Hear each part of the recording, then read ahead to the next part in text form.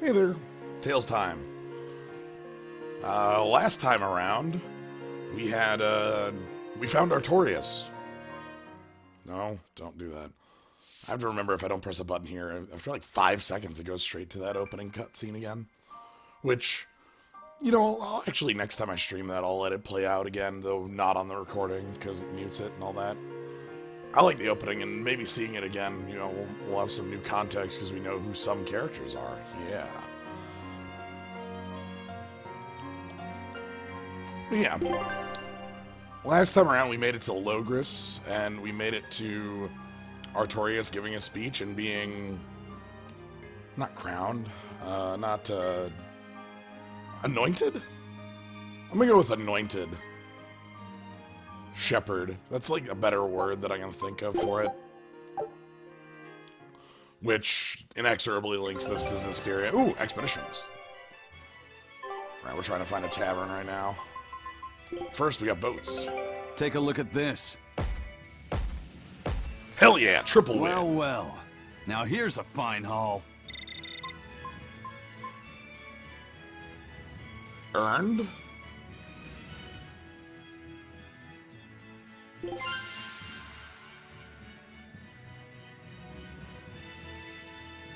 Ooh. We found islands.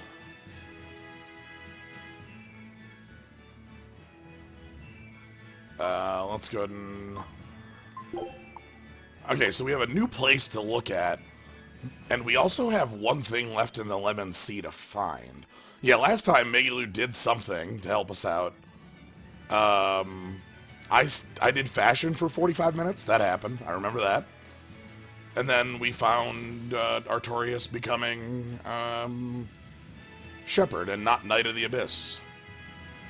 Well, maybe he becomes the Knight of the Abyss later. Ooh.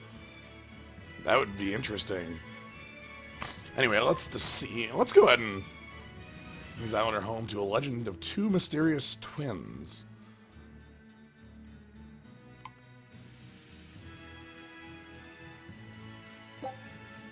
Scout ship setting sail. Alright.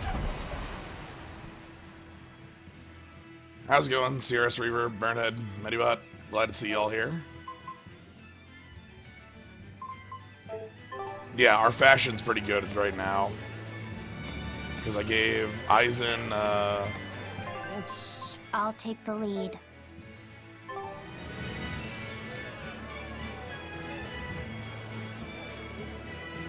I'm really happy with this. This is extremely good. We need to find a lot of cat souls right now is actually the thing.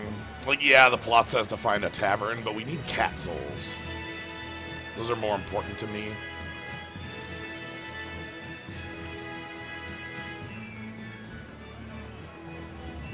Okay, now I have a question. Do you jump off ladders?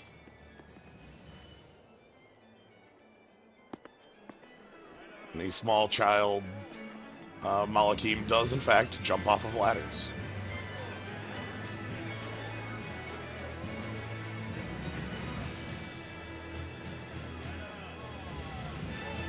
Explain to me how clothing outlasts buildings. Well, you see, it's clothing made of an unknown material, therefore.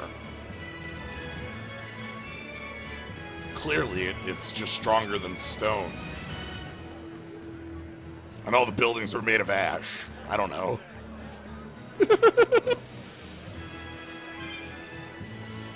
Yeah, I'm very happy with this hat. Did you know this hat has a secret? Because this hat has a secret. I love this game. Oh, there we go. Maybe that's a pub.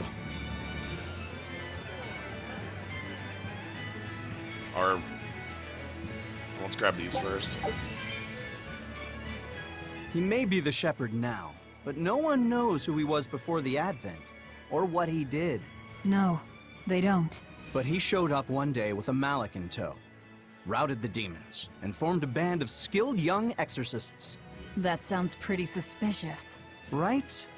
But the kingdom readily acknowledged his abilities and his conviction, and threw its full support behind him. Maybe he plans on usurping power for himself. Not likely. He's worked tirelessly to rebuild the church and state, and to shore up the royal family's position. Lining his pockets from the state coffers, then. Not the slightest chance. Rather, he's got all the other higher-ups worried he's working himself to death. Then what's he after? Maybe there is no ulterior motive. Maybe he is our shepherd. Whatever the case, if he hadn't shown up when he did 3 years ago, Midgand would be a smoking ruin. Okay. So literally nobody knows who Artorius was? Well, yeah, I guess all the villagers died. Twice. Because the town died twice. Yeah, alright. Buildings made of wood, clothing made of synthetic fibers that don't decompose. What's the purple? What's that?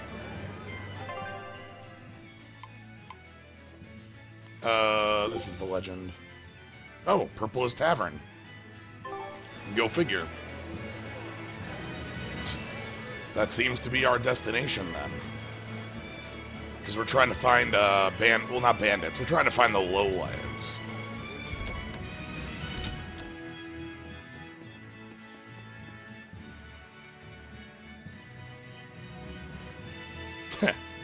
That's good. I sure hope this tavern has a lot less, you know, telling the feds what you're doing going on in it. That's, I value that very highly in taverns. Not immediately, like, calling the cops on every single one of your customers. Seriously, Eloise. What'll it be? Some food for the boy. Mabo curry is our specialty. It takes a week to stew properly. Mabo curry. Some of that, then. Say, do you know a man named Baskerville? I heard we might find him here. That old man? A scoundrel and criminal who went against the rules of the Abbey. They executed him long ago. Oh.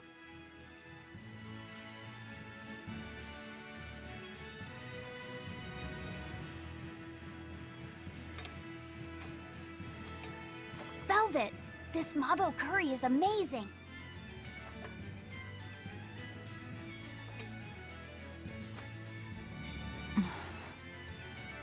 You get along so well. Is he your brother? No. No, he wouldn't be, would he? After all, your brother was murdered before your eyes. How do you know that?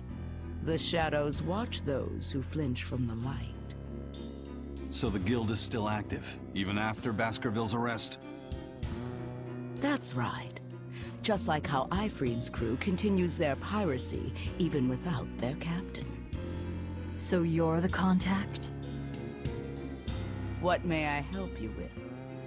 I want to know what Artorius is planning. Information such as that, it won't come cheap. I have here a list of jobs, not one remotely legal. Take care of all of them, and I'll tell you what you want to know.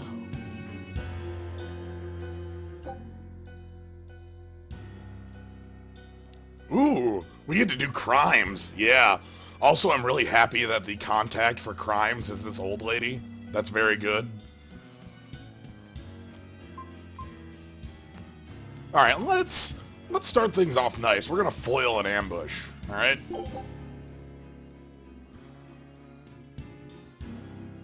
Stop an ambush aimed at the Royal Medical Society on Danan Highway. Yeah, I'm in. Take this with you as documentation. It's fake, but it's a good fake. It'll hold up to inspection. It's registered to Mogulu's menagerie? Oh? Was that not the name you gave to the guard at the gate? I can see you're a group to be reckoned with. Report back here once you're finished. However, be aware that should you fail... Then this conversation never took place. Got it. I'll cause you no trouble. I appreciate your understanding. You're welcome to stay the night, free of charge. Forget about work until the morning comes.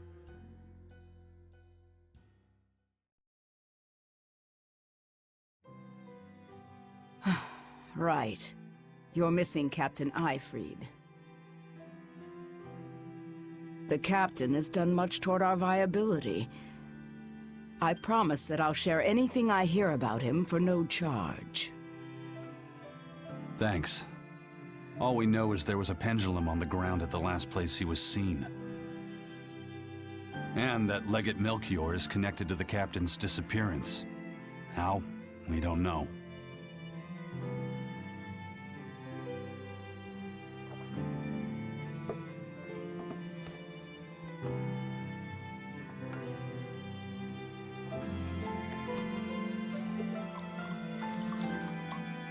Sounds like you've got problems of your own. Do you really have time to take on ours as well? I could ask you why you've tied yourself up with Velvet. Me? I've got a debt to repay. Without her, there's no way I'd have ever found my blade again. A demon repaying a debt? Ridiculous. As ridiculous as a pirate Moloch, you think?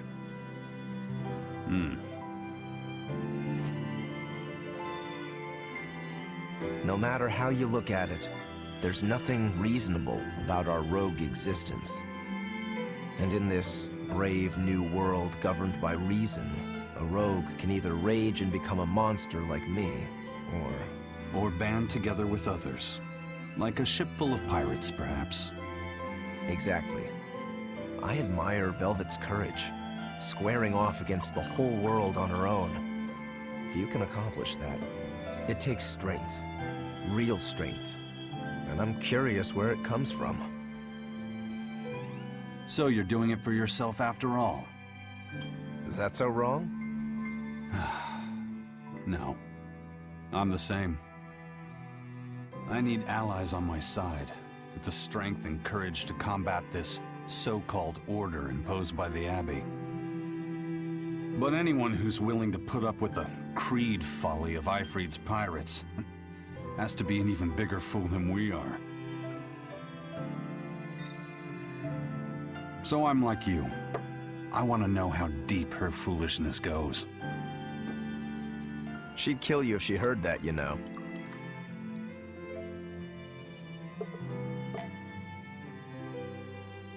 It's a compliment. Fools that big aren't born every day. Aha. And I imagine your dear Captain Eifried's much the same. Aye. That man flies his full flag proudly.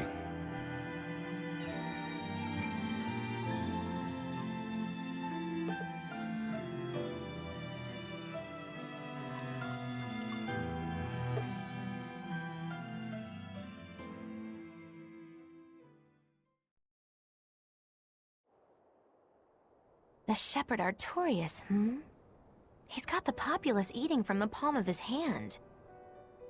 I wonder... Just how deeply will the fangs of our would-be tragic heroine scar this broken world of ours? I've got a traitor to find, but in the meantime, this should be a good show.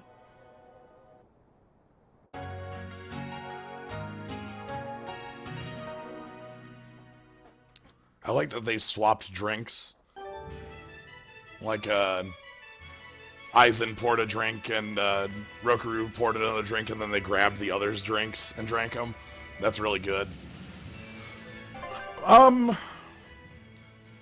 Rosella asks, okay, what did I miss? We kidnapped a Malik and then named him after Velvet's dead brother.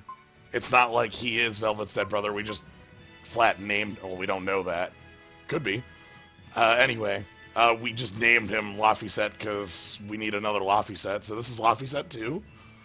Aizen is a pirate. He is the first mate of Eifried, who's a pirate who appears in every Tales game, basically. Aizen, however, is a character from, is a character who existed in Tales of Zestiria. So, like a definite link. We're going to try to kill Artorius, as usual.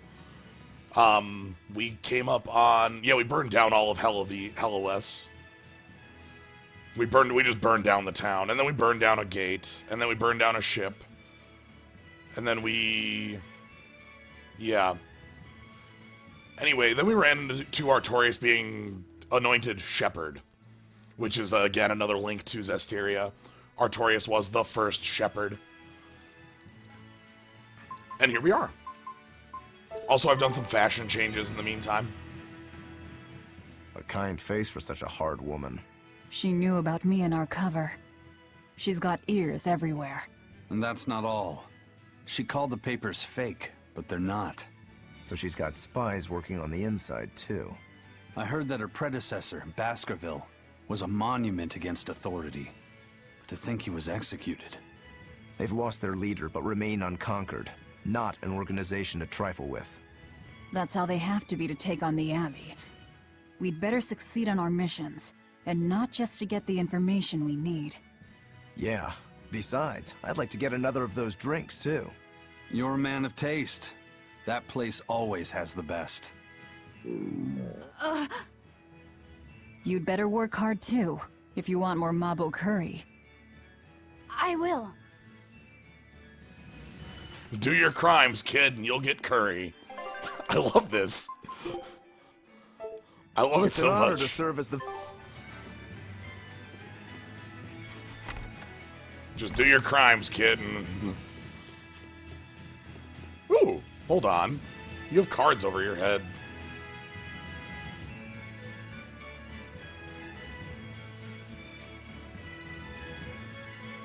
The Bloodwings. Oh god, this is a minigame that was in, this was in Vesperia.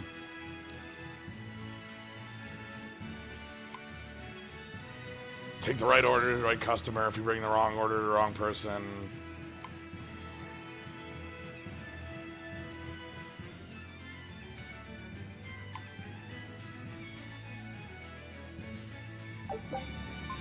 Alright. Oh, actually, let's check out item exchange. Alright. We got all this stuff. I did all these. I got these a lot. But let's go ahead and play our game here. Oh god, Lofty said has to do it. Alright. What do you want? What do you want? Pudding. Hey. Oh no. Pudding. No. No, oh no. Risotto, okay. Here you go. What do you want? Pudding. Okay, yeah, I know you wanted pudding. There you go. Oh, okay.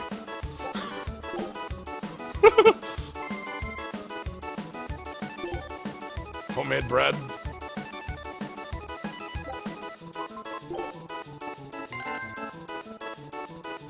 Buddy. Fruitcake, alright. And let's bet on mild curry. I'm betting on mild curry. Always bet on mild curry. Yes! Oh! Savory egg custard. I'm betting on savory egg custard. And I'm betting on mild curry. No pudding.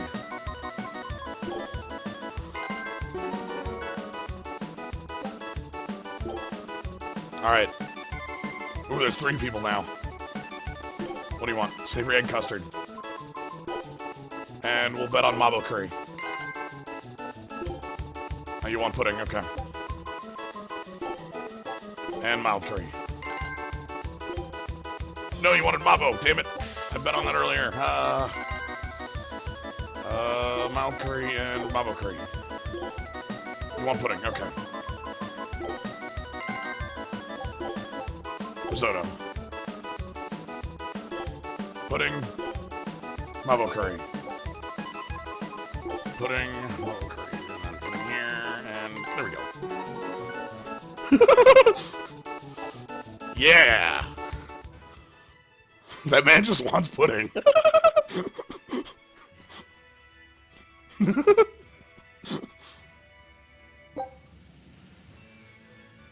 Oh my god.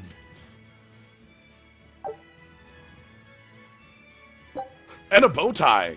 Ooh. Up.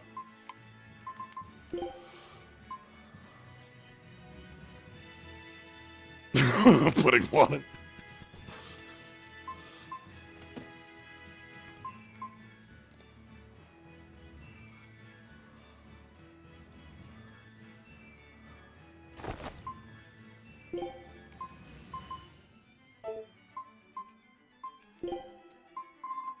How's the tiny? Yep, it's a tiny bow tie.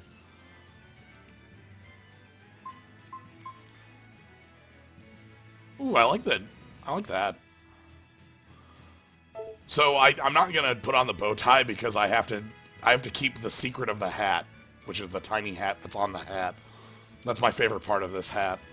But I'm definitely gonna go with the costume.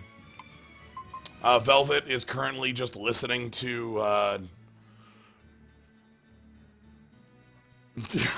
like she's got headphones. Probably listening to like Linkin Park on repeat or something like that.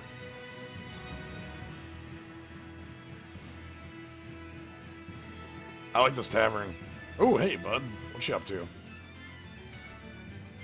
Bloodwing Butterflies Bar. That's a lot of bees. What's that stand for? Bees.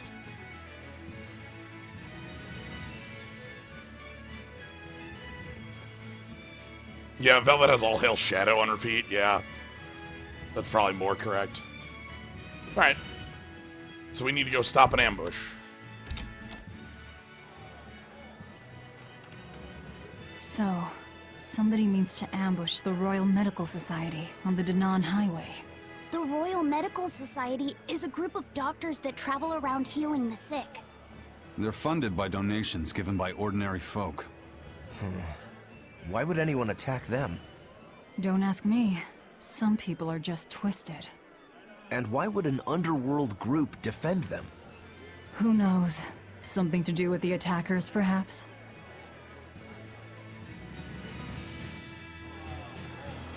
Wait, so like somebody's actually just attacking MSF? Like, and we have to defend MSF? Okay. Yeah, this is an episode of Person of Interest, 100%.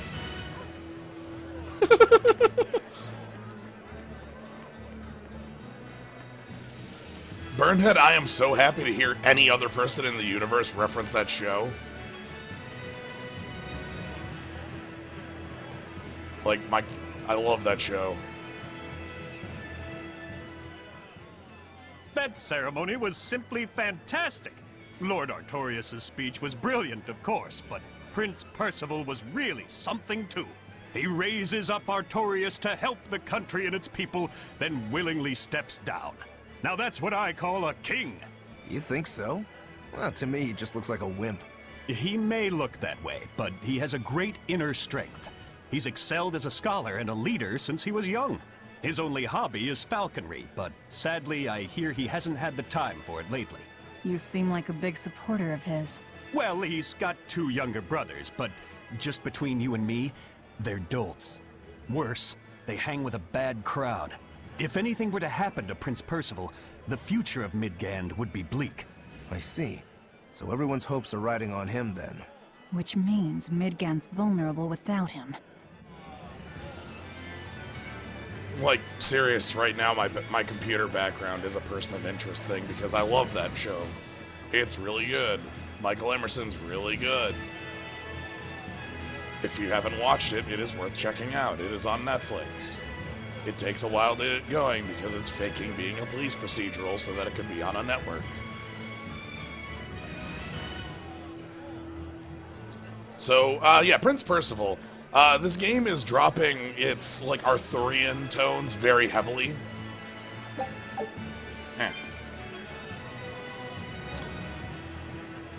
Yeah, it's produced by, Jonathan Nolan. Let's check out what's over here. We can go this way now. Oop, more dogs. Hell yeah. Check out that dog.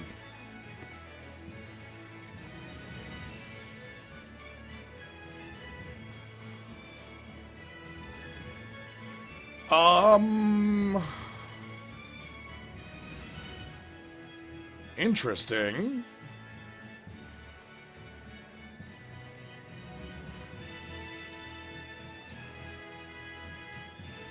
That's a hell of a place to just hide that fact in plain sight.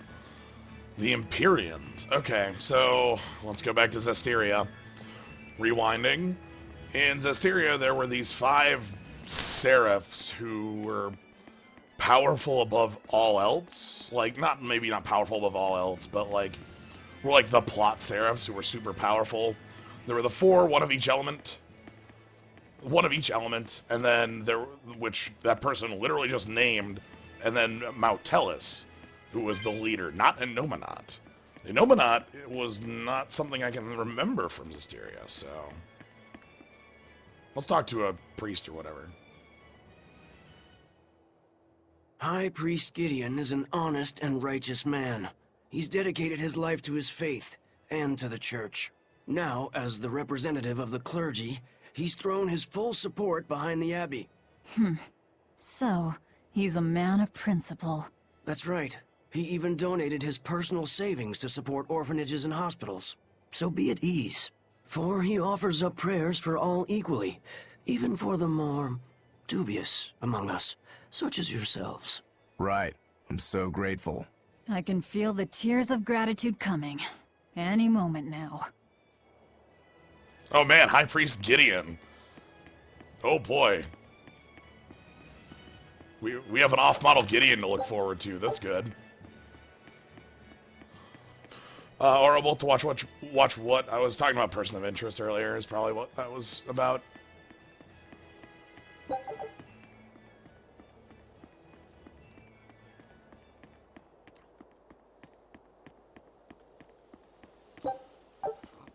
Ooh, I can even go in the church. Sweet. More serving? Yeah, we'll do some more of that. My plan with the serving is to do more of those when I come back and, like, tell them the mission is done and kind of, like, spread them out. But yeah, we'll do another one before I leave. Outrageous! Why doesn't the Abbey crack down on the taverns? They are dens of evil that dispense only luxury, temptation, and escape. They must be stopped. I'd rather they didn't. That place over there has the best drinks in town. See, that's exactly what I mean. They tempt us into wickedness, ruining man and woman alike. The more you drink, the happier and more joyful you get. All the important things in life stop mattering. Their mabo curry is delicious. No. See? Even children are being tempted by their evils. Eating both mabo and curry together. It's heresy. There is a limit to the amount of luxury one can endure. What the world needs now is abstinence, austerity, restraint. If you want to deny yourself, go ahead and do it. But don't force your beliefs onto others. People eat to live. Some even live to eat. It's part of being human. Velvet. That's pretty convincing coming from you. Leave me alone. Hey, I want to eat and drink to my heart's content too, but doing so makes us no better than animals. In order for humanity to survive these harsh times, we need to overcome our instincts and act like rational beings. All right.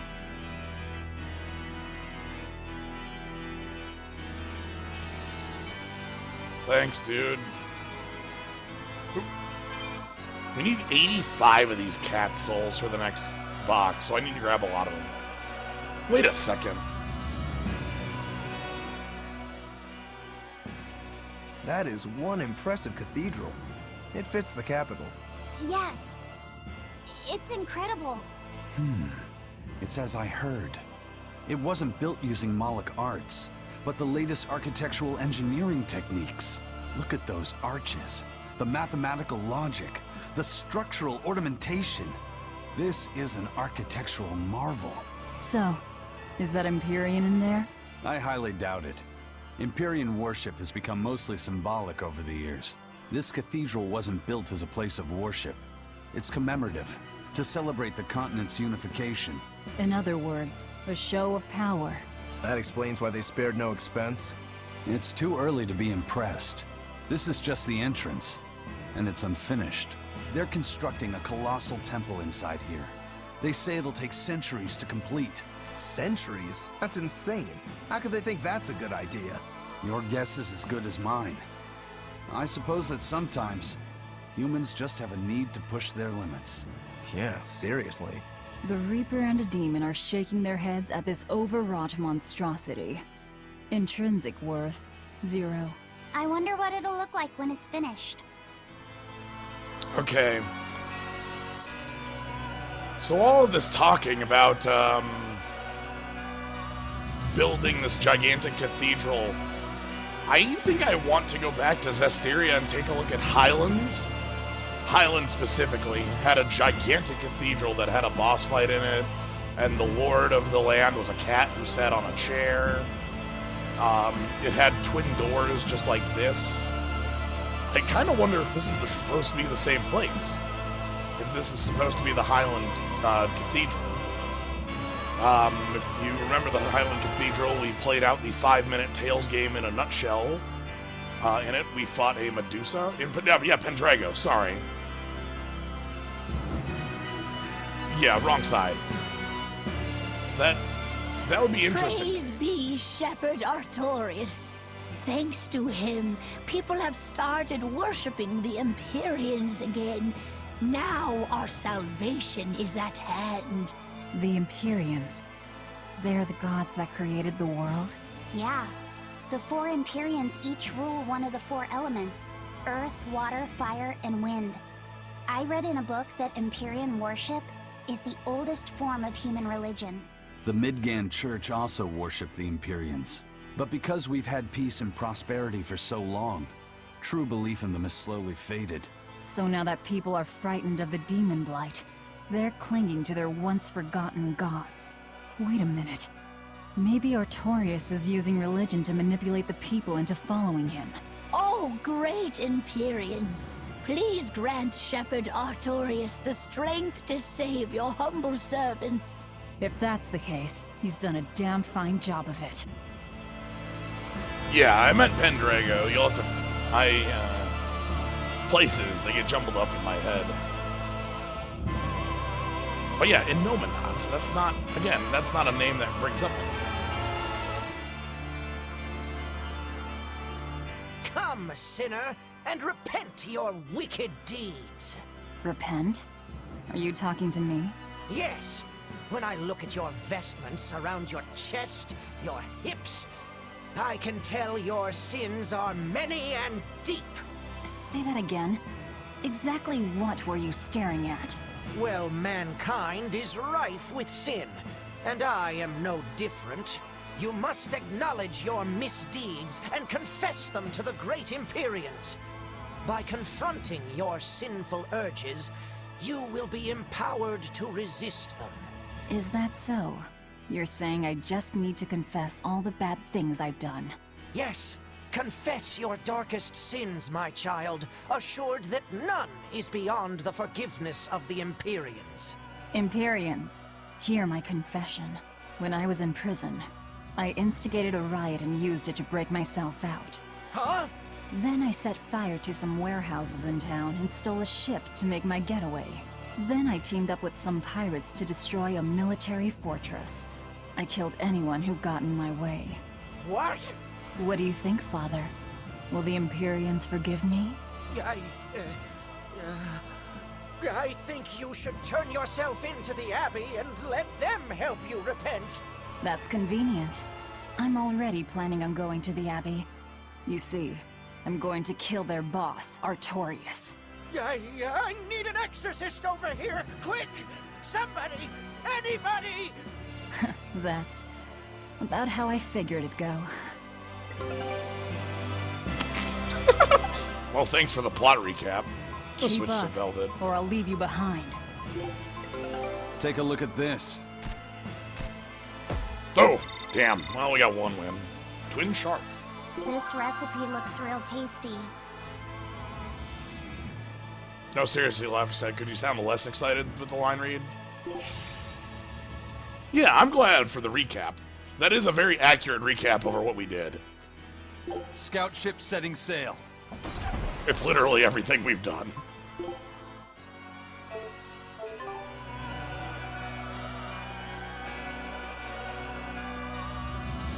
Alright.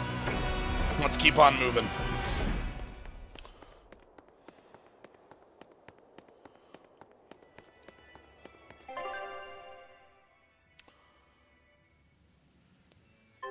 So yeah, like, could this be Pendrago? I don't know, the run-up was different, but that doesn't mean it couldn't be, you know? Maybe we'll get more signs as we go. Maybe we'll run into, like, the dude who knows Beast, you know? Or a Lion's Howl, or whatever they called it. It's Beast.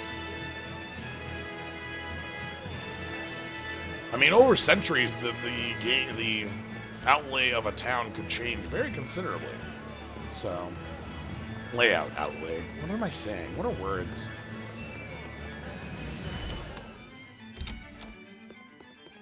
Alright, we're gonna do this one more time. Oh boy! Oh boy! Oh hell yeah! Hell yeah! Hell yeah! Ready? What do you want? Fruitcake? Banana pie. Oh my goodness. Banana pie. Fruitcake.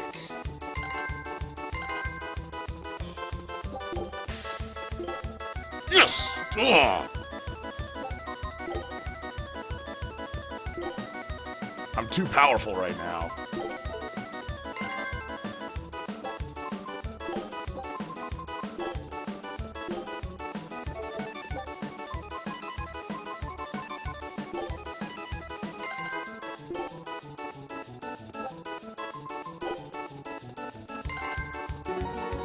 Yes!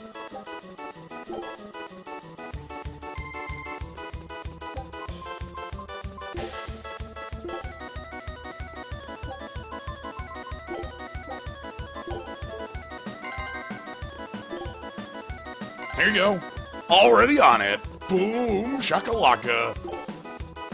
God, I feel good when I get those reads. You know what? Okay, peach pie.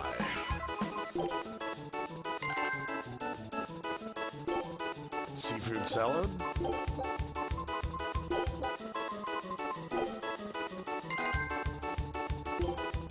Mild curry, pudding, banana pie. Mild curry, pudding, mild curry, pudding, banana pie.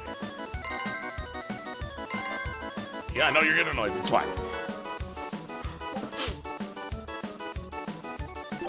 All right, here we go. Pudding.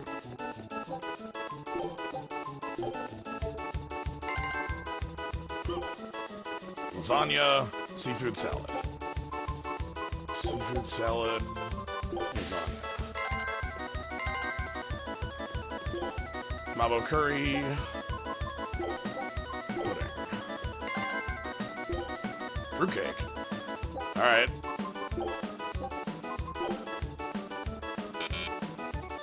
Crap. Peach pie, mild curry, tofu salad.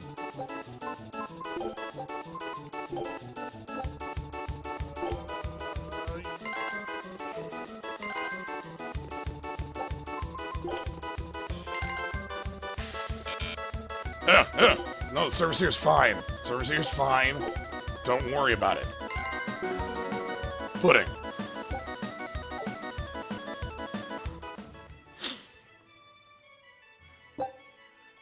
Excellent. Ooh, and a ribbon. Ooh, boy.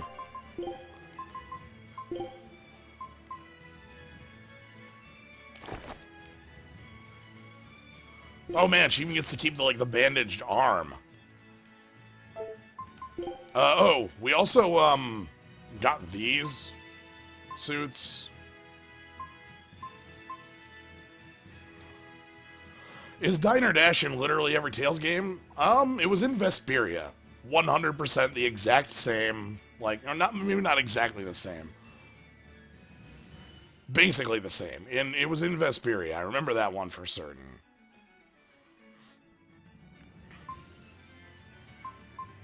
Anyway, let's go with the serving clothes, and let's see what the ribbon looks like.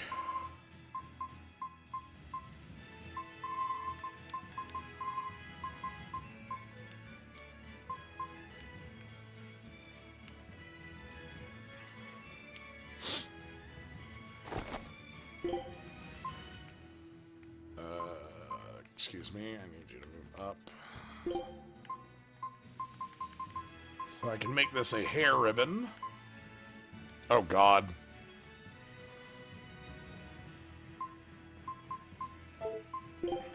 How big can we make this is a question.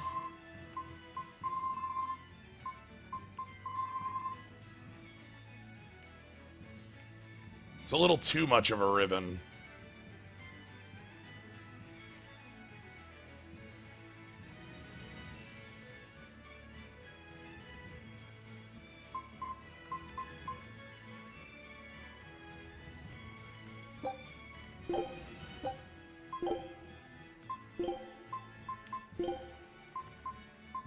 Wow, the color on that one does not change at all.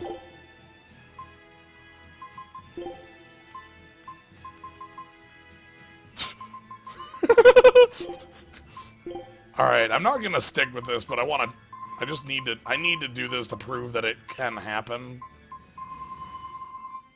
Okay, 180, and then we need down on the y-axis. Oh, no! Crap.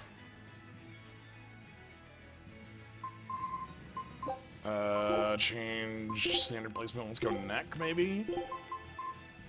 Rotate on Z.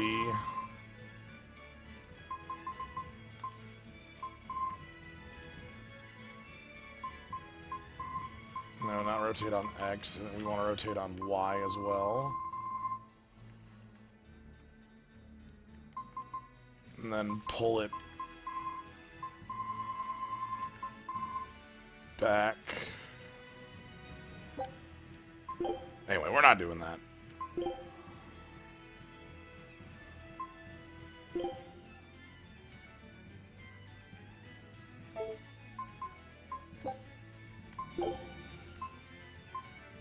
Oh dang, I didn't save it. I didn't save my hat.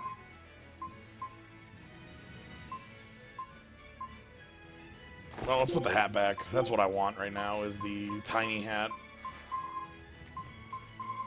So this is 50% hat, and then we need placement. And rotation.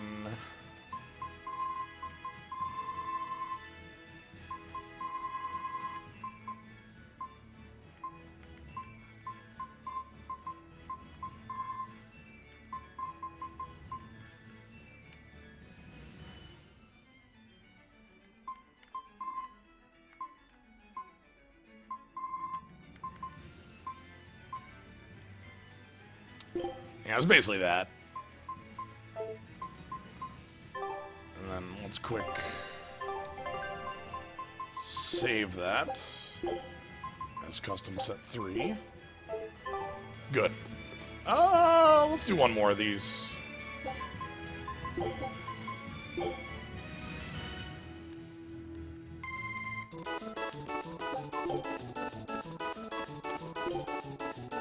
Borscht.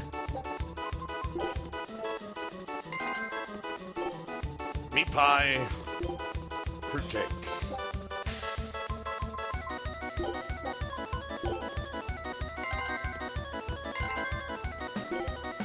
Tasty tea.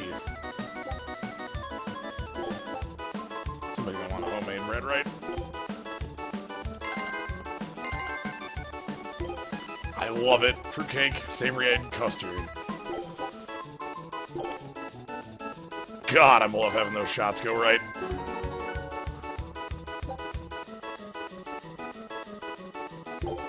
Alright. Chicken.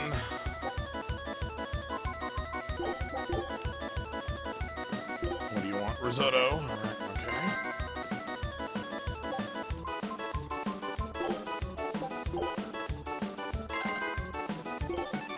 Savory egg custard pudding. Savory egg custard pudding. We want chicken cheese soup.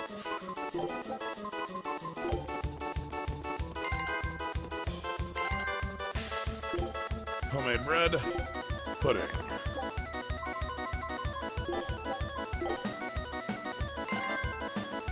What do you want? Cheese soup. The menuing is the big thing here. Alright, last one. Here we go. Fruitcake. Homemade bread.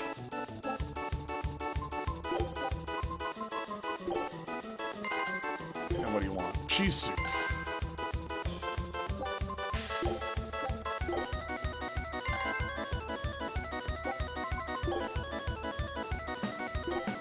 Homemade bread. Chicken.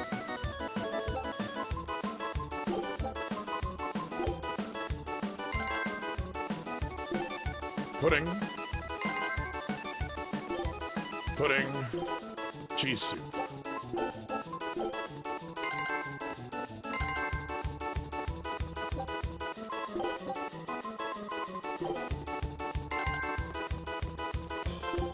Chicken.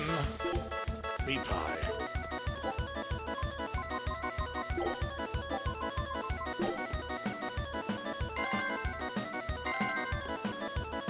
And what do you want? Savory egg custard. And then we're done. Boom! Shakalaka. Oh, we got a lot of coins from that one. Did we get a good accessory? Yep, Roku. Rokuru's sword often bumps into guest plates, but he's never sorry.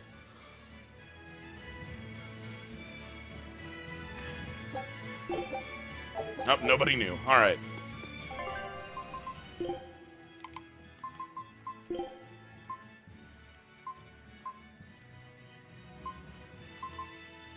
I'm gonna keep him in his regular outfit. Excellent. Okay, now that we've done all this stuff, hey dog, hey other dog, how you doing? We're gonna go stop that ambush on MSF. Because we definitely don't want them to get ambushed outside of town or whatever they're doing.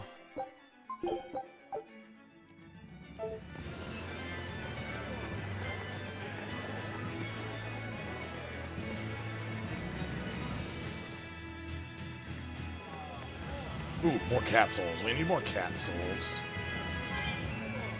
71. I need 14 more, and then I'll have enough for the next chest. And I'll need more. Oh, right, the dancer that they got a permit for. That happened when we were back here the last time. Alright. Now we're actually going back into, like, the gameplay after, what, like an hour? Yeah, 45 minutes. Greetings, Magilou's menagerie. You've come to exactly the right place. You must be a Bloodwing. What do you want? You already know about the Code Red demons, right? The really strong demons the Abbey wants gone? Yeah. Would you ever consider hunting them down for us? We'll reward you properly. Reward? Why pay us when the Abbey would do it for free? It's complicated. The Abbey is calculating in their deployments, especially where Code Red demons are concerned. I get it. They'll only act if they determine the demon would cause more harm than the losses they'd incur in battling it. That does seem logical. But sometimes, people have lost a loved one to such a demon. Or sometimes, they have a connection to the person the demon used to be. Wherever there's a Code Red demon, you can bet there are people willing to pay good money to have it killed. And let me guess, that's where the Bloodwings come in. Exactly. There are Bloodwings all throughout Midgand who have information on these Code Red demons. If you defeat a demon and report back to my comrades, they'll make sure you're well compensated. All right, I understand. But I won't make any promises. That's fine. No sense in drawing up a contract when the hunter probably won't survive anyway. If you get results, let us know. We'll hold up our end. That being said, I'd feel guilty if I didn't help out at least a little, so here, take this. Those Bloodwings are definitely a rough crowd. To be fair, things are never that straightforward when you're dealing with demons. All that matters is that there's something in it for us if we hunt those Code Red demons. The only thing better than fighting formidable foes is getting paid for it. Just remember that these Code Red demons are tough enough to make the Abbey shiver. We'd be wise not to underestimate them. We should talk to those Bloodwings before considering any of the marks. They might have information that will help us prepare. Yeah, and we better remember to upgrade our equipment. Right. I got the live wire demons. Ooh, in-off bottles. They will teleport. Whoa, they're just warp? Interesting. That's an interesting thing. Hey, Laphicet. What is it, Roguro? Mabo curry. Huh? Oh. You're an interesting one. You like Mabo curry that much, huh? It smells good. And it's creamy and kind of spicy. Eating it made me feel nice. I'd say you love it then. Do all Malakim have such an appetite? Each has their own tastes. Some eat a lot, some eat a little. Just like humans or demons. What do you like, Aizen? Drinks, I suppose. What else? Pretty much just drinks. Don't you like anything else? Is it a problem if I don't? No. I'm just wondering. For me, it's drinks and candied sweet potatoes. That's where you boil strips of sweet potato in oil and then coat them in sugar, right? Yeah, I never get tired of them. So you like to drink, but you've also got a sweet tooth? Yeah. Is that so strange? No. Candied sweet potatoes. Sounds good. There's nothing to be ashamed of. It's just a sign that you're alive, remember? Right. Eating is a sign that you're alive, much like pain. Honorable? No, we literally just got another one. We kidnapped a small child and then named them Laphicet. That was it. Oh, let's battle, let's battle, let's battle. Get over to the snake, get over to the snake, get over to the snake. Yes! Let's do it.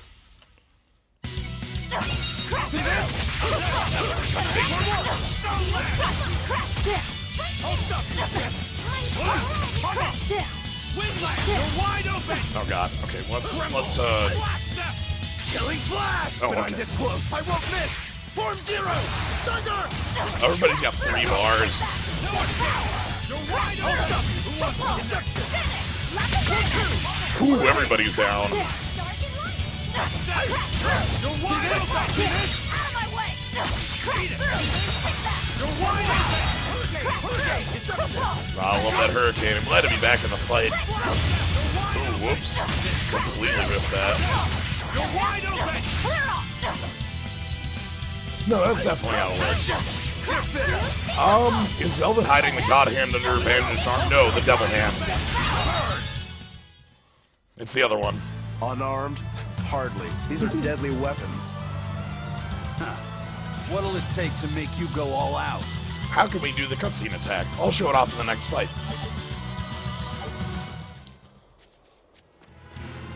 Yeah, it's the Devil Hand, not the God Hand. Well, I guess it is the God, yeah. Alright, where's Danan Highway? Well, let's go over there and see if this is it.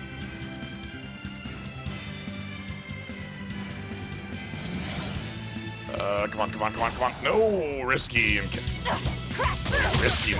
please. Oh, you start off 2 in risky encounters. Crap, that's bad. Why is this dog glowing? Why is this dog glowing with power? What made that dog glow with power? No mercy! Wounds that won't heal! Carve into flesh! Lethal pay! Out of my way! Okay, do you see the bar down by my health that's at 0 right now? On Lofty said it's at 3. That's the Mystic. That's the Mystic Art bar. When it's at 3, hold the left trigger to do a Mystic Art at the end of your combo. Come on, really?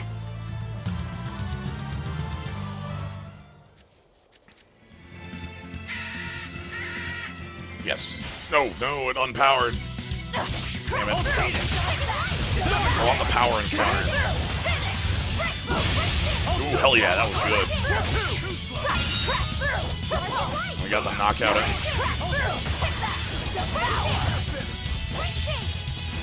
Let's go! Let's go! Let's go! Hurricane! Hurricane! Hurricane! No escape! No escape! Hurricane! Hurricane! We're finished here. Excellent. Let's go.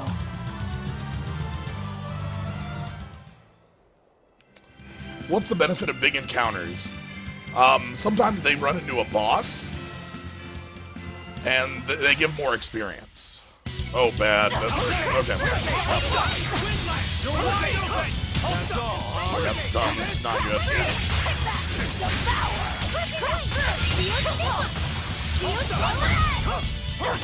But yeah, there being more enemies means that you get experience much faster by fighting in larger battles. And more drops.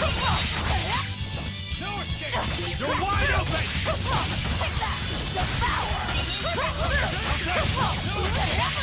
Oh boy.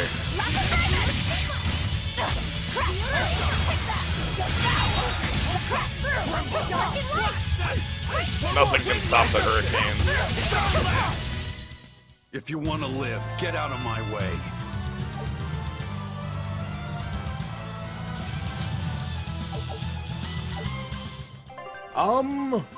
Now that I think about it, I don't actually think, yeah, Laphicet doesn't have a Mystic yet. Everybody else has a Mystic, Form Zero, Sunder, and Perfect Mayhem, and where's my my thing? Velvet, yeah, Lethal Pain.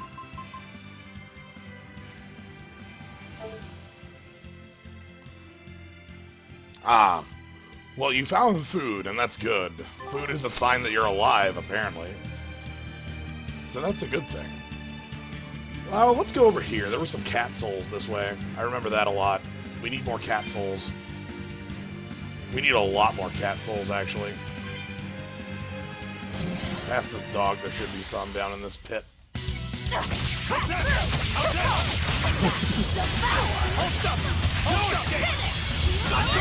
Yeah, mac and cheese is proof of your existence. It's true. Ready to die? Think you can dodge? Just try. Perfect mayhem! Who wants some? Let's go!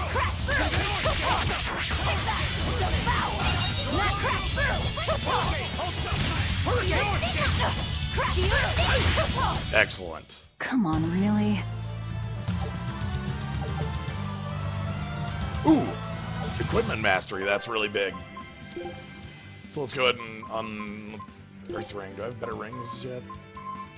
Oh, Aqua Ring, that's new. Oh my god, they're in here. This is so good.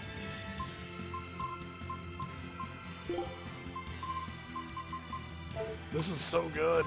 Alright, Master Daggers. So now we can switch over to Calcite Daggers, which has 2 random skills. Nice. Oh! I just thought of something, and this is an important plot thing. Aizen, in a cutscene long ago when he was drinking drinks, mentioned that there was a pendulum where Ifrid went missing. That's important because it implies the involvement of Zavid in my head. We'll see if that's actually how it plays out. Maybe it isn't at all, but that's the implication I get just from my knowledge of Zestiria. And I'm very intrigued to see if I'm right or wrong, you know?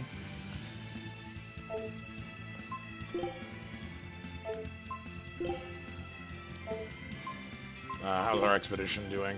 3 minutes, alright. Yeah, these cat souls, that's what we're after. Cat souls, cat souls, cat souls, cat souls, cat souls.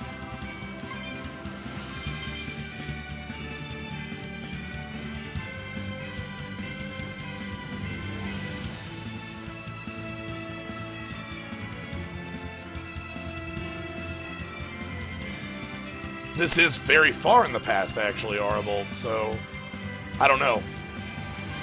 But Seraphim are almost immortal, and Zavid was a Seraph, so Zavid could have been around. That is a possibility that could happen.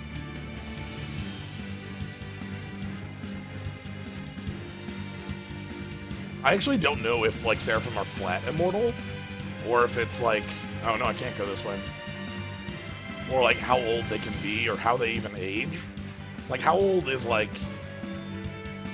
do you get to choose how old you look? I don't know.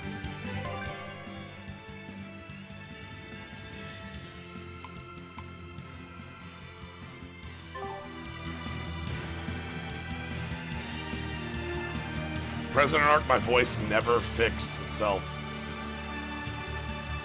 It just never got better.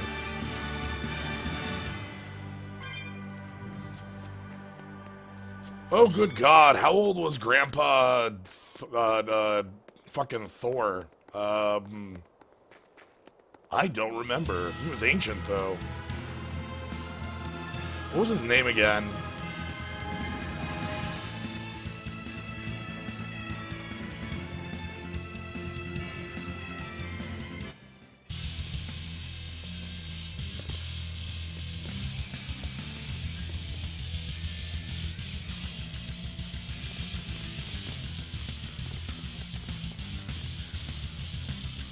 Hey, get out of our way!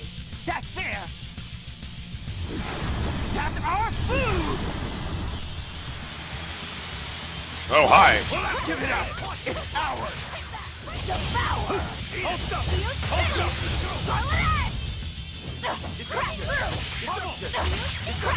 Zenris, which is Zeus with 2 letters I added. won't miss!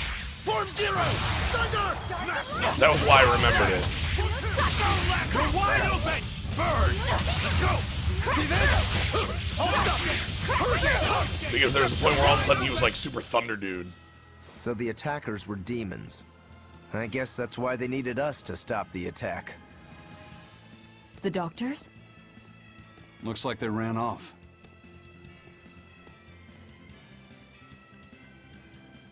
It appears they were after this stuff.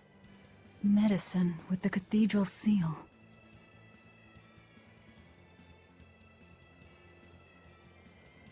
That scarf, did that belong to the attackers? Yeah, all 3 were wearing them. Does it mean something? They were just demons. Aggressive ones who attack the innocent.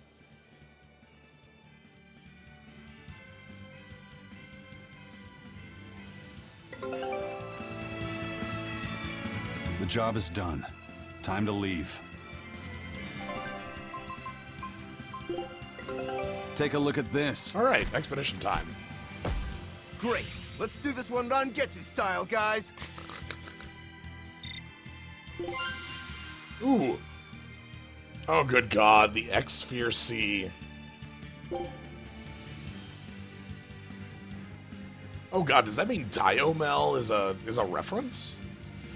That's gotta mean Diomel's a reference. 2 ancient mysterious twins. Or Diomel. What would that be?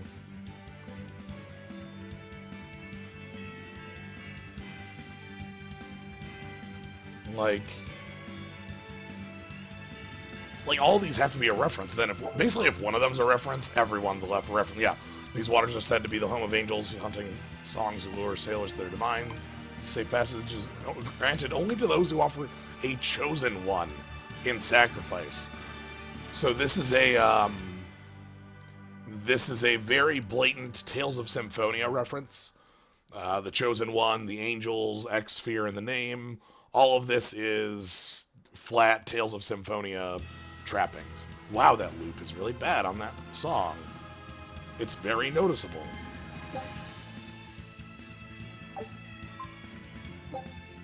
So we don't have the level for that, but if that's a reference that blatant, I have to assume Diomel is also a reference that blatant. Like, I'm just missing it.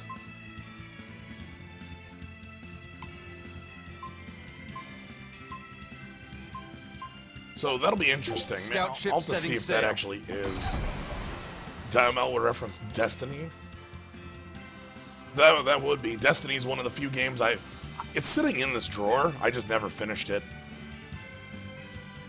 Or never got far enough into it to make that connection. I got about, I have it sitting there. It's in my list of things to do. I know the main cast pretty well. That's the one with Swordians and the like.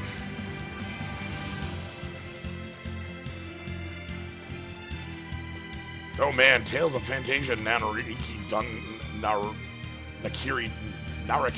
There we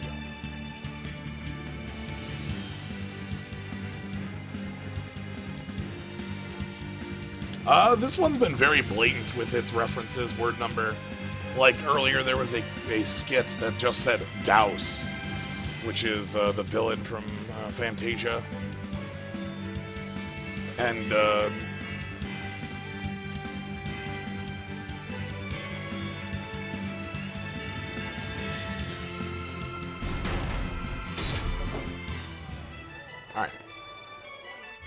By the way, those folks we just passed were talking about us. What were they saying? They were warning each other to be careful, talking about the demons that burned down Helives and destroyed the Seagate Fortress being near the capital. Considering how bold we've been, everyone's still fairly calm about it. We'll be famous soon enough once we kill the world's savior. Sounds like that could get fun. Fun? Why? The people trying to capture us will put prices on our heads and put up wanted posters everywhere. Depending on who draws the likenesses, each portrait can look completely different. You know what I'm talking about, right, Eisen? Aye. I've seen dozens of pictures of myself. Some make me a monster, others make me a handsome youth. It's fascinating, really. I hope I get a poster soon. Then do your best to really stir things up. Right. I'll stir everything up good. Oh my god, we are the worst role models ever. It's beautiful. Oh my god. Hey kid, if you do enough crimes. Oh my god. Do enough crimes and you'll get a cool poster. Well, we've learned one thing coming to the capital. The Abbey and Shepherd Artorius have expanded their power immensely. They might as well be the Empire now. They have the undying support of the populace. The Shepherd, savior of humanity. I wonder what he meant by the blessings of the Empyrean Innominat. That's what they call the gods they worship in church, right? The Empyreans? He promised a lot in that speech. But can he really command such a power? I have no idea. Not even we Malakim know of them beyond the stories and legends. He called Innominat the Fifth Empyrean. There should only be four, one ruling each element. Is he talking about a new Empyrean? Have you heard anything, Laphicet? Sorry. I don't know anything about this. It doesn't matter. We should be careful about taking his words at face value. The man is no saint. He'll stop at nothing to achieve his aims. But there's no way he could have a god at his beck and call. Don't underestimate the Abbey. Trust me, I'm not. That's why I'm using the Shadow Guild to help us hunt them down. And to make sure that I kill him. Okay, yeah, again, the Fifth Empyrean in Zestiria is not Innominat, but Mautellus, so this will be interesting. Is that just a name that was...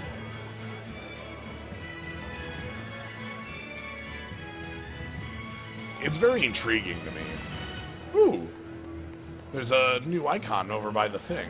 Let's make a save and go check out the new thing. Wrong button. That button? Code Red Hunts. Oh, okay.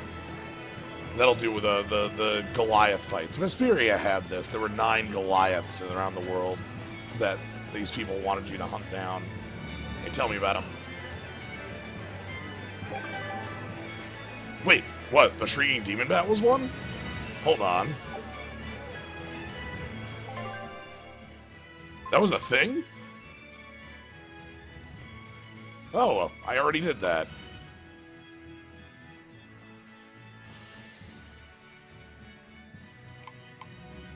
Ooh. Unlocks intense difficulty. It's also in a... Yeah, okay, that's an Echidna, yeah. So... That's an Echidna in the ancient mythological... version of an Echidna, not like Knuckles. Because that ain't Knuckles.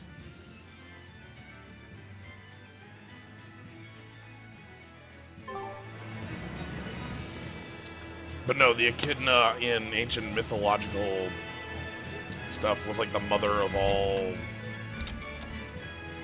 of different races, if I'm remembering everything right. You're good at what you do. I'm impressed. Yeah, the mother of monsters. Good. My memory is correct. All right, let's search for a missing man.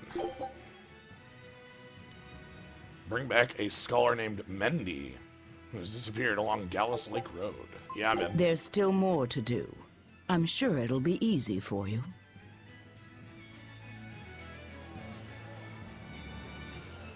A scholar missing on the road to Gallus Lake. Strange request. If they know where he vanished, why don't they just look for him there? Exactly. And what's so illegal about a missing persons case that you gotta go to the underworld? I can think of a few possibilities, but our job isn't to ask questions.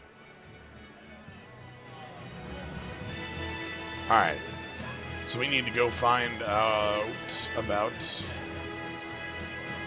Well, Gallus Lake is actually where the echidna was, so we have to go there anyway. Hopefully I can find it. Oop, there's another cat soul. How many are we up to, by the way? 82. We're getting there. 85 is how many I need. Just gotta keep picking these up when I pass by. Honestly, I might just off-screen finding a bunch of them. I don't know. It sounds boring, though. Give me that. Gallus Lake.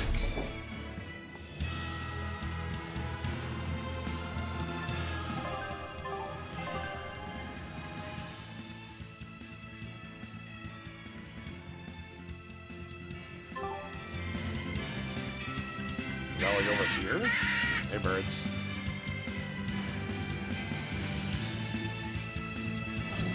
Could be over here. It looks like this is no longer blocked. Yeah, it must be this way, because this used to have a blockade on it. Cool.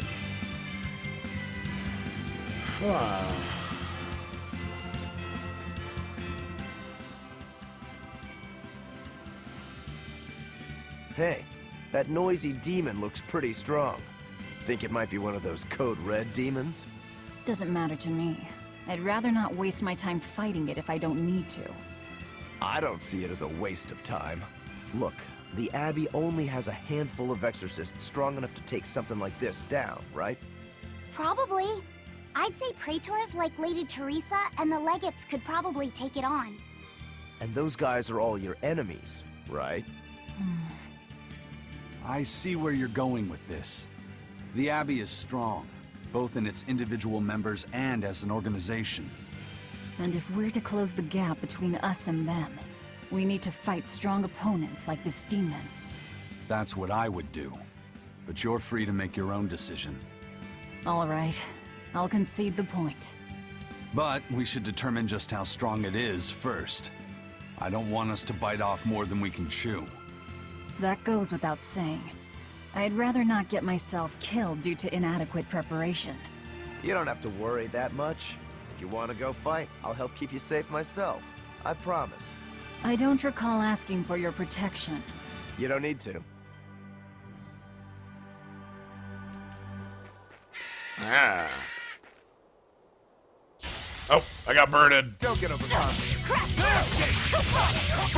I really like that the battles are on the screen, like where you are. Like I'm still overlooking that same little spot where the demon was, which is nifty.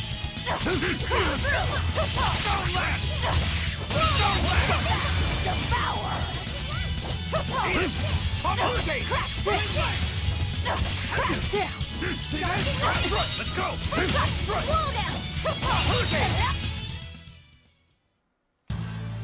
Your style is really unique. Can't believe I got Just birded. wait until I pull out the good stuff. Alright. We'll head on down there at some point, I think. I want to check out this path first.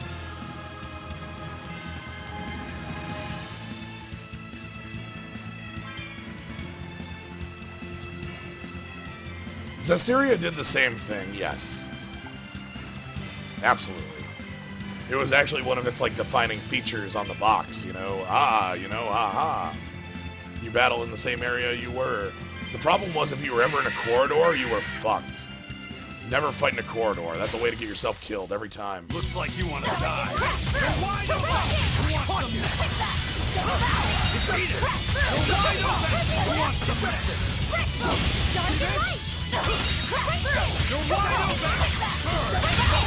We haven't had any, like, huge corridor fights that have been, like, looked bad yet, so... No mercy! Wounds I won't shield! Carved into flesh! Lethal pain! I did that one, like, just to see what it would do.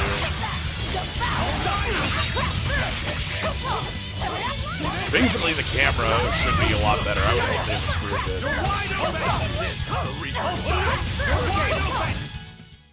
Victory is ours.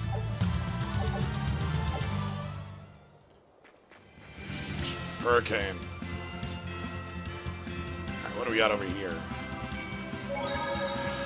Oh, Gallus Lake Road. Okay.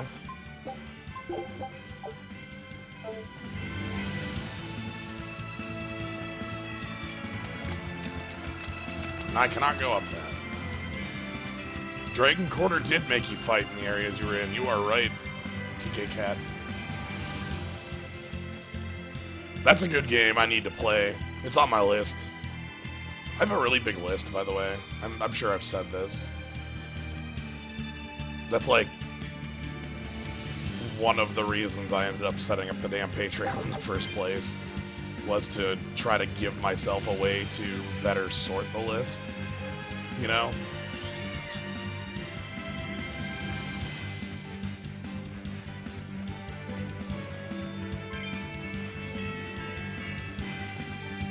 Ark the Lad, yeah. Man, that's a series forgotten by time, isn't it, Ark the Lad?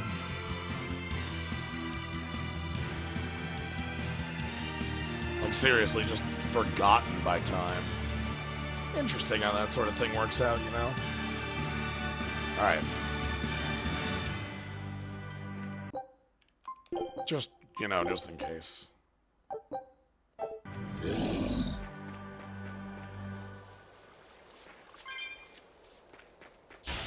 Are we ready for this? Orc Kong.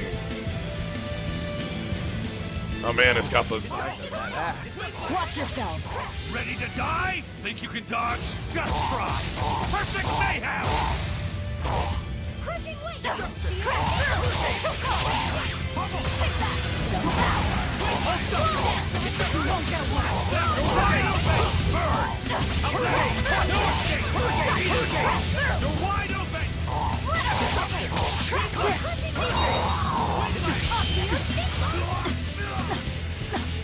I just air recovered like 5 times there. Did you see that? Seriously, I just got like air recovery into an air recovery into an air recovery into an air recovery, which kind of ruled. Anyway, we got this fight unlock. We're finished here. Let's go.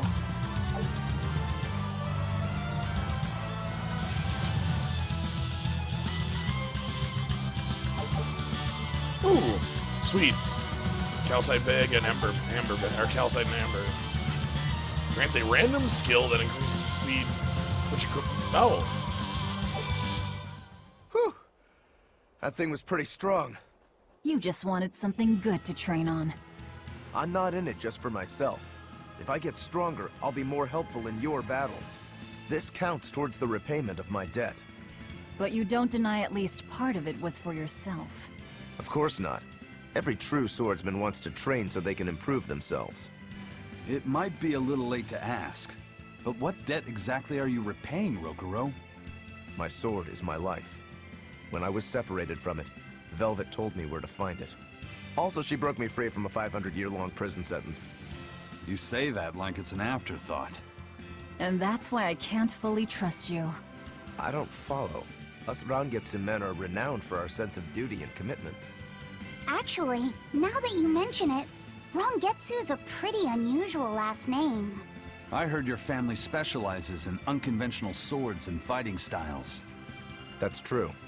Our ancestor was a swordsman from way off in another country who came to this land a long time ago. A foreign swordsman, huh? I guess that explains why your swords and techniques stand out so much. He had quite a hard time getting by in this unusual land, until he was taken in by an aristocratic family. Ever since, the Rangetsu clan has accepted the rule of their benefactors and has served them in repayment of their debt. Served them as bodyguards? Bodyguards, assassins, spies, body doubles. Whatever the order, your family will carry it through. Always return that which you've borrowed, even if you must repay it with your life. That was our ancestors' creed. In truth, 4 of my 5 older brothers are dead. You have to admit, We take our sense of duty seriously. Yeah. All right, I get it. You and your family are all tied to your sense of honor. That seems to be the case. We can count on him. As long as he's on our side, at least. Oh, come on, that's not fair. Alright, we beat up a demon. Hell yeah. We have some mastery equipment to change. Calcite garment. Ooh, sweet. Non-elemental damage reduced by 5% on a skill. That's strong. Calcite bag, and it looks like that's it. Okay, good, good, good. So the thingy I got...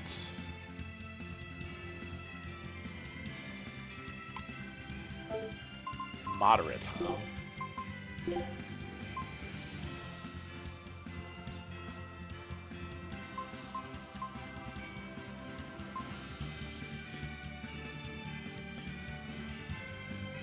So we have simple, normal, moderate, and hard.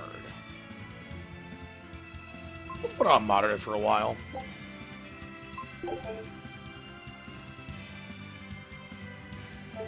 Where did those outfits come from? We did the dinner zone. Dinner dash, dining dinner dash, diner dash. At the tavern, there's a minigame, and when you finish the minigame, you get these outfits.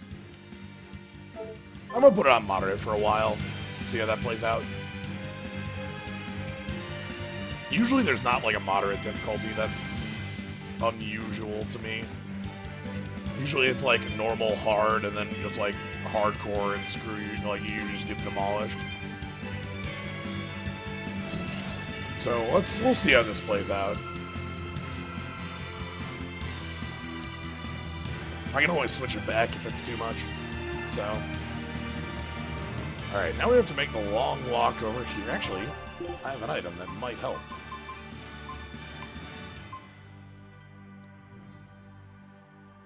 Oh, sends me to the entrance of any visited town.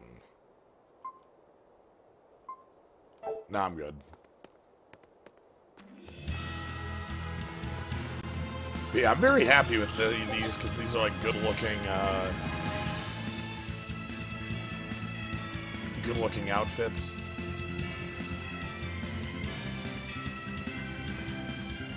Playing on hard, training at 100 times Earth gravity. Hell yeah.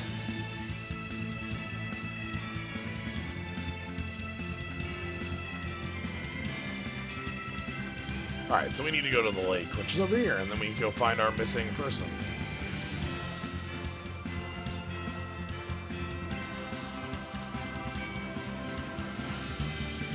One thing that doesn't match this being Pendrago is the, oh, actually, maybe not that badly, is the missing, like, giant farmland outside, so maybe it's not.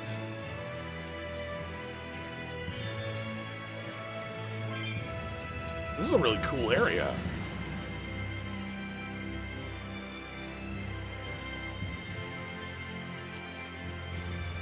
Oh god. Alright, let's fight Butterfly. Oh, it's ready to fight. Oh, right. These are enemies. Oh, they're actually laser guns. You won't get away.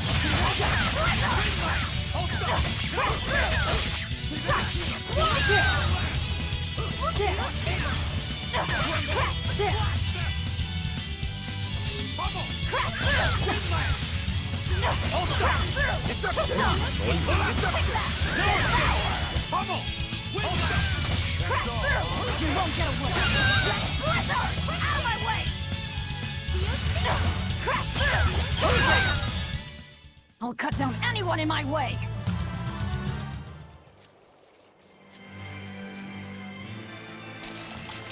Woo! Give me that, give me that, give me that. Give me those cats. Also, let's get into a double battle here. Okay, here we go. There you go.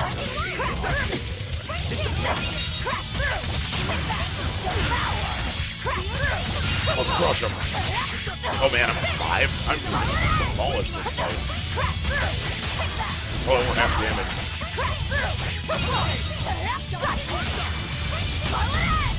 What if this game has skeletons to fight? I don't think so. We saw a really good skeleton earlier. I hope we get to beat those good skeletons again later. Or not the good skeleton, the good zombie. We met that really great zombie in the first episode. That was really good. Or second episode.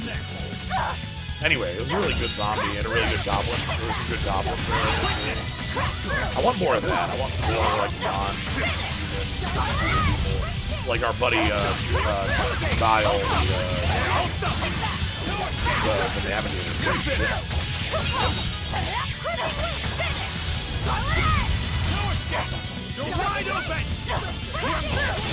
Man, there's sure a lot of varmints in this fight. Like, a lot. There we go. I wish I had power like that. I'd forget about it if I were you.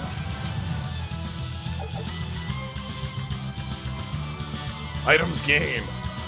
Boots, boots, boots, boots, boots, boots, boots, boots, boots, boots, boots, boots. Combat shoes for a lady that provide comfort without sacrificing design. Interesting. Tell me more.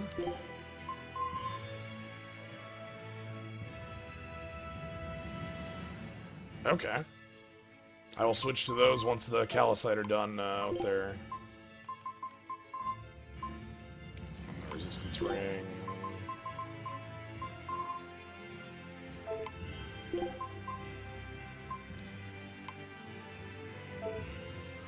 We actually crush these, Arable, for dust. When you crush items, they make dust, and then the dust can be like, I have a +2 blade. Or a +2 amber paper, and if we dust our things, we can plus our weapons. So.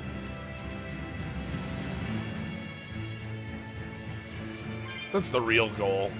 We could sell it too if we're short on cash. That is 100% an option. Ooh, items. 3 tails coins.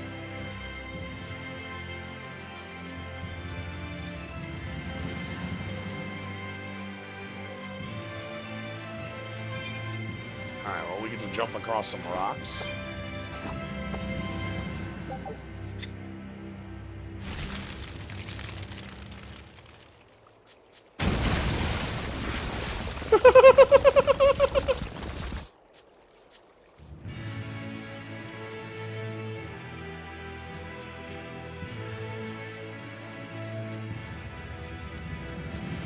Alright.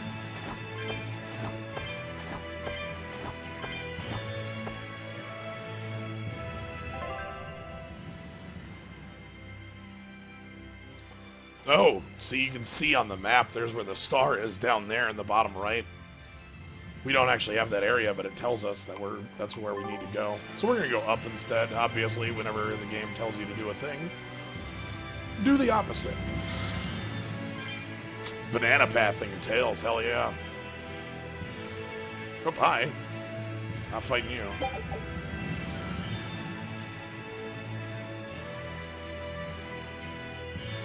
Alright, where are we at now? Oh dear. Code Red Demon. Ooh. You want to go get our ass kicked? I'm looking forward to getting our ass kicked. I'm gonna go get our ass kicked by a Code Red Demon.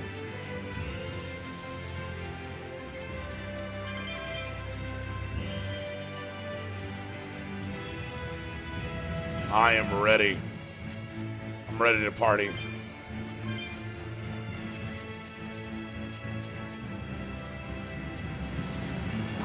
Okay, so we gotta burn this.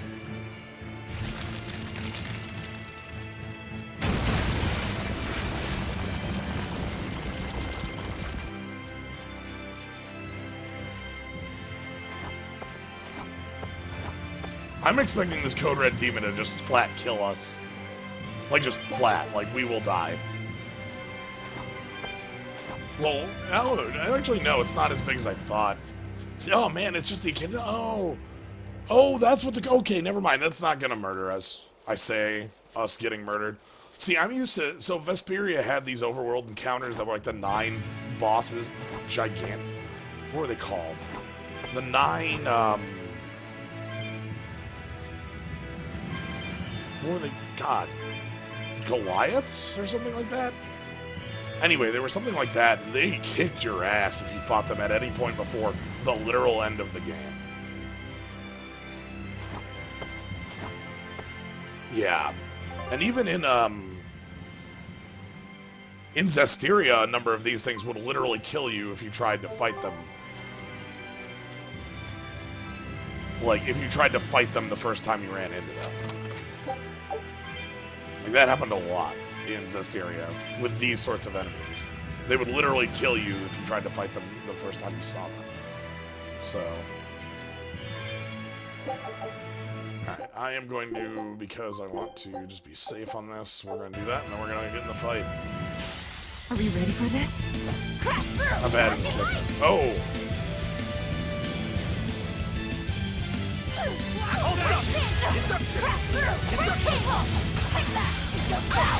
We're not guarding for long. No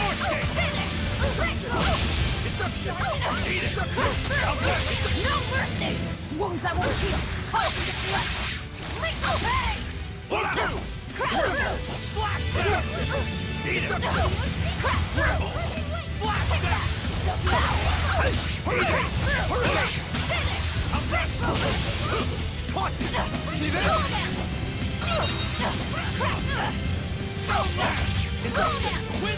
We are kind of crushing this boss.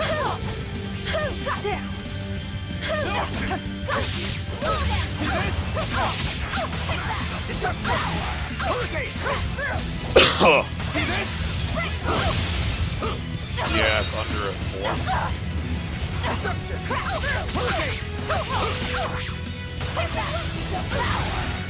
I'm not letting you take an action. If I can avoid it, I will not let you take an action this fight. Victory is ours. Sweet, 10 points in grade. EXP 0, Gald 0, grade 10. Villain's Phenotype. Intense difficulty. Ooh, Expedition Return. Hell yeah. Take a look at this. Win, win. Yeah! Well, well. Now here's a fine haul. I knew this would be big. What a treasure! Oh. Clothing found in a chest of drawers on Diamel Islands. They were worn by 2 twins who master of mimicry as the stuff of legends. Scholarly drive. Ooh, colored sunglasses. Ooh, hell yeah. Hold on.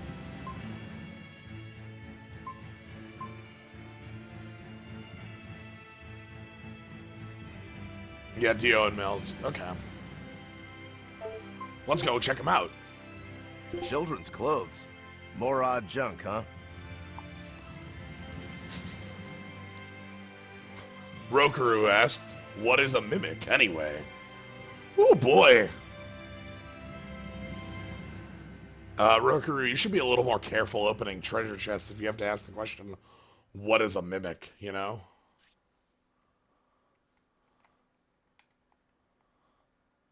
If they're mimic clothes, they might turn you into a mimic.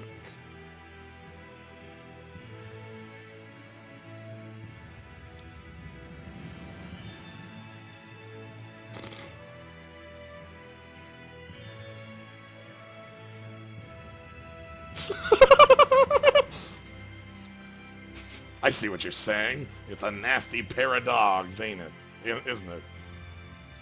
Paradox. Ah, the paradogs. Scout ship setting sail.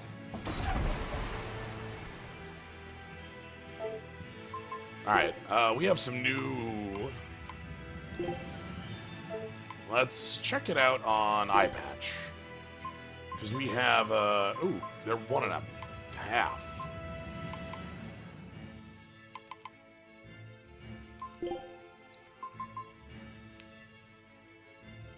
Oh, goodness.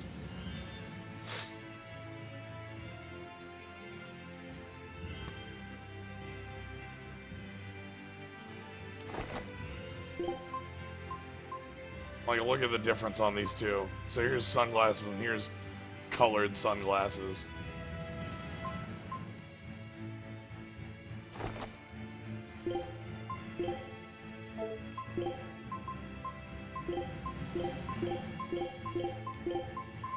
Ooh, they're actually base white. These are goggles.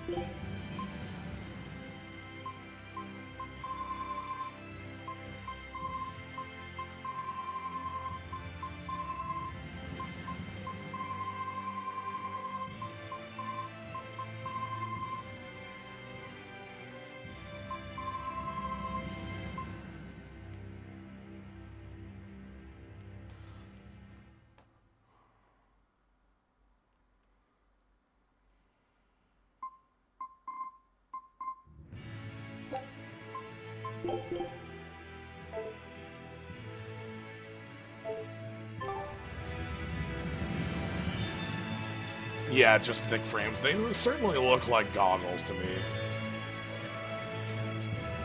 Okay, so the Code Red demons are nowhere near as dangerous as the Goliaths, whatever they are from Vesperia, or even the ones from Zestiria.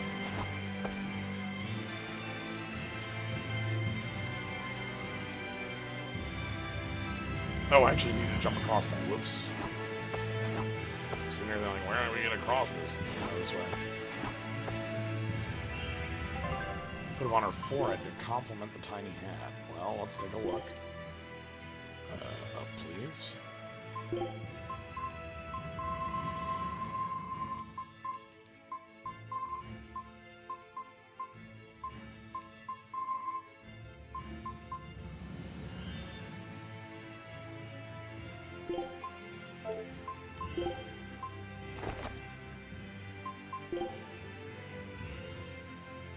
Oh my god, now I'm like a hero protagonist. I have goggles on my head. That is literally the sign of you are the protagonist. Like I'm like any Digimon protagonist, or just look, that's just how it works. I don't make the rules.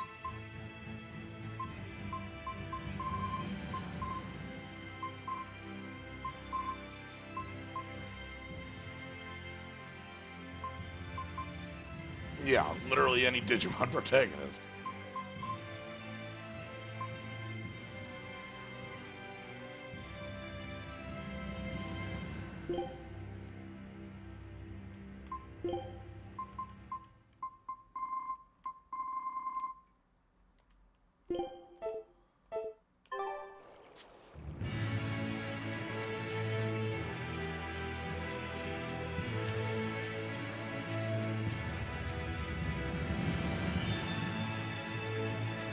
Well, if the newest guy doesn't have them, he's clearly not the protagonist then, isn't he?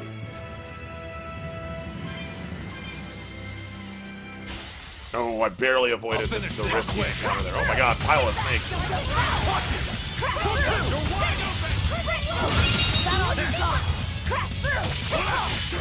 Let's go! How's that?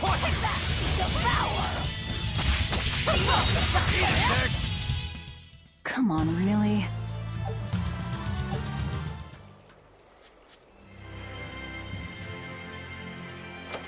What do we got here? Ah, boots. Calcite stuff's good, even if I don't need to wear it. Because calcite stuff I can crush into calcite dust. And I don't have a lot of calcite dust yet, so...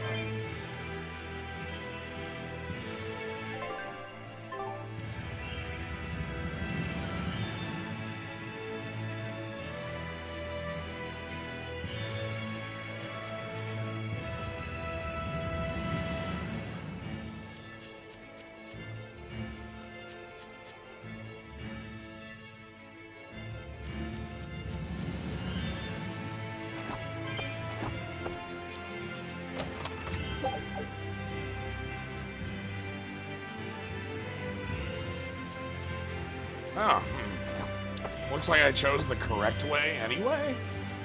That's kind of weird. I went out of my way to not go the right way, and I went the right way anyway. Huh. Oh well.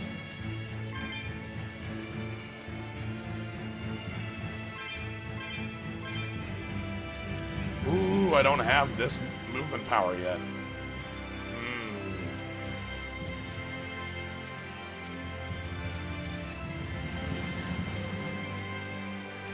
And by this movement power, I'm sure it's not even going to be like a power. It's just going to be like, we realized we could jump.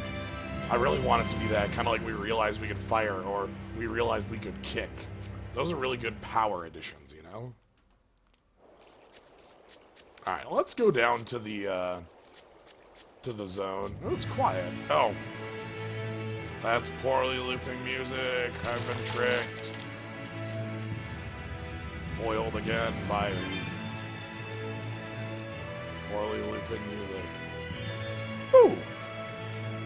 Is that actually a cloud shadow? That's neat.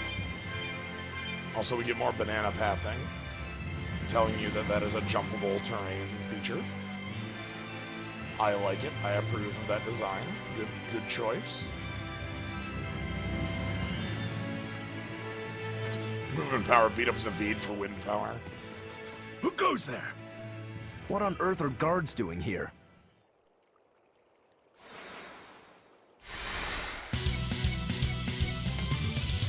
Oh, what the hell? Watch out! They've got Maliki! They're no ordinary sellswords.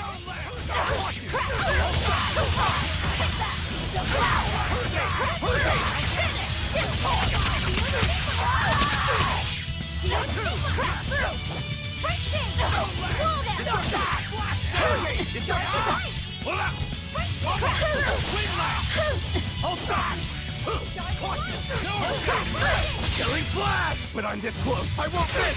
Form zero! Thunder! No escape! Let's go! There we go, got the stun. That'll get the kill for the other one. Perfect. Sheesh. What do you suppose they were guarding? A little lost lamb, perhaps. You think they're holding Mendy captive?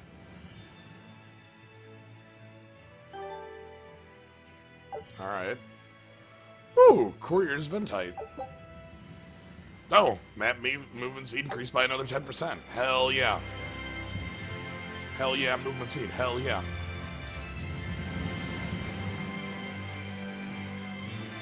What in the world?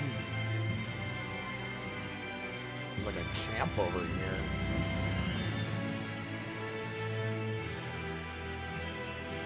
No, I did, actually. You misunderstand me. Huh.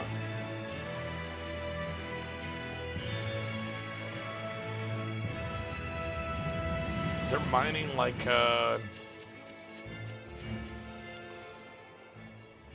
Is there someone here named Mendy? We've come to help. Oh, thank goodness. I can finally go home. So they were keeping you prisoner. They made you mine vermilion ore? Yes, I discovered a method of refining it, and it cost me dearly. What's vermilion ore? A rare stone made of concentrated nutrients. It can be used in medicine, but it's also poisonous. Correct. So you were making medicine? Yes. They were forcing me to make a nutritional substance called nectar. Isn't vermilion ore supposed to be highly addictive? I told them that. But what choice did I have? Whatever. Our task is complete. Can you get back to Logris on your own? I can. I'm terribly sorry. Why apologize to me? all the rest of you're stuck here, alright? That's interesting. This could be, in Zestiria, there were these red crystals, in the village that was voiced by the Pope. The village where the Pope ran off to. And in the village that the Pope ran off to, they used these crystals to create the elixir vitae, the fake elixir vitae that the church pawned off as real, and it was this addictive stuff that they made out of poisonous crystals, so this might be the same thing. They're saying it was made in a volcano. That place had the fire shrine in it, so You've done what we came for. Let's get back to the old lady. Another Zestiria link here to the fire trial area. So there you go. More little Zestiria links for you. I'll keep bringing them up when I see them.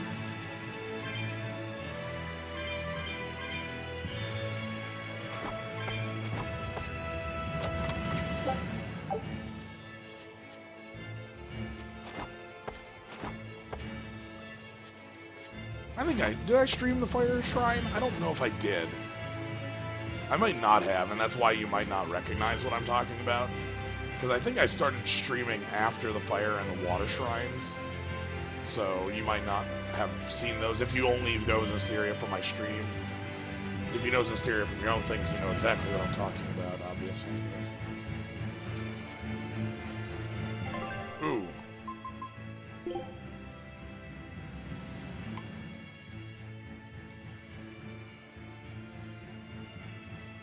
Yeah, I started streaming at the Earth Shrine. So this is Lafisette's hat. It's a good hat.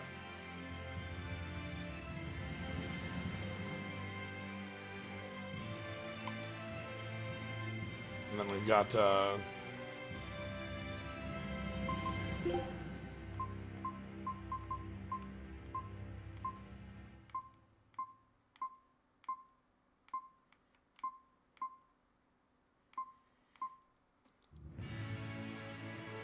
I know I can bottle out, I'm just not going to, because I want to explore the other half of the area. There's a specific half of this area I need to see for myself.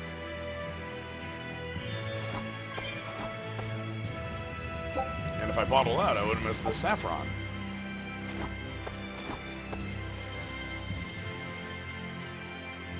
That's good. I'll be back here sometime because of that jump area. Yeah, you can't get triple hats because hats are 1.5 points all the way. Well, actually, you could do triple hats of the DLC hats because the DLC hats are all 1 point. So I could do that. I could triple hat that way.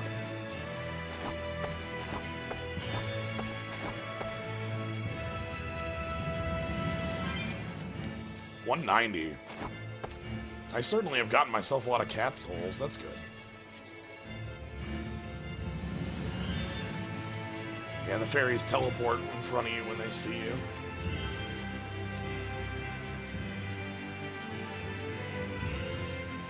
Do you load all the stats on the main character? Absolutely.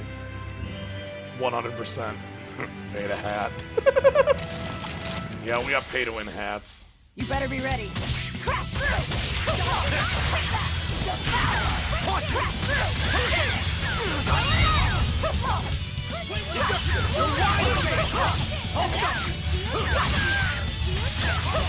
I did the same in Zestiria where I loaded everything on this array. You won't get any pity or compassion.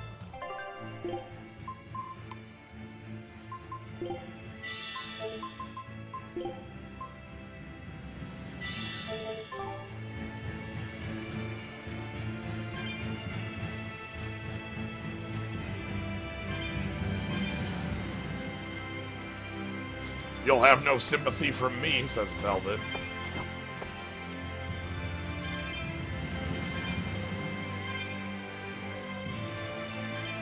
There was a thing. I've used a couple more than just the HP ones, CRS. Okay, this is where I wanted to go. This is the reason I didn't bottle back to town, is I wanted to check this area out. Because I didn't check this side, and that's it. That's the reason. Do you see it in the distance? This is the reason I made this trip. Right there. Right above Velvet's head. I knew it. I freaking knew it. I got a feeling for these sorts of things, you know?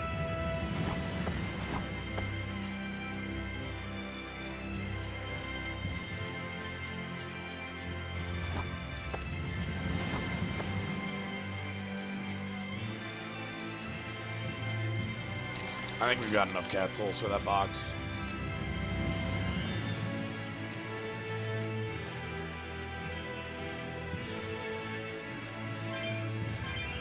Always want more cat souls, though.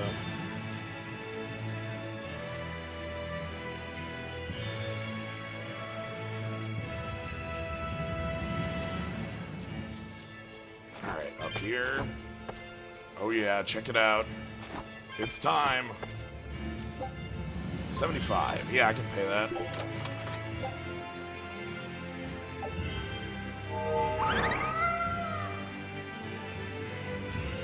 Okay. So that one had nothing. That means the next one in town that I can go get now will have something.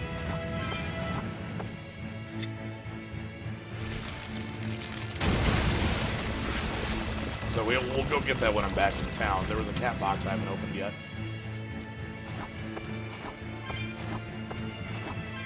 Anyway, we're going this way because there's a lot of cat souls over here, a lot of enemies. Well, that wasn't a back attack. I'll call that a success. Hurricane! Hurricane! You won't get away! How's this? Let's go! Ready to die? Think you can dodge? Just try! Perfect mayhem! That's all! Isaac, he crushed it. It even said crush on the screen. You're wide open! Crash through! Triple!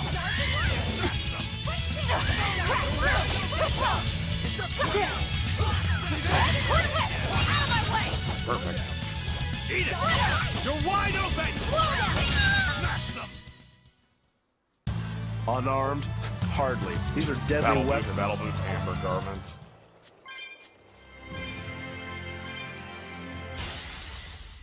I'll end this quickly.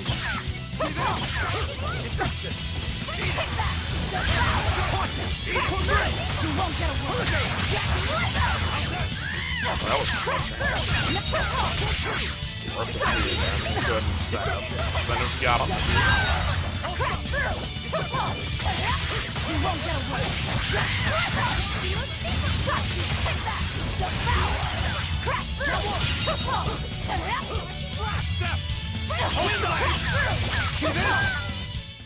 Sorry to cut you down. Oh, holy shit, that's a lot of mastery at once.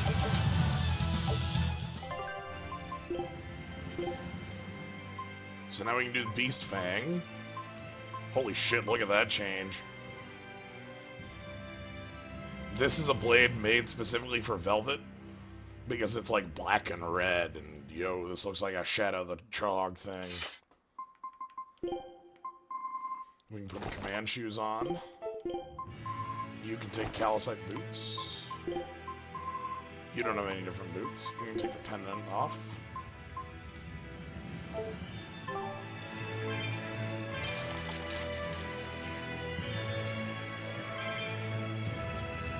What do we got here?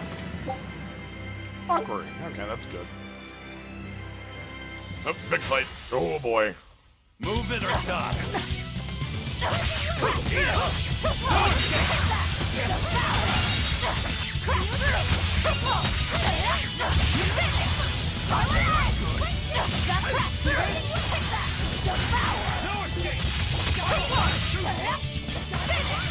God, I'm constantly at 5 in this. I can just keep being in crush mode.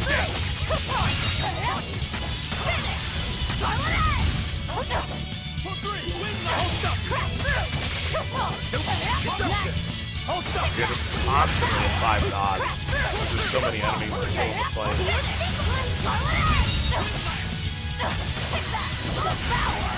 Because every kill gets you one. This is a long fight. Oh man. 1, 2! You're wide open! Hold up! No escape! Hold up! You're wide open!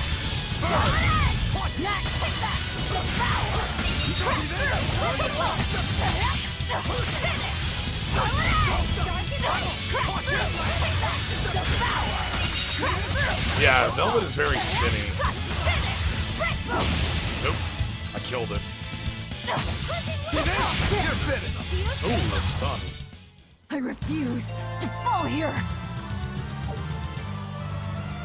Amber boots, battle boots, amber belt. Alright, I'm here for the cat souls. Alright. Now it's time to leave.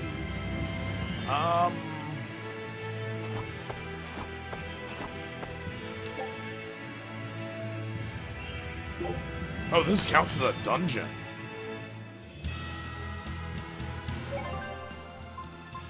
Interesting.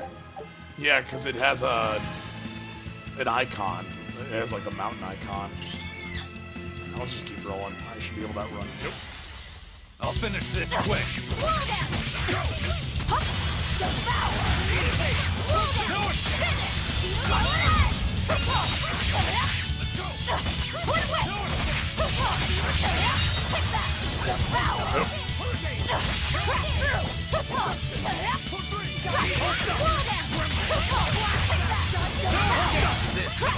You're wide open! Burn! Who wants some next? No burn! Come on, really? Ooh, artwork. Winter Winds. Alright, we'll get back to town quick and then we'll... Oh god, bird. No, not bird. So, let's get back to town. I'll go find the cat chest. That's priority number 1. Definitely priority number 1.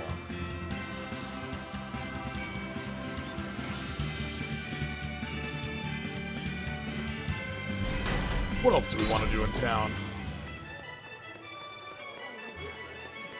Okay, where was cat chest? It should be on the minimap. I think it was up a ladder.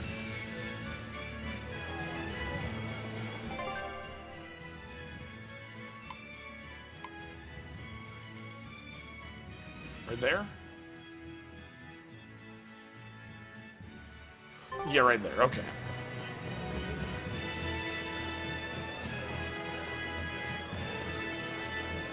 Gotta go pick ourselves up a cat chest. Hell yeah. I love fashion in these games so much. It is one of the driving features for me.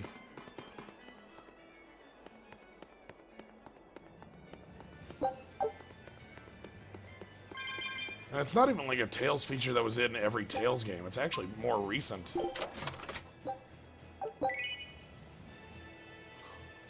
Oh, sweet. A halo that glows with the holy light. Useful for reading books in bed.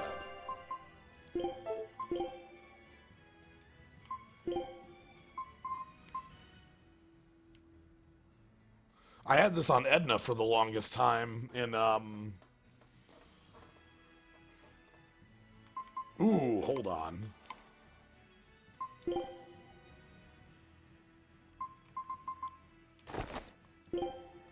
Aw, sweet, they let me position it.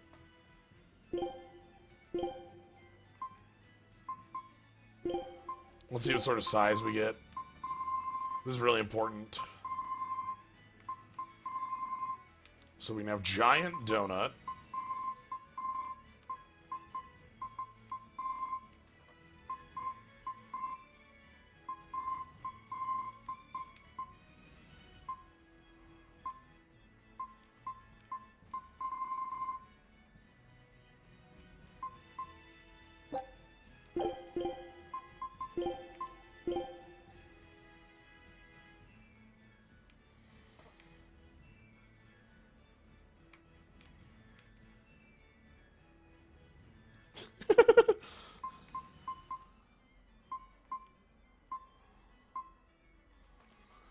So I can have it framed like an old style Halo and an older, not the circle over your head, but the one that, like the Halo of light sort of thing. Which I think plays out a little better. It's probably on the wrong character though.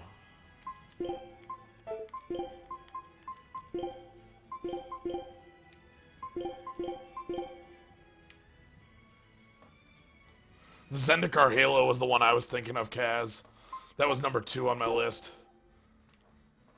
That is, so let me show that one off, because it was the other one I was thinking. I think next best for that.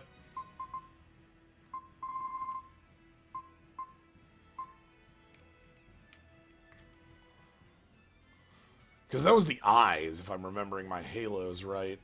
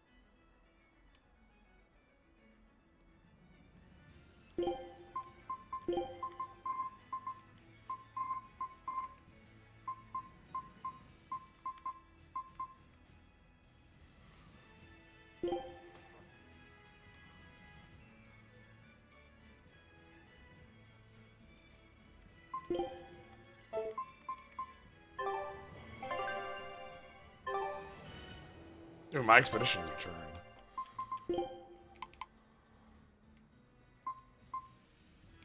Marta, I might have to move you.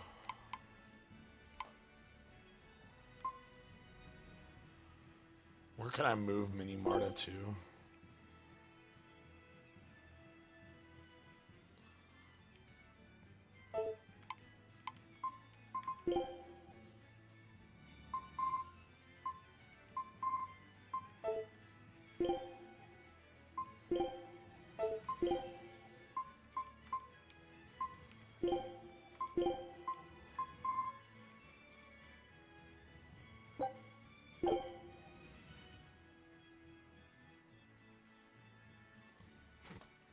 Yeah, we're out of party members, you know?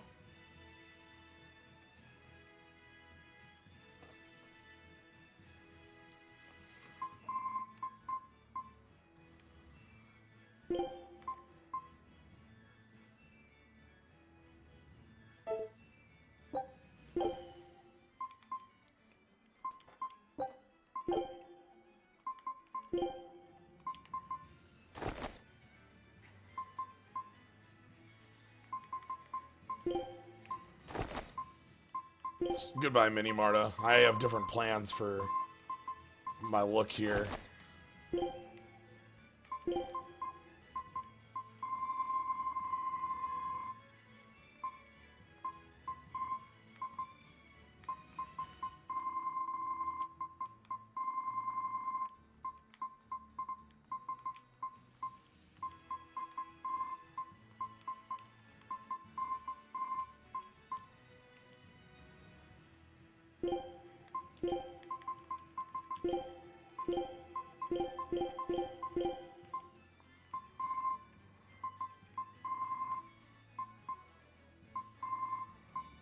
Kind of want a purple that matches the outfit a bit.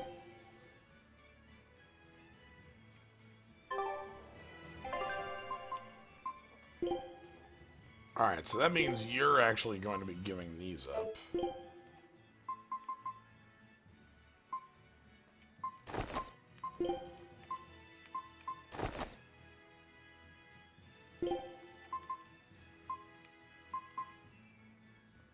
Literally Japan.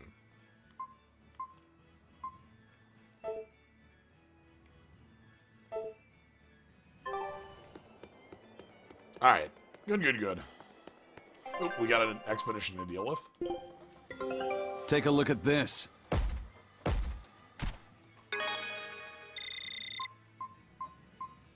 Ooh.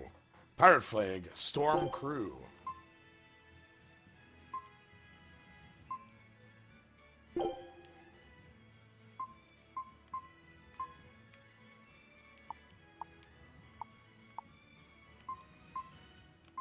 Alright, I'm gonna go check out the X-Sphere C. Scout ship setting sail. Again, we should be getting a very like Symphonia reference item from there in some manner. Alright. Let's go back to our pub. Also, let's talk to you. We beat up a thing.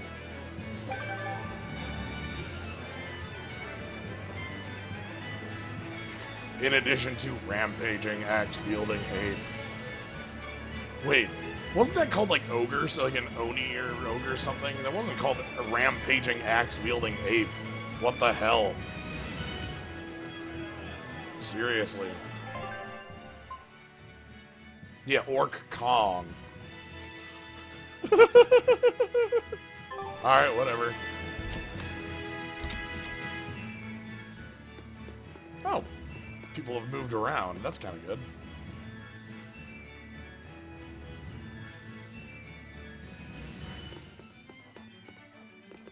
I hear Mendy made it back safe.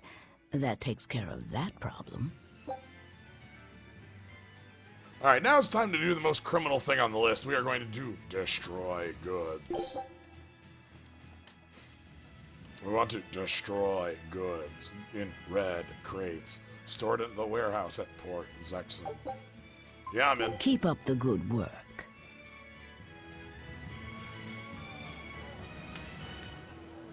Destroying red crates in a warehouse? Doesn't sound very nice. Have we ever been nice? I suppose not. This is a contract job, so let's keep costs down. I'll call the Von Eltia and have her draw the guards away.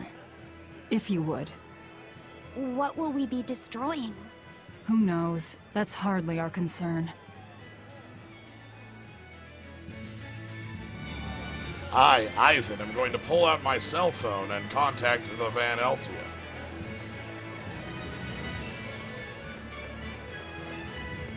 That's what it sounds like. I mean, I know they're using their sylph pigeons or whatever they called them.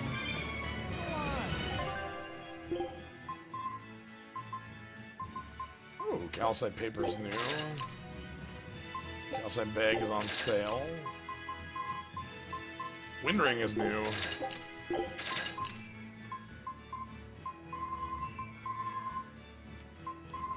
No, we already called it out. It was like a sylph bird or something like that.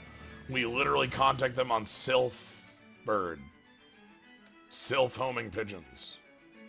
Sylph ravens. I don't remember the name, but we called it out in the last episode. So if you wanna see it, it's in that. Alright, I need to destroy as many things as possible.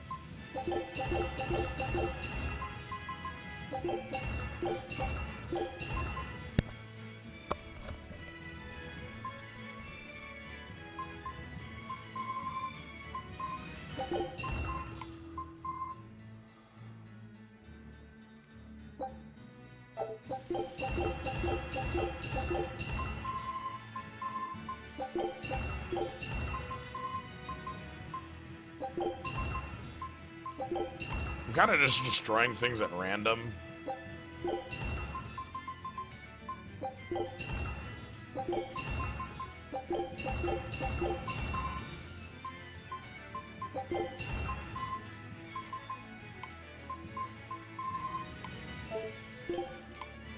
Oh god, so many boots. Alright, here we go. Crush them in your hands.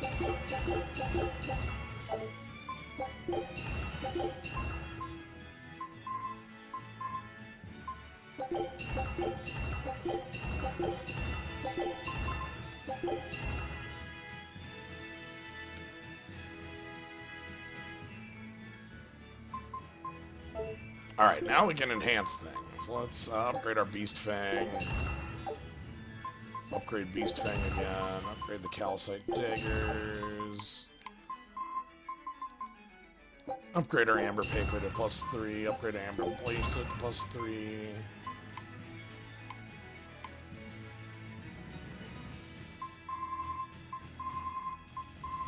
I left a bunch of Aphrodite scrap.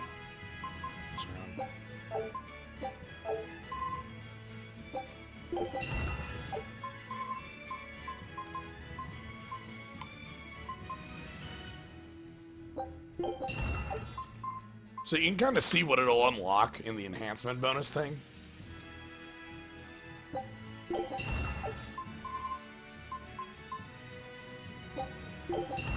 Like now I have a 15% chance to nullify non-elemental damage.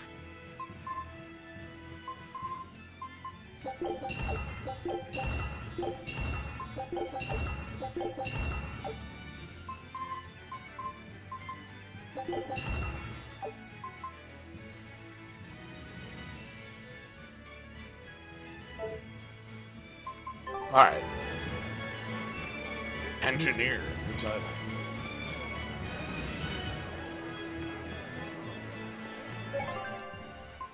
Alright, so let's head back to the town we need to be at, the port. Luckily, we can just teleport there, I think, with a bottle. I'll try that out. I'm gonna leave myself one in the pocket. I have 2 of them. So we'll see what how the teleporter bottle works and if it's pretty good. I don't think I can buy them. I can buy dungeon escape ropes, but you know. Yeah, warp to Zexon South Entrance.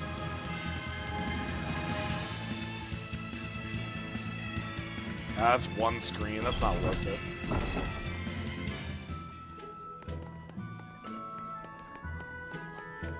Ooh, conversation in town.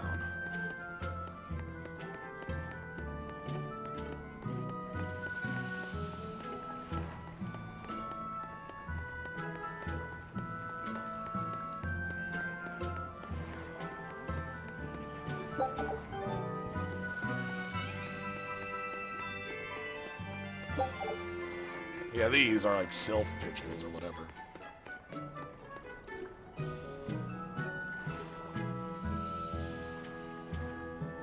There we go.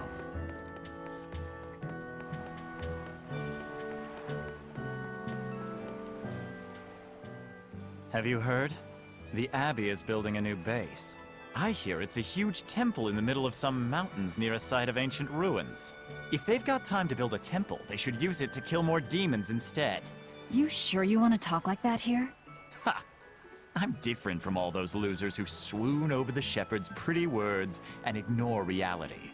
No one's found a way to cure demon blight yet, and demons are still swarming everywhere. Sure, maybe things are not as bad as they could have been, but we still have no idea what's going to happen next. Think about it. Demons could be infiltrating the city as we speak, and we'd be none the wiser. Yep, you're completely right.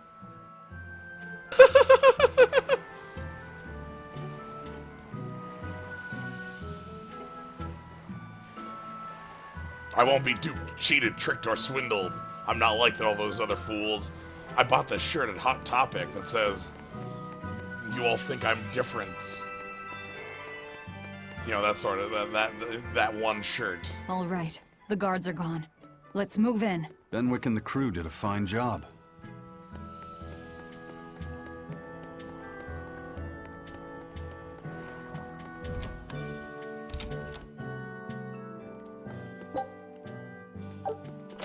Alright, so we want to find red boxes and... Oh. I found them. Red crates. These must be our targets. The seal of Midgand Cathedral? Should we look inside? There's no need. Burn them, Laphicet. Okay.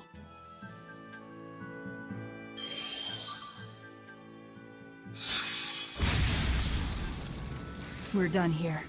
Let's go.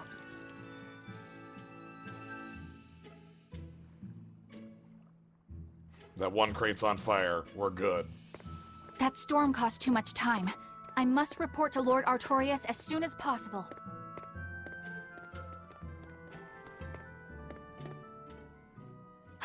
It's you! Oh hey, the crybaby. Eleanor Hume, Exorcist Praetor. Oh, hi. You won't get away this time! You really want to fight, don't you? No mercy! Wounds that won't heal! Carving the flesh! This person's definitely not a protagonist or whatever. God, she even has the spear like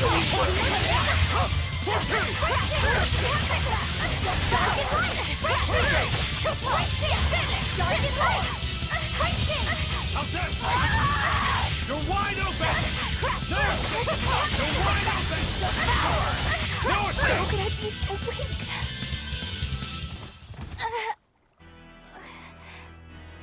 Willing to fight without your Malachim? No! You set the storehouse ablaze? The people have worked so hard to withstand this time of crisis. How can you destroy what they have so painstakingly built? Because I'm not human. You'll pay for this, you demon! More Malachim up her sleeves. I will protect you, Madam Eleanor! Come and face me now, demon! He's adorable. Am I? Ooh, I found you at last. That bad voice! Bienfu, you traitor! You'll never leave my clutches again! Mother! No! What are you doing? Get out there and fight! Hey, look! Is that smoke? It is! Fire! The fire has spread enough. Let's get going. You're coming with us. Let me go! Witch nippers! Madam Exorcist! What happened? Oh, you're badly hurt. I can wait. Gather the people and put out that fire. Yes, madam. Tell me, do you know what was being kept in that warehouse? Mostly nectar, I believe. Vast stores of the medicine, provided by High Priest Gideon, to be distributed to doctors across the land. Medicine given by the church. Why would anybody destroy it?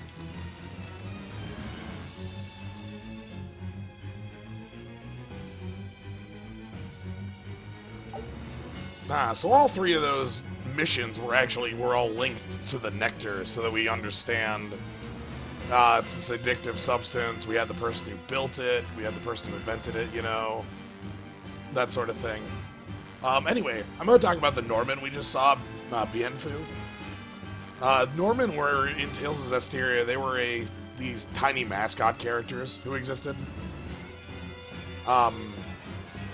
There were like 50 of them all around the world, and they put modifiers on your weaponry, but they were definitely the mascot characters in Tales of Zestiria, and it looks like they're back. So, intermediate Ignicite. Ooh.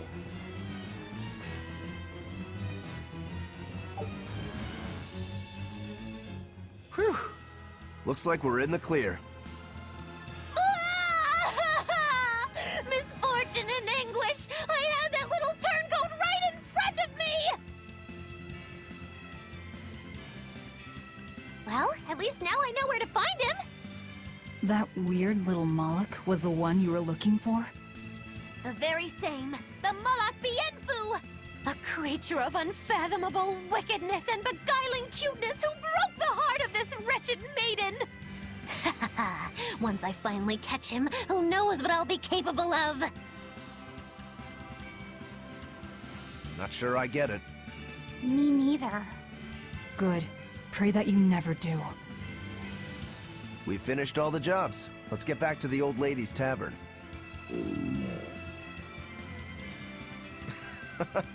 You sure do like that Mabo curry. Do I? Don't ask me. You didn't think it was tasty, Velvet? Couldn't tell you. Huh? Food doesn't hold any flavor for her. According to Velvet, she can never feel sated, and the only thing she can taste is blood. Oh, I see. Yeah, the medicine was more of like was like this addictive drug that the church is putting out to all the people. Yeah, Molochs don't have to be people, just flat, so... Anyway, more skits. What's the matter? You're gloomier than usual. Am I actually useful? Huh? You can cut down any enemy, and Eisen can beat them up. Velvet is strong and can eat anything. But I'm not good at fighting. And apparently I'm always gloomy. Is that what's bothering you? In a fight, offense alone isn't everything. Hurting your foes means nothing if you don't live to tell the tale afterwards. Your healing arts are what let us always fight at our best. He's right. Compared to dead weight like Magilu, you're plenty helpful out there. Only compared to Magilu? I didn't mean it like that. I was just saying she never helped at all. You're not going to grow overnight. Be patient. Huh? You've only just been set free. That you've even managed to keep up with us this far is a feat in and of itself. Strength comes by continually improving your mind and body. Keep your spirits up and keep working at it, and you'll get there before you know it. I will? The drive to improve is what's important. Right. All right.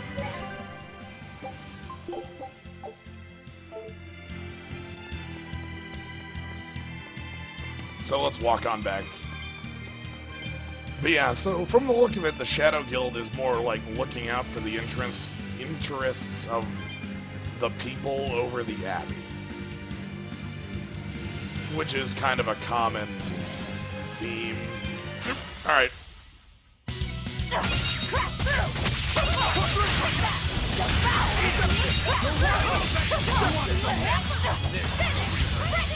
You're wide open! No escape! You're wide open! That's all, huh? Go on through! Yeah, Lapiset's voice actor does seem to have, like, a bit of a shift. That's alright. Oh, there we go. I am also a big fan of how, like, the team has, like, this terrible advice followed by great advice. Honestly, it's kind of hilarious coming from... I just finished watching Mob Psycho 100. And that show's excellent, by the way, if you haven't seen it.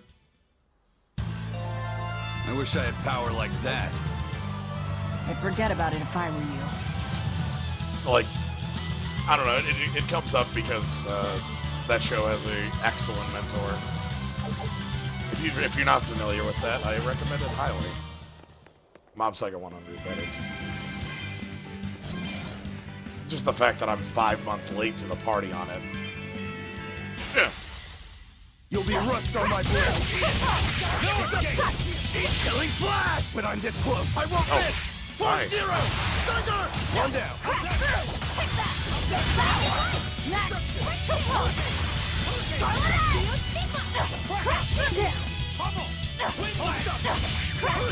Hurricane!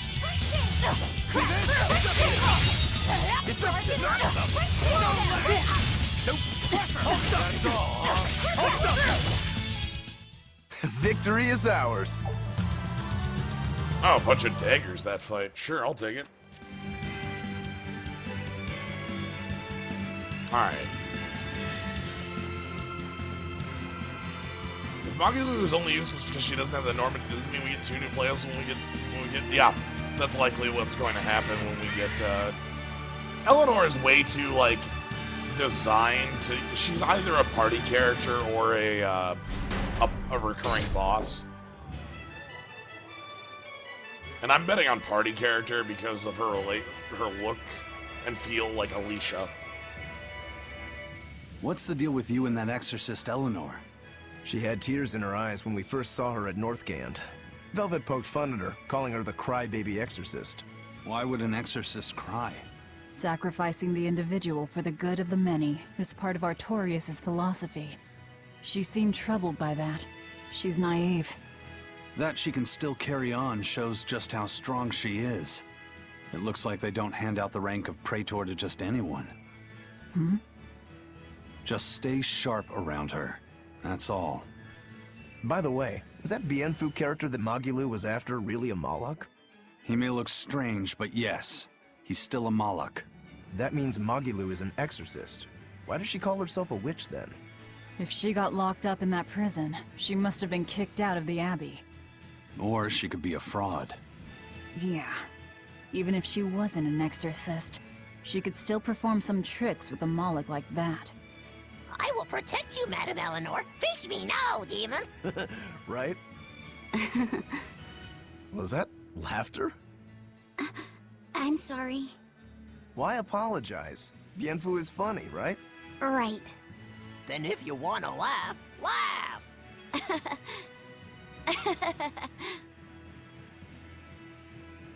If you think that's funny, you should give it a try for yourself. Say, Hi, I'm Laffyset. All right. Hi, I'm Laffyset. Knock it off. Huh? what's the problem? People are staring. Don't attract attention. I'm sorry. She's so uptight. Let's try it together later, Laffyset. All right.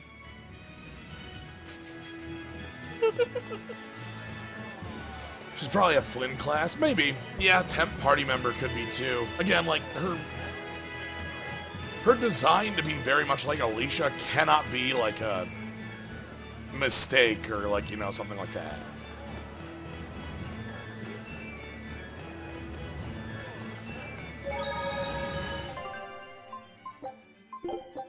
I have so many save files, my goodness. Alright, we want to head back to the tavern, and we get to learn things. The information. Welcome back. That must have been hard work. How does marble curry sound to you? I also have our specialty peach pie on hand. We had a deal. Spill it. Shepherd Artorius has gone north, up the Danan Highway, at the Abbey's newest temple, the Empyrean's throne. He is expected to be there for a while. Are they relocating there? In a sense, yes.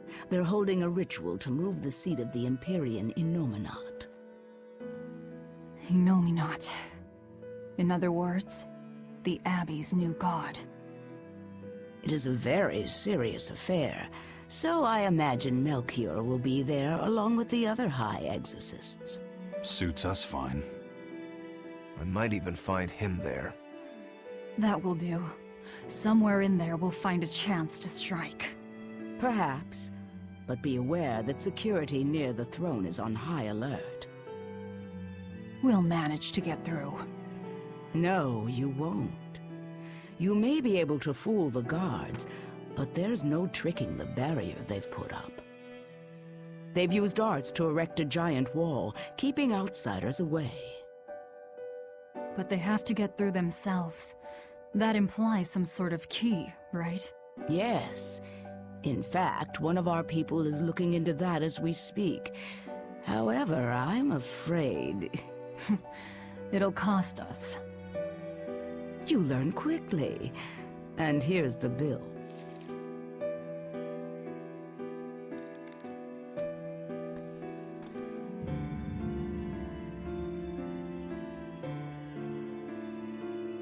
Okay, now we're really not being nice. Consider it done. Aren't you going to ask why you have to kill a high priest? I imagine it's because he's the one controlling the nectar supply. The Church is the sole producer and distributor of a highly addictive substance. They rake in huge profits, while the common man, along with your people, suffer for it. Does that cover it? You noticed your tasks were related. That was the real test, wasn't it? And you passed. No matter how skilled you are, you have to know more than how to swing a sword to earn my trust. Don't misunderstand my intentions. I'm willing to do anything, if it brings me to Artorius. I ditched my scabbard long ago. I see. So you are the embodiment of a bare blade. A more formal introduction is in order. I am Tabitha Baskerville, leader of the Bloodwing Butterflies. I'm Velvet. Tell me about the High Priest. Each evening, he prays for protection from calamity at the royal villa on the Castle Logris grounds. Tradition holds that the High Priest should be alone for the prayer. That would seem the best time to strike. How do we get into the villa? Carry this insignia with you, and allies of the Bloodwings will offer you their aid. We'll hold up our end. Just find out about that key.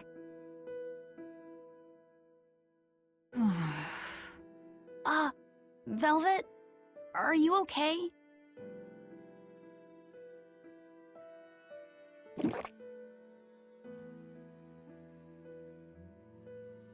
It's nothing. But you seem... I said it's nothing! Sneaking into the castle will be an all-night job. Let's take this time to get everything ready and then rest at the tavern. Yeah.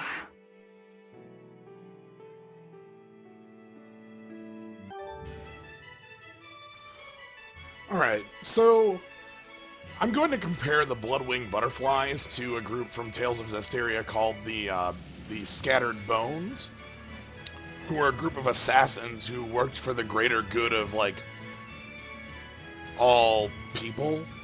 Like, they assassinated people who were, like, by their moral stance, evil. And that sort of seems like what we're doing here. Rose was one of them. It seems like we're working with a predecessor group that, again, is working for the people and trying to get rid of corruption throughout the government. Because it might be that it's just High Priest Gideon pushing this nectar, which, again, was a plot thing in Zestiria. The Pope had made this as a way to make money for this town that was out in the middle of nowhere. So, yeah, more connections. Anyway, skits.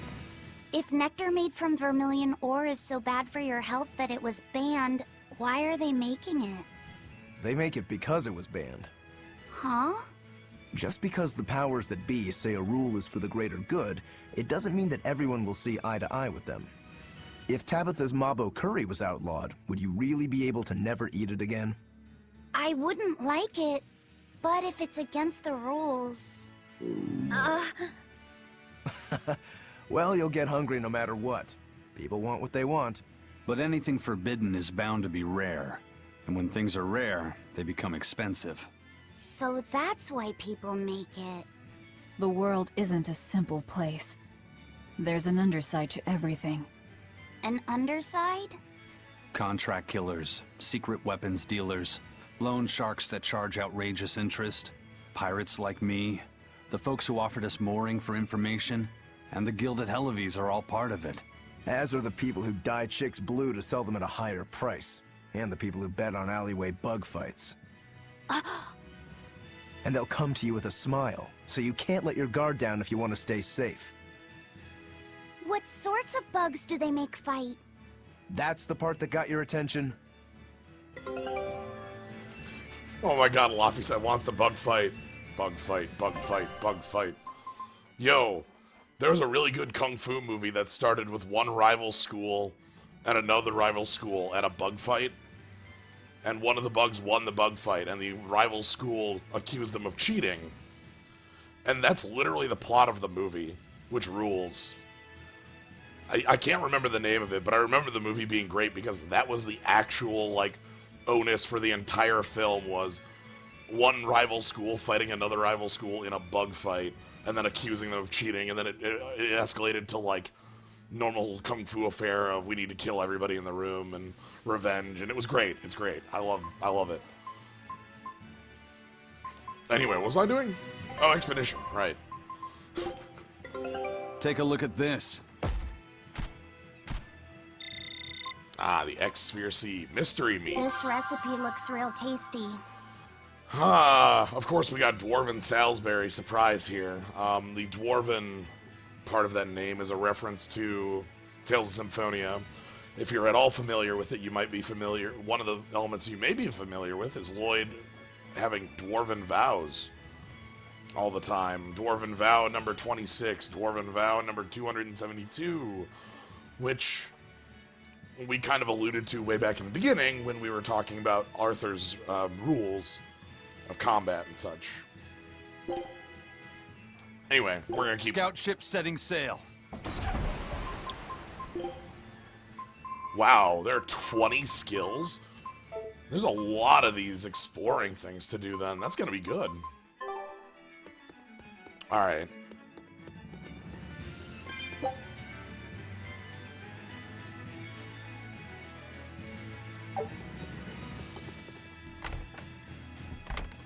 But yeah. So, the Bloodwings are definitely a, predecessor to, like, the Scattered Bones. And Tabitha here, who is great. I am a big fan of Tabitha here. So talking to her is going to progress the plot, so I'm going to do some shopping first.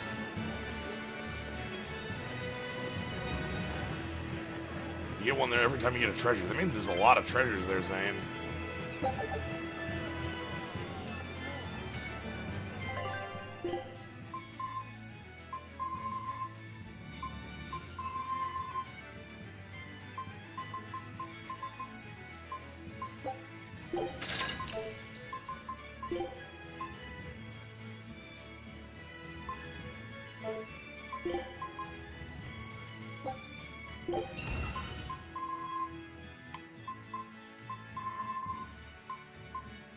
Ooh, this gets me a lot of bronze scrap, and that's something I'm missing. Okay. So let's go assassinate Gideon. Oh my god. So, I want you to appreciate the irony of the sentence, assassinate Gideon. It's good. Gideon Jura must die. High Priest Gideon will be alone at night. Rest up, and talk to the tavern keep when you're ready. The Shadow Guild. Operates this tavern. It's been that way for generations. The red scarf is a symbol of the Bloodwing butterflies? Aye, you seem to know a lot. Show that insignia to a person in a red scarf, and they'll help you out.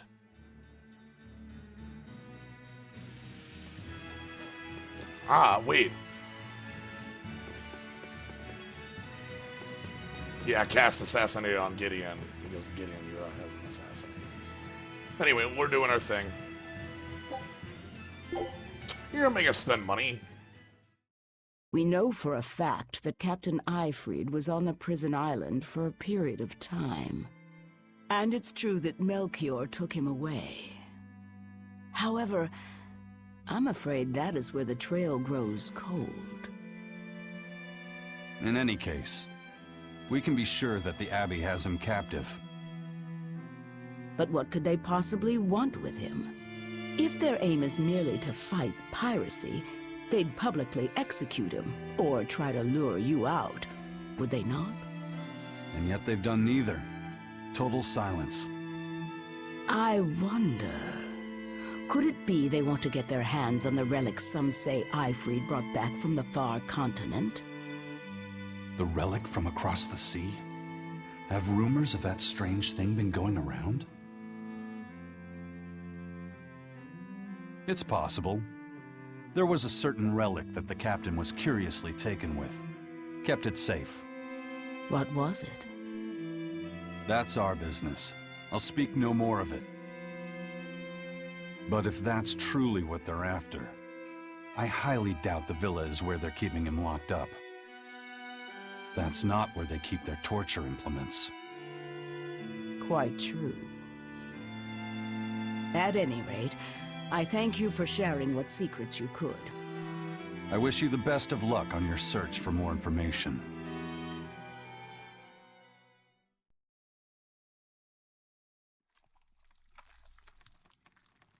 More.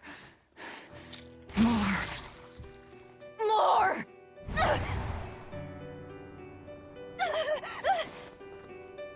I'm sorry. I didn't mean to. But I'm hungry. I'm so hungry. If survival is at stake, an elder sister eating her brother before he inexorably wastes away is not outside the bounds of reason. You needn't hold back, Velvet. Eat Laphicet. No! No!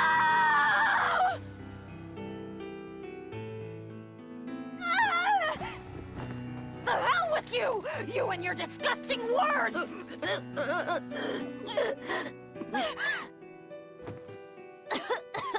What? Why? You were shouting. Be more careful around me! You know full well I'm a demon! I'm sorry. Damn. Awake or asleep, it's all one long nightmare. Smashing objects together is destruction. Smashing feelings together is life. But objects, tools, so much easier to abuse and toss aside. What does that mean? It means break time is over. Time to get to work, sweetie.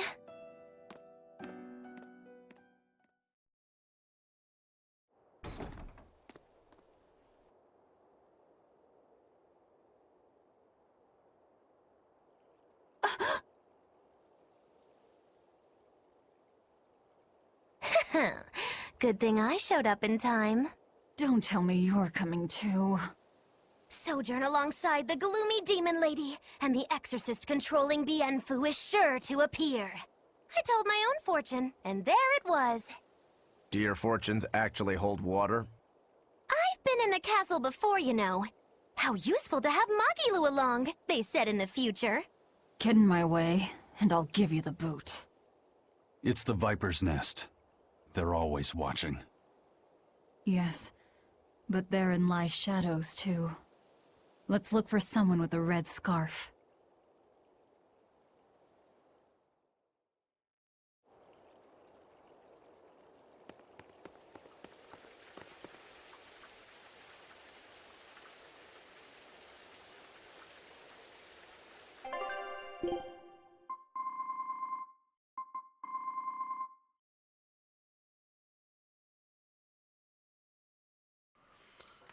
This is supposed to be a black market. Come on. What the heck? They don't sell anything good. What's the point of having a black market if it sells the same shit as the normal market? Hey.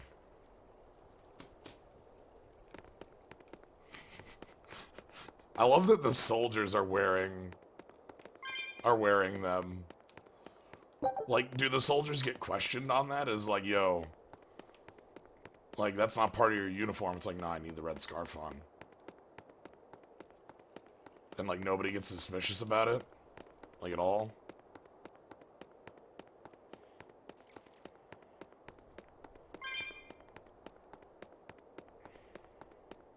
Hey.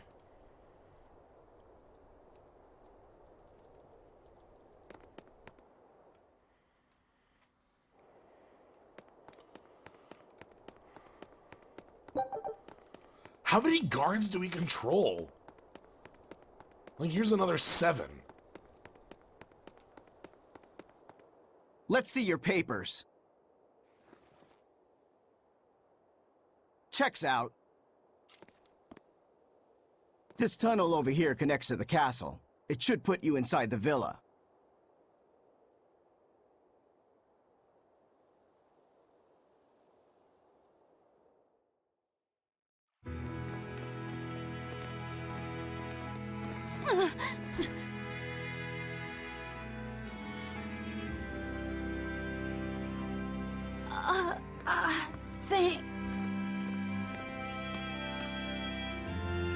Watch your step, boy.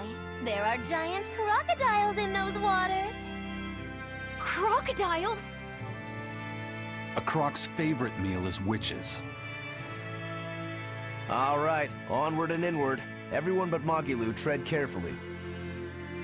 Some assassin's crew we are.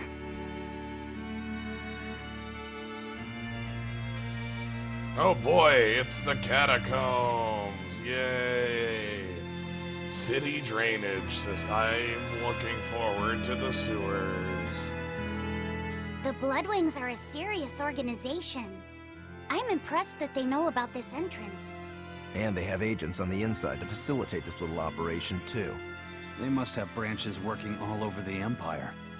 They've probably even figured out how to get cats and dogs working for them. Here's a juicy morsel about them. They make sure even their corpses go to good use. They what? Long ago, one of their agents stole into the castle. When the guards discovered him, they chased him to this very passage. He dove into the water to escape, and then... crunch! Ah! A crocodile devoured him in one massive bite. All that remained was his arm, bobbing to the surface. From this, 2 important facts were learned. What were they? First, they learned of the existence of this passage. Second, they could serve crocodile meat in town. Crocodile meat rubbed with human blood becomes tender and succulent, perfect for Mabo curry. Then I ate... If it's so tasty, I'll have to try it. Rubbed with the blood of a lying witch. That would hit the spot, I think. And it wouldn't even affect our combat strength. Hey, the kid's a wreck. It was just a joke to help calm him down. It was a joke? Yeah, I totally made up that part about the crocodile. Mabo curry is actually made from man-eating catfish who...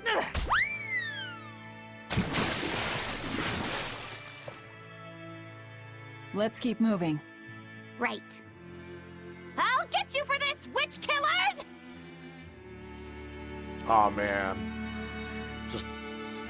Just, you know, whatever, straight in there.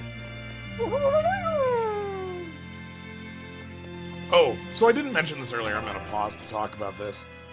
Earlier, we talked about where Artorius is. Artorius is at this throne where he's trying to enshrine Innominat as his 5th, God, word they used.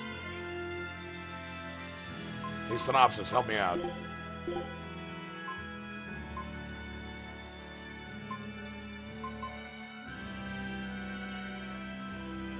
Synopsis, help me out.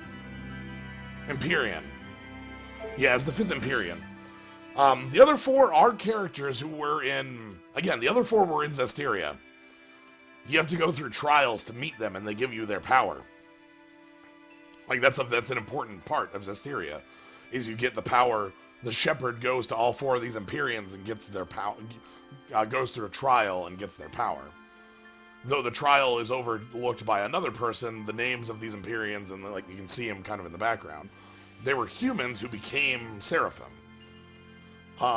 Anyway, Innominat, the throne they're talking about, this Empyrean throne, is very likely the final boss area from Zestiria, which was called Artorius' throne, looked all fucked up and gravity-like because Mautellus was enshrined there. Mautellus being the 5th Empyrean. So, again, I just wanted to make that a little more clear. If that helps at all, hopefully it does. Maybe it doesn't make any sense at all. Oh God, is this a water level? Oh no.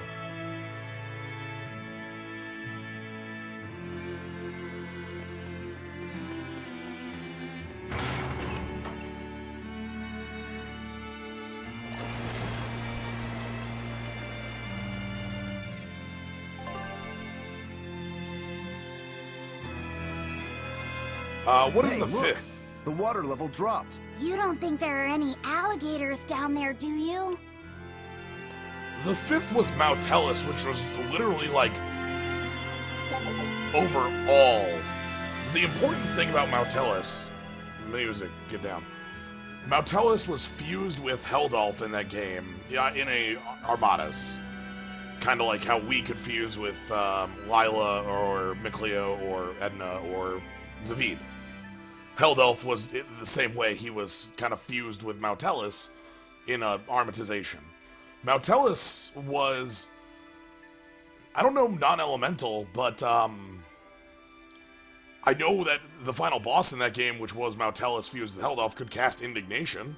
So maybe, I don't know if it was lightning though, because that was that was Gramps. Gramps was lightning.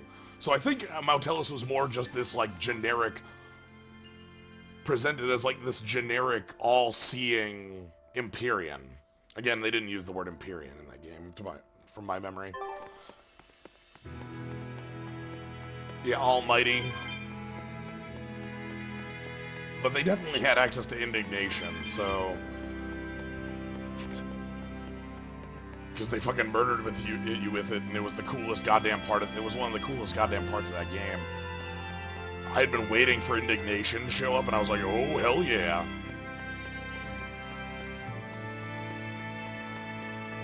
Yeah, but Heldolf was fused with Gramps, but the indignation part was after you killed Gramps. You specifically murdered him.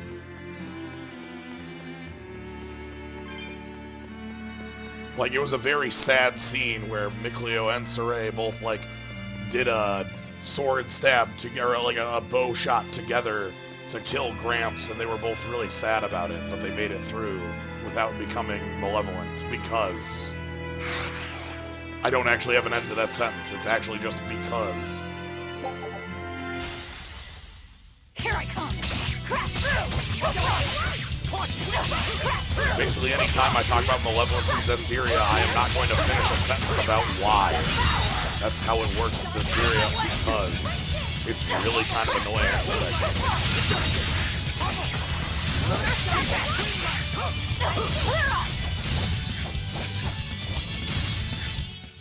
I'll cut down anyone in my way! Hey, more boots, hell yeah. Ooh, it's little blobbies. On to battle! Crash through! You won't get away! Eat it! Eat it! Crash through! Like, it's silly. It's not even like I'm not explaining it because, like, the explanation's too complex or doesn't make sense. It's that there wasn't an explanation. We're finished here. God, Let's I love go. that hat.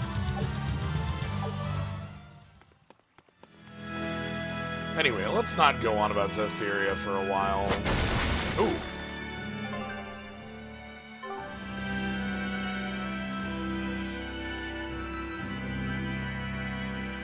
They're supposed to be protecting the people from demons, but there are demons right under their noses. Abbey security is certainly lacking here. The whole point of building those massive walls around the city is to keep people safe inside. But if there's a demon outbreak on the inside, those same walls will make it harder for everyone to escape. The palace covers a lot of ground, so there are tons of hiding places. It wouldn't be hard for a demon to slip in through the waterway. I'm sure the Abbey is aware of that. Perhaps it's a trap made to lure intruders in. What? They lure demons in and then ignore them? Something doesn't add up. I know, right?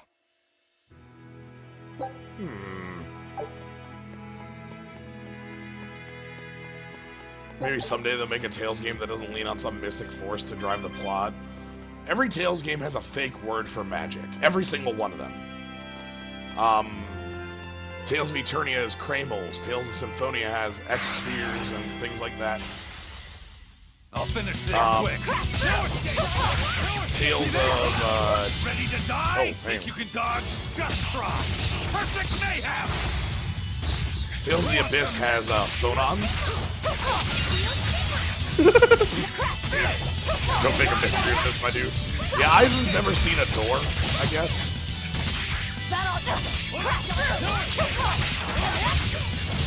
Like, doors don't exist. Unarmed? Hardly. These are deadly weapons. What'll it take to make you go all out? Ooh, amber paper finished. Yeah, too long at sea, just forgot. Aphrodite sash.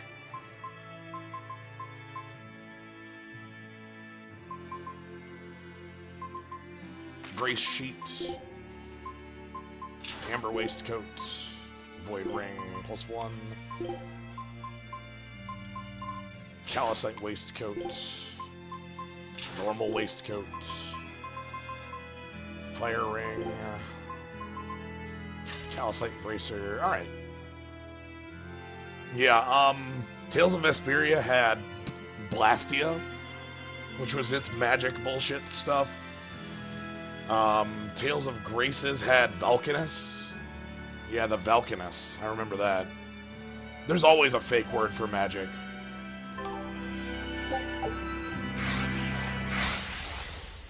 Looks like you want to die. Oh, that unleash was really good.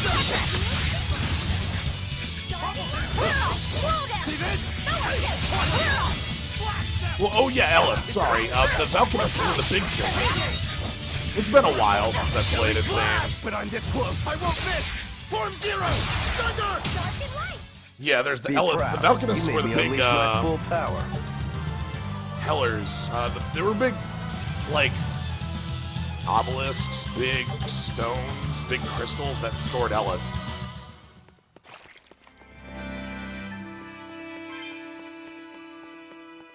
Hello, my name is Rita. In this cutscene, I'm going to talk about air for 5 minutes straight. That sounds like the last third of the game. Yeah.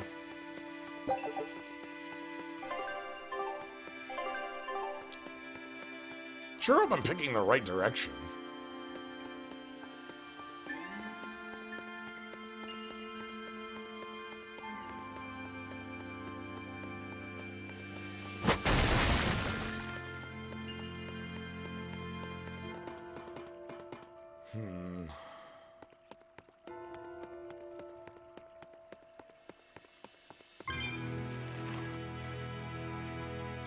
Oh, what the hell?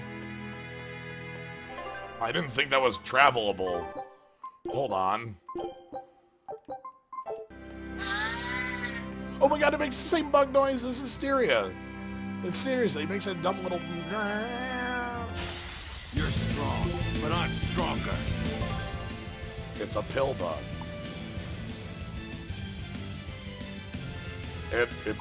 It's time for bug fight. Are you ready for bug fight? No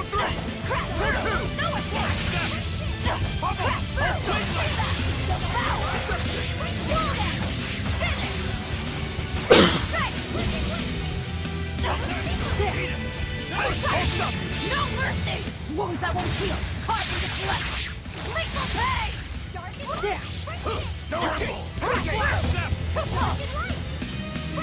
I like Rita. Rita's one of my favorite characters in Berseria. Then again, like, the mage character is one of the ones I generally take a liking to, so... Oh, we got a stun there.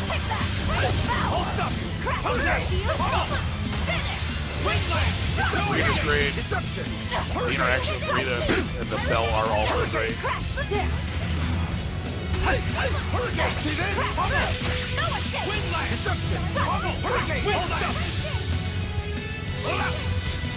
This is definitely bug fight, though.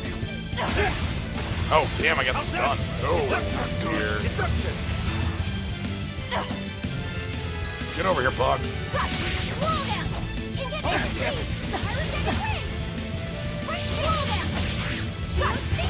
If you asked me that question like 10 years ago, it would have been Keel, but it's now Verity. Actually, technically, it's Farah. Is my favorite character from that game by far.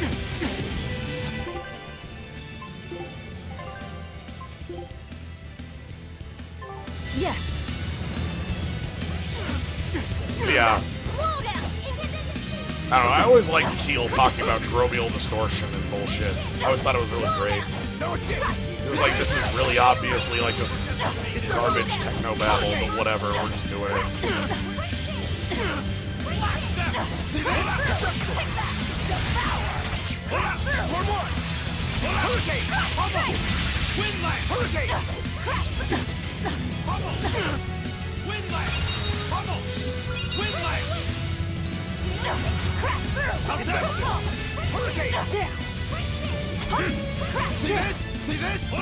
Oh, I've got 3 now.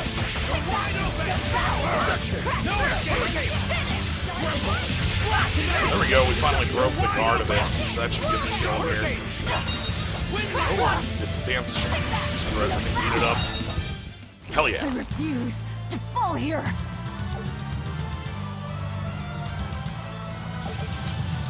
Elemental dispersing rods.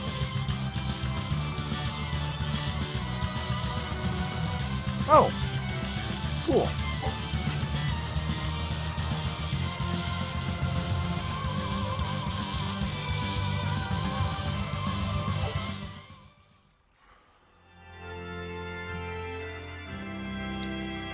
Carol's whole plot in the game basically revs up to being the like head of Brave Vesperia. Judith doesn't feel like she does a lot in the game. I don't know, Rita... That game is really about Yuri and Flynn, I'll be honest with you.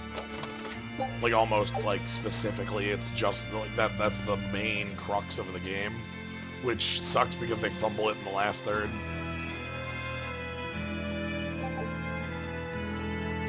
I never cared too terribly much for Raven, but that's actually has a lot more to do with... I actually liked Raven up until the point where, like, the dumb betrayal thingy happens, and then, like, you get rejoined for no reason. It doesn't make any... Nothing makes any sense anymore, and I'm like, okay. Don't waste my time. Ooh, living arms.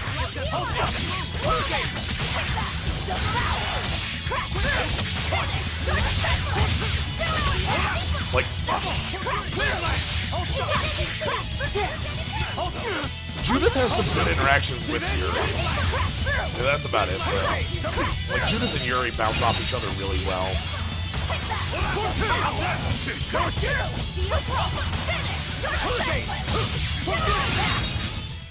We're finished here. Let's go. Estelle's pretty, like, integral to the plot on top of, like...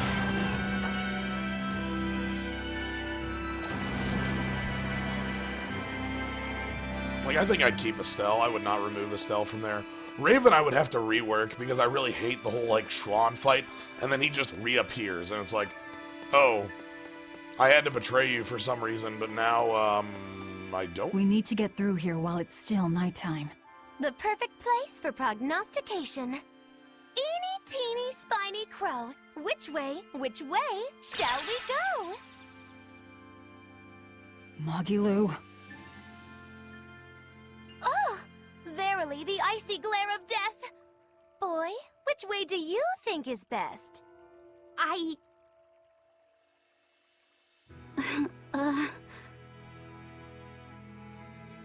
There must be a way up somewhere. Let's find it.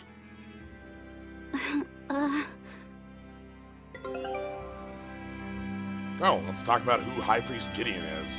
Who is Gideon Jura? Why so glum, Velvet? The thought of killing a man weighing heavy even on your own damaged conscience. Not especially. But I wonder how you remain so flippant about it. Hey, I'm not here to murder anyone. I'm just tagging along in search of my traitor. Do we have to kill him? Can't we just make him stop this nectar business? I don't think he'd listen to us. Huh? Word in the taverns is that this High Priest is a real shady character. The Abbey and their religion are popular now, but 3 years ago, no one had heard of them. High Priest Gideon was the one who led the church through those dark days. But once Malachim became visible to the general public, and they learned how effective Moloch arts were against demons, that all changed. Humans are such fools, only believing what they can see with their own eyes. And once the church had attained popular support, a nasty power struggle swept through the ranks. Many vied for the mantle of High Priest. Charlatans, power-hungry converts, but they all faded away. They left the church? No, they all met their maker. Some from disease, others from accidents. And in the end, Gideon became High Priest. He may be the head of the church, but the people clamor for Shepherd Artorius. That's gotta sting. Either way, if we're to face him, he might have some tricks up his sleeve. We'll need to keep our eyes open. It doesn't matter who he is. We just do our job. Look, we're here to murder him, okay? We're just doing that. Take a look at this. Win? Ah, 2 wins, dang. Let's keep Scout going. ship setting sail. Keep going into the X-Sphere Sea.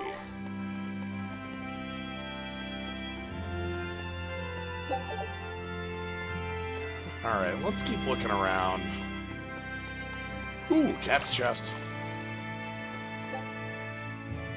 Yes. Hell yeah. Oh, one other thing I forgot to say about the Empyrean throne. They mentioned that they're building it on top of ancient ruins, which has me laughing because it's like, Yeah, even in like the far-flung past, there's still a bunch of ancient ruins everywhere because there's always ancient ruins everywhere. That's how these games work. You know, so that has me, I like that. There's always ancient ruins, no matter how far back you go, civilization always existed. Music, you are having a fun time here, aren't you?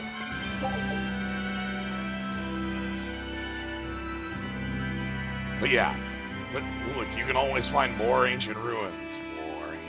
More ruins.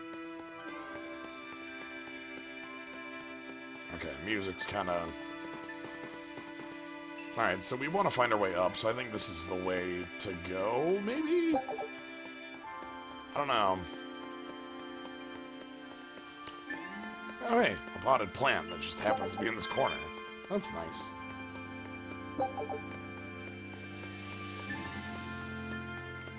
So you can see the slime up there on the roof. Ooh, a switch. Let's hit that. Maybe they'll be technological?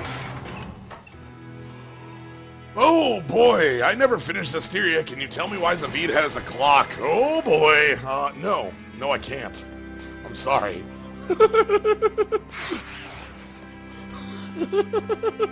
That is not explained in the game. It's also a really shit plot point. He just has a gun that shoots Seraphim. He uses it against the party twice for some reason.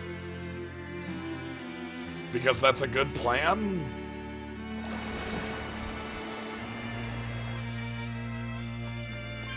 Sorry.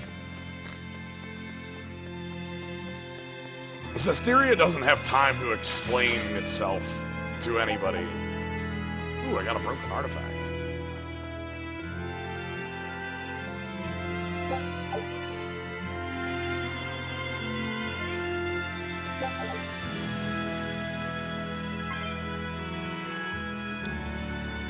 Yeah, it powers him up when he uses it to shoot himself in the head, and then you use it later to shoot Seraphim at...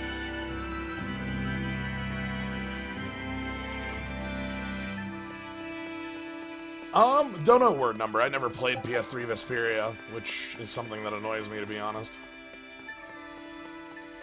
Alright, I don't want to go through here yet. Not yet.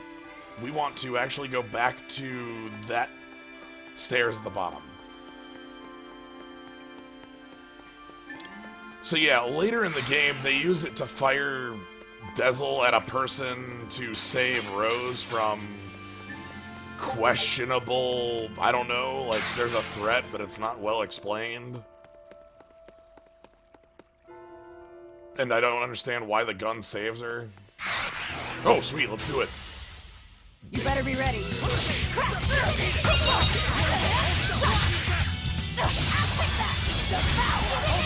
Yeah, there were talks of like a PS3 Berseria patch.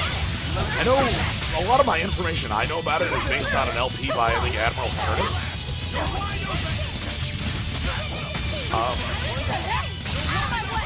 I think it was Admiral Curtis. Maybe I'm wrong. Somebody can back me up on that.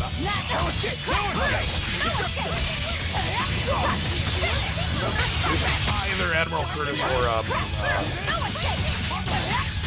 the other person's name who does JRPG LPs that I can remember. Anyway, I don't know too much about. I don't know everything that's in the PS3 version. I know Patty's plot, like sort of.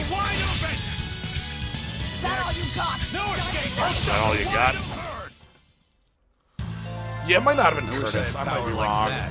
Look, if there's anything you've learned from this, it's that I'm really good at remembering everything, and we'll have to inevitably backtrack because I said the wrong thing. I just remember there being a PS3 LP of it, and I thought it was pretty good.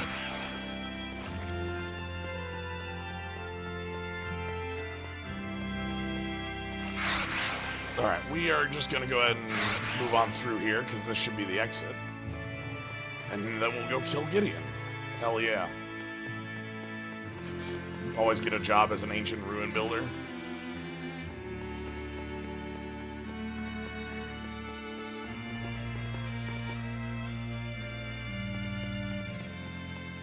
Okay, cool. I'm glad that somebody has my back, and I remembered a fact. Yes, I remembered a fact correctly. Oh man, I'm really happy now. I've been really bad on that today, you know? Like, I try to come up with a fact, and then it's like, no, it was Elith, not Valkanus. I'm like, fuck.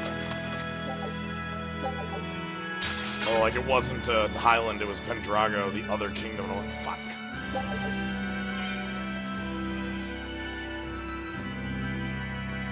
Ooh, there's a save point here. Alright, that must mean we have a boss. And we have a warp zone. Let's touch it.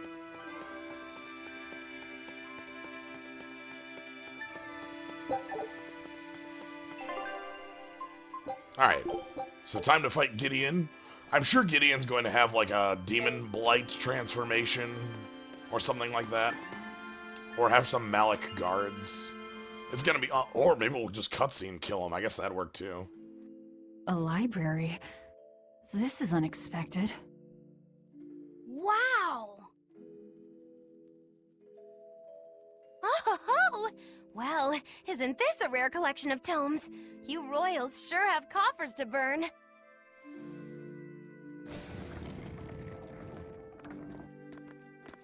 Oh, books in the ancient tongue. Can you read it? Well, no, but I just... This has nothing to do with our job.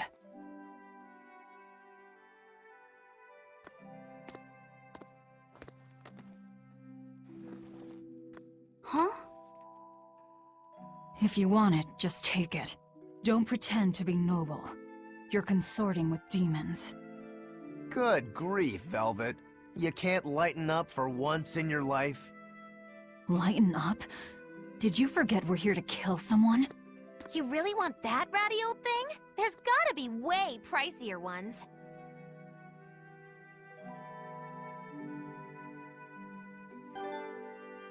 I'm going to note that Maggie Lou is currently wearing a skirt made of books.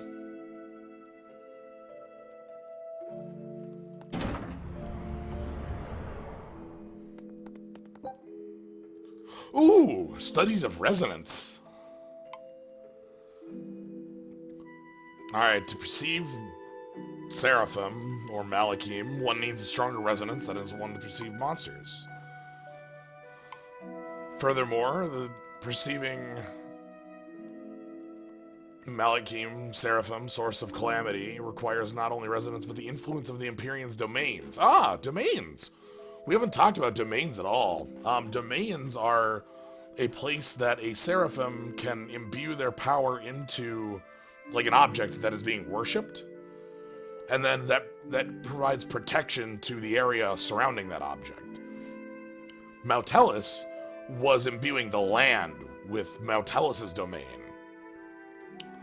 And you meet other Seraphim that you save throughout Zestiria and make them the Lord of the Land, which covers up like a bunch of, which allows you options in that area. The rest is blotted out and unreadable. I'm going to go through a lot of these and try to explain anything I come across that is a reference to Zestiria. So, the 3 rarest diseases. There are many diseases whose origins remain unknown, but among them there are 3 with no cure. The Cruxus Curse, Demon Blight. Rapidly causes humans to spontaneously turn into demons, so that's what they're calling... Again, I believe that that's matching malevolence, but we'll find out. Black Crystal Disease. That's interesting. A disease that causes humans to become a living mass of black crystal. I've got nothing there. I've actually nothing. 12-year sickness. A disease dooming afflicted children to repeated fevers ending in death at age of 12. Oh, are you kidding me? Is that real? I'm mad at this book right now. Oh my goodness. How old was, how old was Laphicet when Artorius killed him? Like...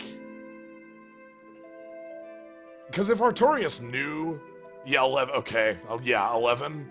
Because I want to say he was 4 when he was a small child, plus 7 years, 11. So, with this information, I'm not taking any bets on this. So, I'm just going to assume Artorius knew about this disease, realized that Laphicet was going to die at the age of 12, and decided, well, he's going to die anyway.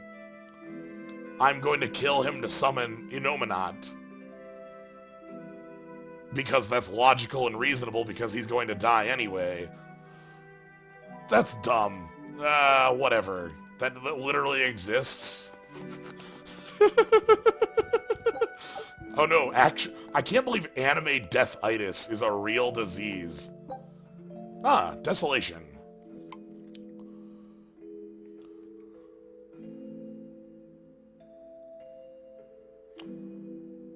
Wait. I'm sorry. Our world, an untamed wilderness, has been called by the name Desolation. So, wait, you mean like that's the name of like the planet? Like you live on planet Desolation? Like Earth?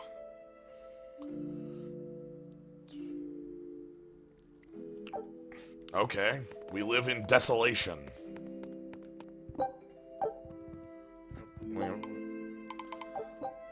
Population trends in the Kingdom of Midgard. Kingdom of Midgard was formed at the end of the Asgard Warring States period. Unification. Population swelled to 1.2 million. Holy shit. Actual numbers on how big a kingdom is in an old, in a medieval fantasy sort of thing? That's unusual. Holy shit. Are you kidding me? Half of the... Okay, so this is kind of setting up the stakes. In the last 10 years, we've had literally, 600,000 people die.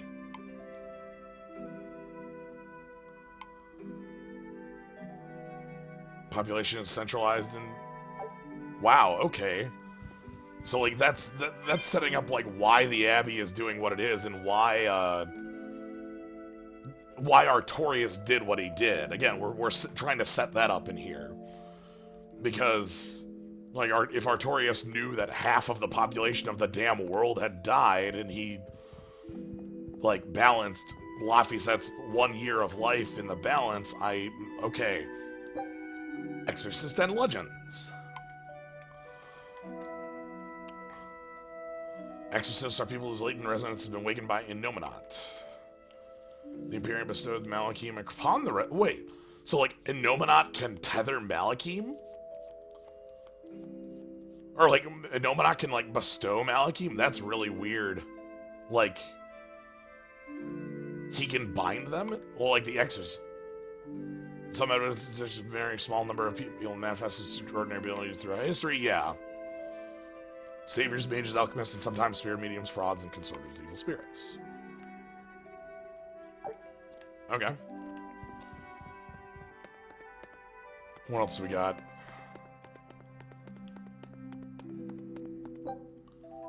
Well, so we have no cure for demonitis. In Zestiria, I'm going back to there, talking about a person taken over by malevolence, which seems to be close to the demon blight. The only person who could actually cure them... The only person who could cure them was the shepherd. Nobody else.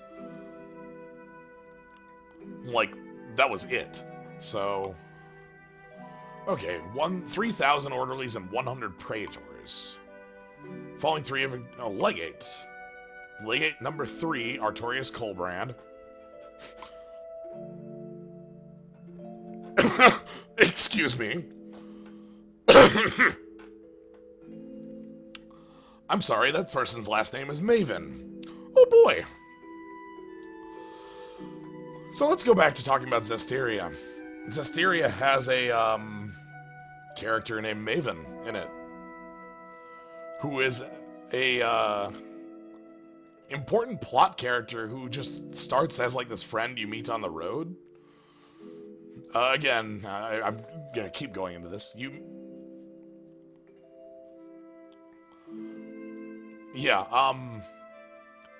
Maven was this immortal dude who made an oath. Dude? I think he was I think he was a person and not a seraph. That wasn't... I'm gonna be honest. Yeah, he was a person. People knew him. People wouldn't have been able to interact with him if he was a seraph. He was a person who made an oath with something. I think Mautellus. Maybe. That's not clear. Anyway, to be an immortal dude who just records history. That's it, his entire purpose, is to record history and not interfere with what's going on. He's just an observer, not a... Yeah, he's a Time Lord. He's an observer, not an interactor. He's immortal. He goes around the world and learns everything he can, and people really liked him. And in Zestiria, he breaks his oath by helping you out and teaches you how to use the gun. He teaches you to use the gun to shoot Heldolf to break his bonds with Mautellus. So that old dude from Final Fantasy X. Yes. Also, we killed him, but we didn't kill him. Very importantly, we didn't kill him because we can't kill. Saray doesn't kill people because that's Rose's job. He actually dies of being immortal and dying because he broke his oath. So we didn't kill him. We're absolved of all guilt of him dying. It's important that we are. Anyway, I wonder if that means Melchior is in a similar position. Like, if Melchior... Because Melchior wanted... Melchior is the person who we've talked about who took Ifrid. And it's interesting that maybe Ifrid is important to... I don't know. We'll find out. But that's a very important name. Oh! Legate 5, Shigeru Rangetsu. I don't even need to talk about other games to talk about Rangetsu as a name. I just need to talk about Rokaru. Also, did you notice that there's 2 missing legates there? Legate 3, Legate 2, Legate 5. There's no 1 and 4. Does that imply elemental? Does that imply strength? What's the implication there? That's interesting. I'm pretty annoyed at 12 Years Sickness. That's anime deathitis as a plot point to absolve, like, basically these 2 books, this one right here with the 12 Year Sickness combined with this one here, I missed it, with the half of the kingdom dying, really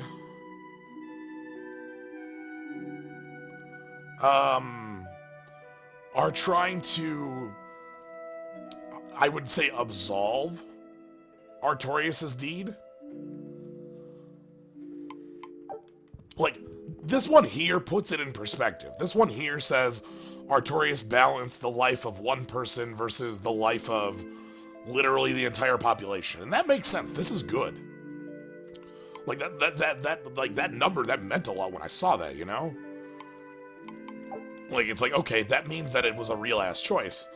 This takes the choice out of it. This is like, oh, well, he knew that Laphicet was going to die, and, like, it was now the logical thing to do. Like, I don't know, I don't like that part.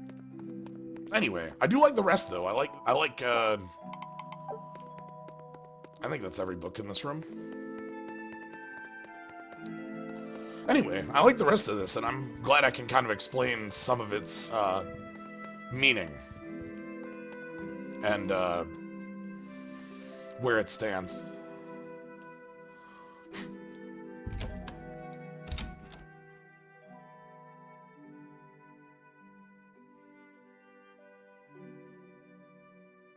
So, Magulu, which way to the worship hall? Which way indeed? I asked you a question. I told you I've been here before, but I never said I was an expert. And I said we'd dump you if you started to annoy me. Dump me? Then you'll need to look for a trash can first. I'm the fool for even trying to hold a conversation with you. That's the spirit. Loosen up those shoulders, and the way forward ought to make itself plain. TK Cat, I would bet that Artorius' rebuttal to that would be that Velvet is too emotional of a person.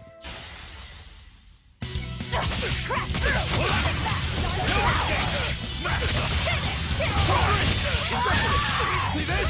Hold up! Ready to die? Oh, Think you here can we go. dodge? Just try! Perfect mayhem! Dead yet? Wide open! Nice. You won't get any pity or compassion from me. Ooh, Twin Charm, finished mastery. That's good. Locked from the other side, okay.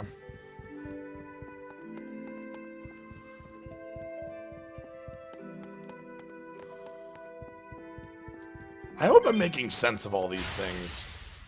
Looks like you want to die. Like, there's a lot of context in this area that I hope I'm at least adding for you.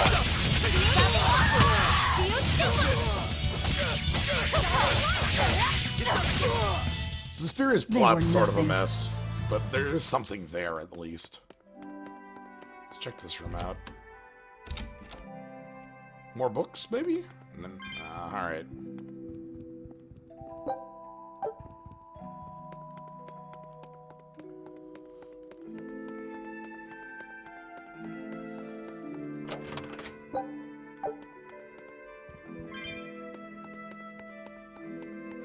Nice door painted on the wall there.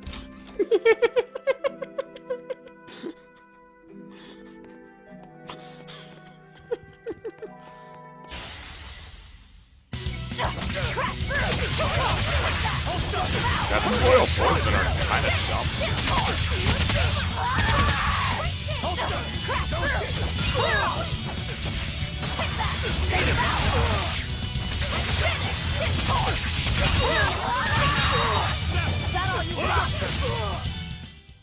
Victory is ours.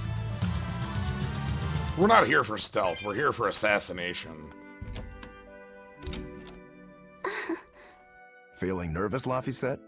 A bit. I can teach you a spell that will help. Like that eeny-teeny spiny crow thing? No, that was divination to draw back the Veil of Fate. This spell is a bit of magic that will improve your fortune.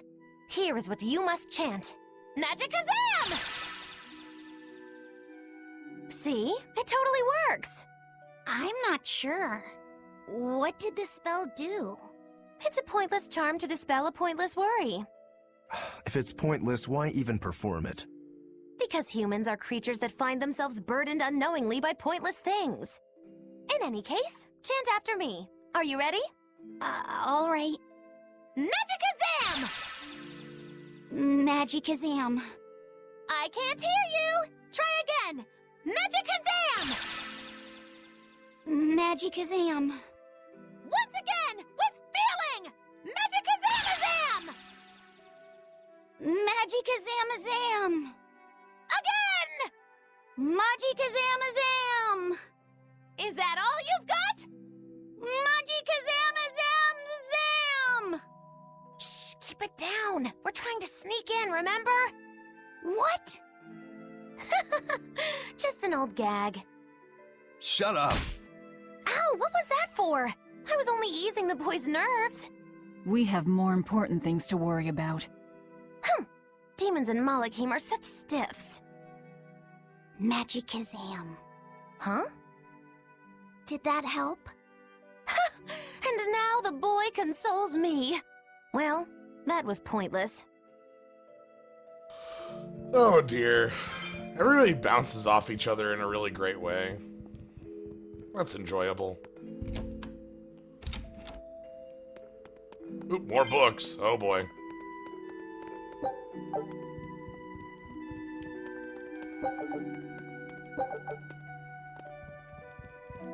It's kind of interesting to me that nobody's actually said the word seraphim, you know? I wonder if I'm certain that'll have to be introduced at some point, like why that term got remembered by the world rather than Malachim, and how people forgot the term Malachim. Oh, that's a dungeon. I'll I'll finish this quick. Let's go!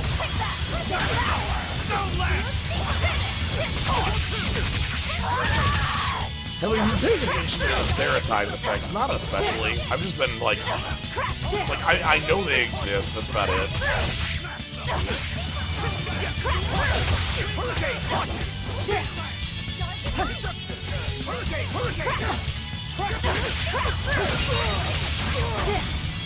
Oh crap. Okay, good. We're back to 3. If you want to live, get out of my way. Yeah, rebranding. That's a good way to put it. Alright, I'm not going in that door. That door is definitely like the way to go.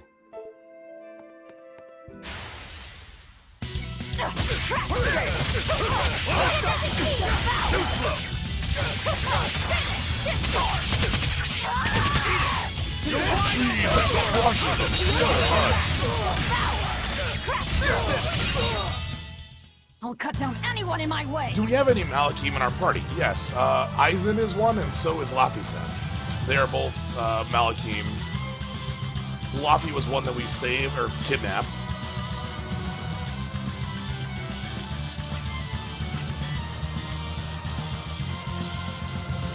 Yeah, I think it's because Malakim are slaves to humanity in this time. Yeah, but I'm just interested to see how that plays out, you know? Because, like, it's information I know. Take a look at this. But not the, you know. I'm very intrigued. Oh, the Azraz Sea. Yeah, I was gonna say rescued, and it's like, no, we didn't rescue at all. We kidnapped. We 100% kidnapped this kid.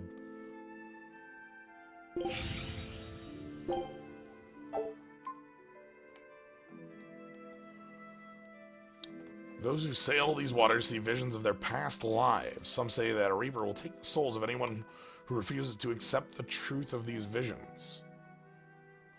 Yeah, Aizen is the first mate of Captain Eifried, a legendary pirate.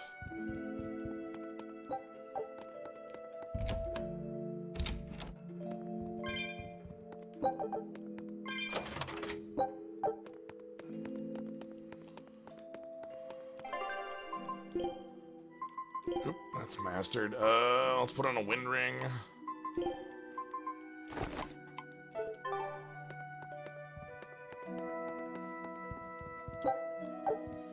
Yes, it is 100% Eifried. The captain who is mentioned in basically every Tales game as a pirate. He even had a shop that was called Chat and Patty's, like, shop. Chat being, the great-granddaughter, descendant of Eifried in Tales of Eternia, and Patty being the granddaughter of Eifried. I'm doing air quotes here because of Vesperia's plot, but in Vesperia. I'm doing air quotes there. Know that there's a little more to that relationship than that, but... Okay. Also, many other Tales games reference Eifried as a legendary pirate. In Tales of Zestiria, he's actually brought up. Yes, do we pick up something called Tales coins? Yes, we buy suits with them and things. They're like... I'll show you a shop that we can spend them at later. Oh boy.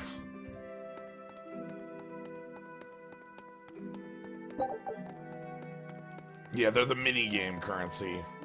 We use them to buy fashion. Buying fashion's very important. Anyway, let's go do an assassination. How's that sound? Sound good to you? Time to assassinate Gideon.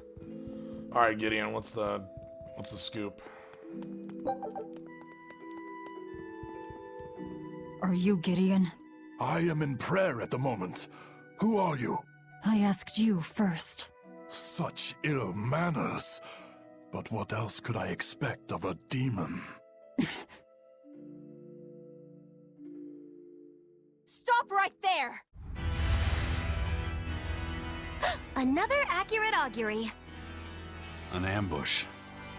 Is this more of your Reaper's curse? Or do you think the old lady sold us out? You figured it out, didn't you? That he's running the Nectar operation. Indeed. I followed up on each of the incidents you caused, and the trail led me all the way to the High Priest Gideon. Yet you still defend him? The punishment he deserves is for the Abbey to administer. Punishment? How dare you? Do you realize how much I've done for the good of the Abbey? Make her nice and desperate, Velvet. I just know the result will be something wonderful.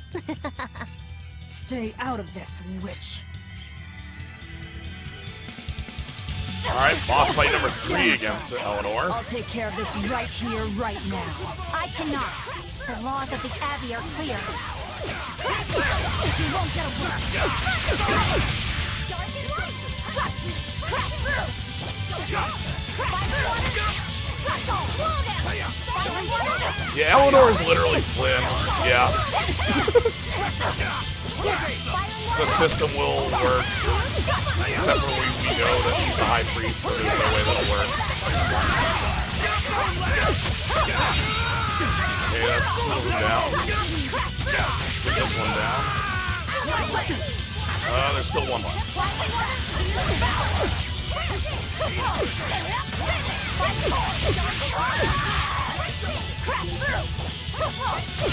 There we go. Now we're just Eleanor.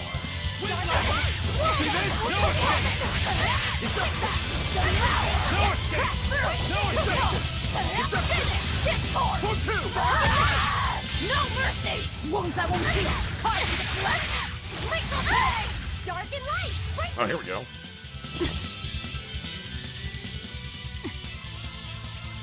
Madam Eleanor!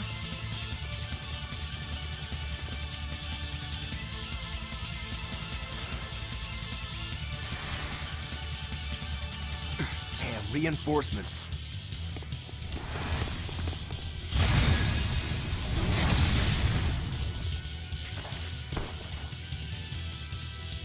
They have the advantage at range.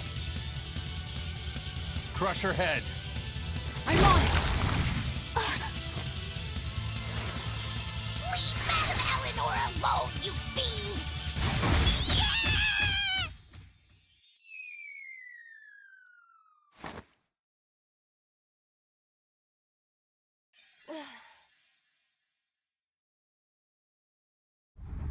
There you are, Bienfu. Did you think you could run from your true mistress? Miss Makilu?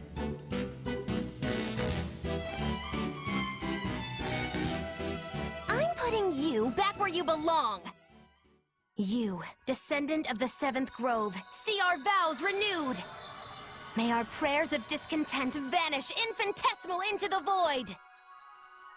Remember this true name I bestow unto you, Fushi Cass!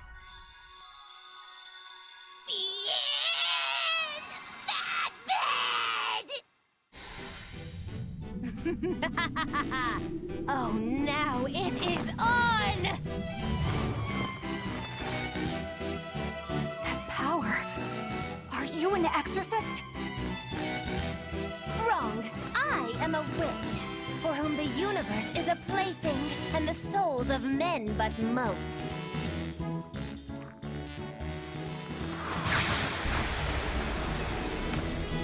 Oh, but if it's a name you need, call me Miss Magilu.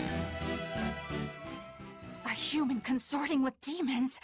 Have you no shame, girl?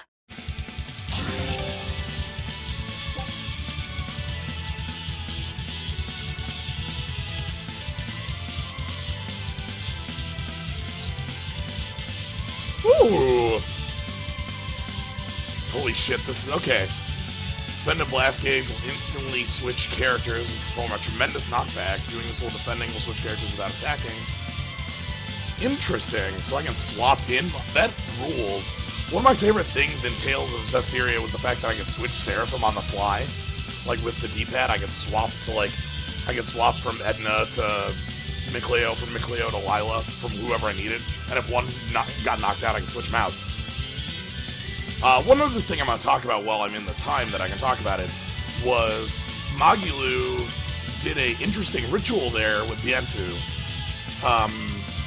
She bestowed upon him, or knows, his true name, which is part of the armatization thing. When Saray would armatize with Lila, he would, like, in order to armatize, he would have to know their true name.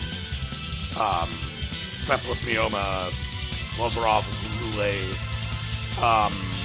I forget Edna's and Dazzles and such. Those are the two I used all the time, so I remember Saray shouting Fethless Mioma and Lozarov, Roulette all the damn time. So that's interesting. That's another tie to how it works in Zestiria with the true name. Anyway, they didn't really explain, like, what if a true name is bestowed to, like, they kind of talked about bestowing a true name versus having one for Seraphim. Because, like, Saray bestowed a true name on Rose, that just meant, like, Rose is Rose or something like that. Anyway, I'm just talking over a tutorial. Let's beat the shit out of somebody now. It is I! Oh my god, Magyu's here. Wait, why does Magyu have another bar? Oh goodness. Magyu has a different mechanic bar? Look at these attacks. Look at this. Wonk. Wonk. Or bonk. Oh, what in the world? How about this? Whoa, what in the world? Whoa, what in the world? Hope this works. I'm just checking out Magyu's abilities now, I'm not gonna do their thing. Smugulu. Up the sleeve, Hellrise, Spirit Bead, Spirit Drop. Drops a meteor. Use Y or A to swing forward, X to swing left, or B to swing right. Uses a Guardian. Is that the books?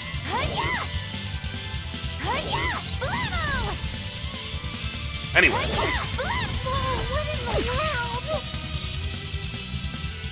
When you have at least one PG. When your party reaches 6, you can press down. Oh, sweet. You can switch KO characters, 4 characters you can still fight. Okay, so the same thing that you could do with Seraphim. If a Seraphim was knocked out, you can swap them out for free. They put a cost on it. Enough waiting! Iron water! Blow us, Maru. Oh, I'm nothing like Rokuro. I forget my debts so fast. Then pay us back right here. Always invest responsibly, children.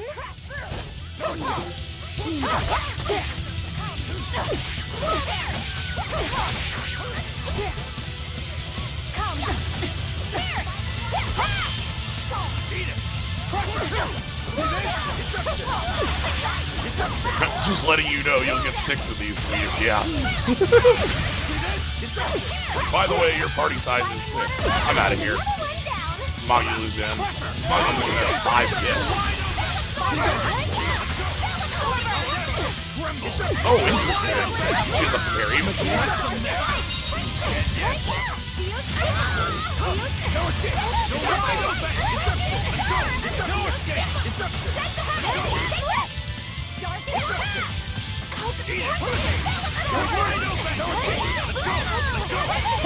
How could I be so weak?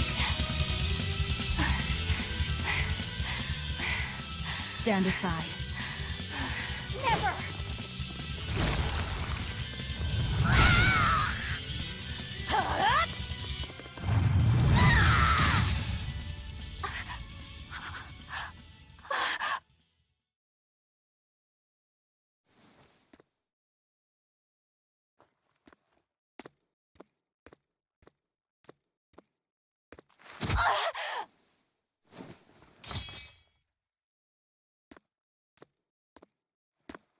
Wait! All I did for the sake of the Abbey. We needed money to build the temple. That's why I sold the nectar. I know I was wrong to produce so much of it, but I was only trying to help the people as best I could. Let's talk this over. Who ordered you here? Was it the sick? Was it the doctors? Or...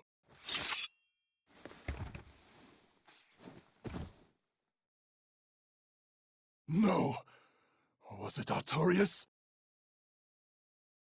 I knew it! Damn his eyes! So he wants to wipe me out of existence, does he? That bastard! After all the work I did for him! No! Velvet! That false savior will pay!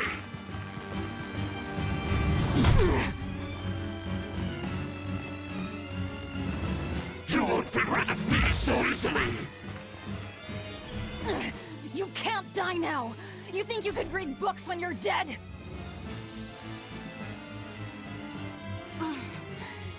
Don't you die either, Velvet.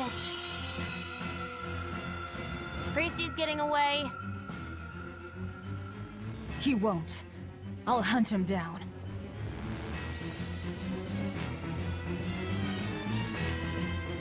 I will hunt you down! Ooh, arts learned. Great Cycle, Ascending Angel, Blood Moon. Yeah, okay, so Saint Zero says Megalu can spell parry. That's what I expected, because, Rokuru's, I think, works the same way, where it's actually a parry mechanic. It's a physical parry. So, Megalu being a spell parry, that's pretty good.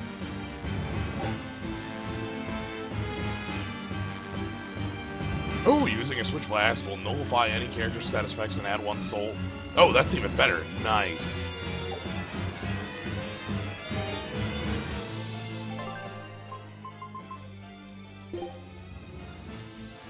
Megalu. I'm not gonna lie, I didn't notice the name at the bottom in like in like that font until it Megalu. Johnny. Like that's definitely a Johnny font, alright? That's what like I wanna see the Johnny in that font. That's perfect. Did that say Malik #2 in that font? Anyway, we have a very important thing to do now. This is literally the most important thing.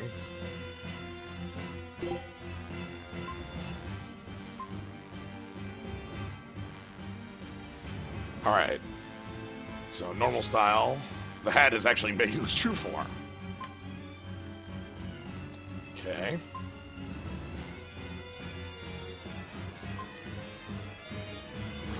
Holy shit.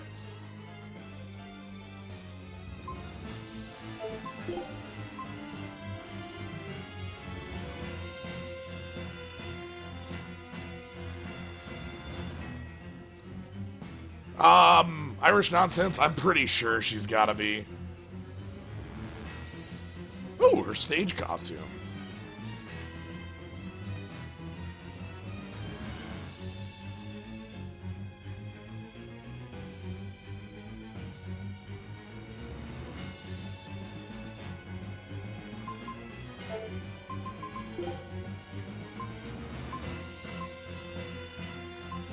You see Stardust here. Alright.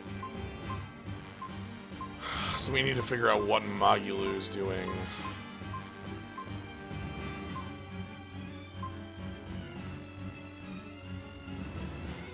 Oh, goodness.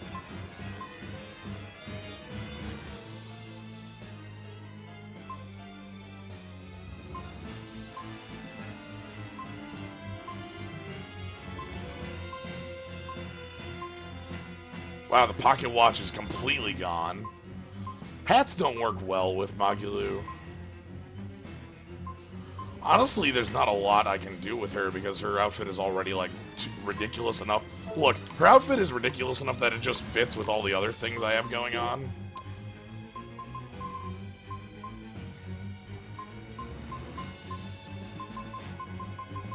I miss Therapy Cat too, MC Subtle. I really want to find Therapy Cat.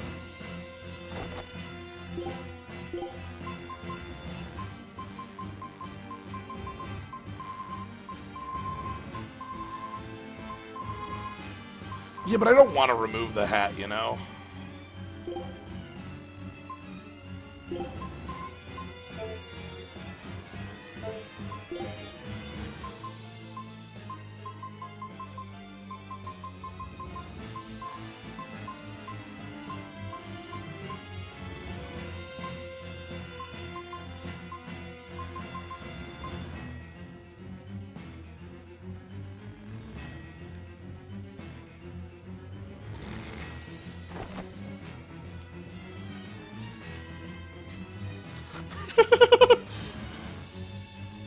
I put Yuri in angel jail.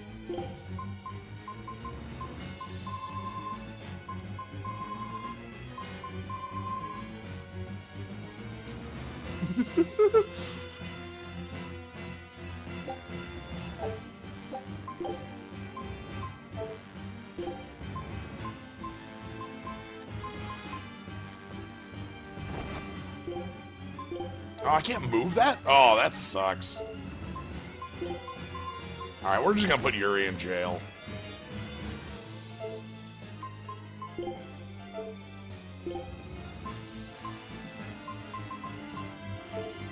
Why, certainly. So, not even the High Priest is immune to demon blight. I guess he hit his limit.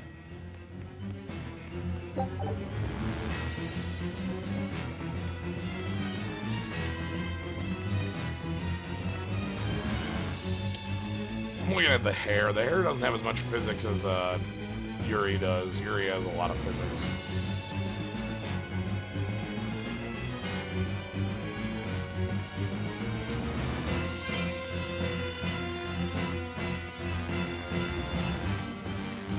I like this setup. This is good.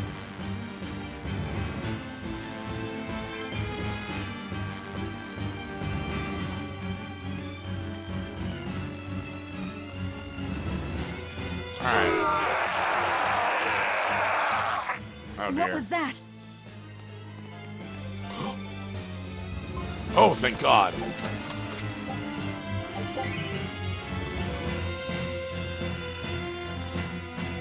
It's hard to see with just your right eye, but it's fashioned just like Rokaru.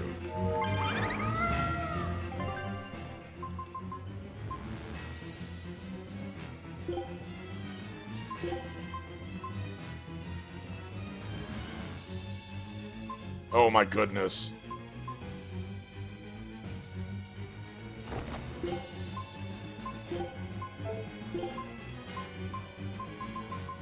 Why is this movable? What the hell?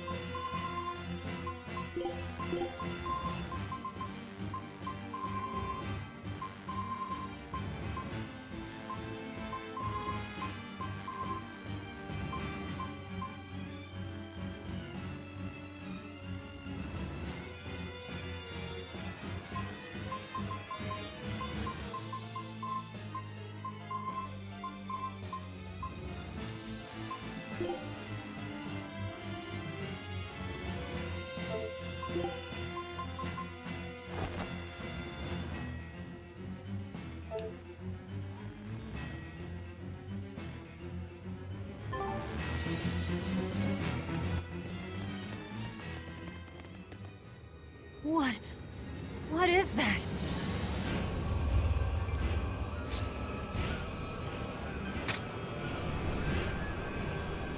The demon returned to human form?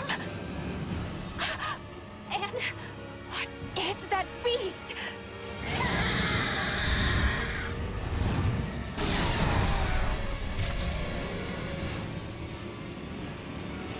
There's a barrier here. So what? The Abbey is holding this thing captive? This barrier. I know it well. It seems our errand has met with success. At least technically speaking. Right. Let's get out of here. What did you do to the High Priest? What is this demon? I don't know, and I don't care. Do not mock me! You are the mockery. What do you hope to do to me without your exorcist powers?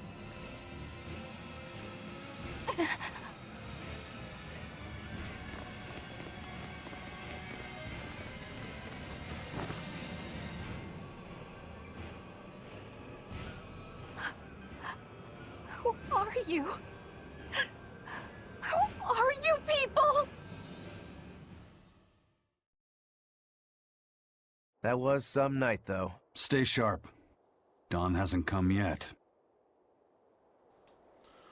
Okay, let me tell you, I really love that the party's response to that giant griffin that can apparently cure demon blight by eating it? Like, is it also a theory? Yeah, something like that. Which is really unique, is to just fucking leave. We just fucking leave. Why would we want to fight it? Oh my god, is that seriously here?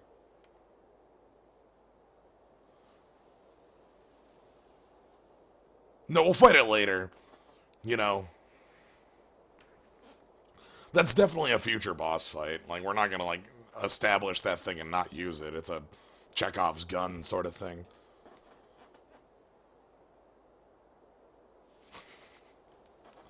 Look, job's done.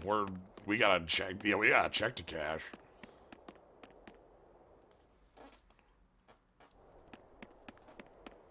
Stealing a Moloch from an exorcist. How did you pull that one off, Magilu? Bienfu was my Moloch to begin with. Then he betrayed me and ran away from his rightful home. Miss Magilu treats Malakim so bad. I couldn't take it anymore. After a little while, I ran into Madame Eleanor. She was so much nicer to me. I see. Now, just how am I going to punish you for that little slander on my character? The bad days are here again. You're an exorcist, then. I'm a witch, silly. Bienfu here is the catalyst thingy for my magic. But only exorcists can form a pact with Malakim. Oh yeah? Says who? Someone who likes making dumb rules? Enough, Velvet. Questioning her is a good way to go mad. Okay, that's cool. Again, that's consistent with Zestiria. And this game, too. Using Malik for magic is basically how this game is functioning. So.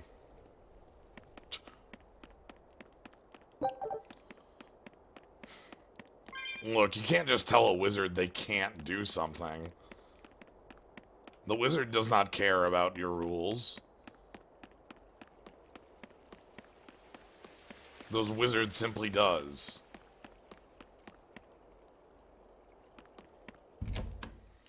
Alright. So now we're on to Artorius. This is probably where I'm going to stop for the night, by the way, once we get through this. You did the job well, it seems. You heard quickly. That's about all I'm good for. And with these old ears, sometimes it's hard to hear it all. And did you learn anything about the key for passing through the barrier? Yes. Only the high-ranking exorcists can enter through the barrier protecting Artorius and his temple. Exorcists are considered high-ranking if they are accompanied by at least 4 greater Malakim.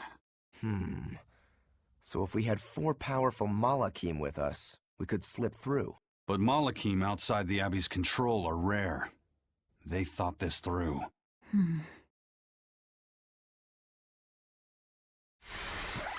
Well, I may not look it, but I'm a greater Moloch. Aizen, Laphicet, and Bienfu. So we just need one more. We'll have to steal it then. So I have to come too? Sounds like a pain. Then stay. We don't need you. We'll keep Bienfu, though. You have no courtesy. How about, it would be an honor, Madame Magilu? More like that. Would you come if we asked? To attack the shepherd? Depends on how you ask. A battle between shepherd and demon sounds like a real fine spectacle. I'm afraid this is just how Miss Magilu is. Miss Magilu, I would like it if you came with us. Please. Laphicet. Well, what choice does that leave me? I suppose I could tag along a little while longer. You can count on me. Melchior will be there. You and I still share the same goal. Our business is done. You can have this back. Keep it, dear. As long as you have that, we will count you as an ally worthy of aid. Allies of the ones trying to kill the Savior? You might regret that. Such a considerate young lady. Listen, dear, all of us live on the fringes of their so-called reason, do we not? Don't say I didn't warn you. Velvet, wait.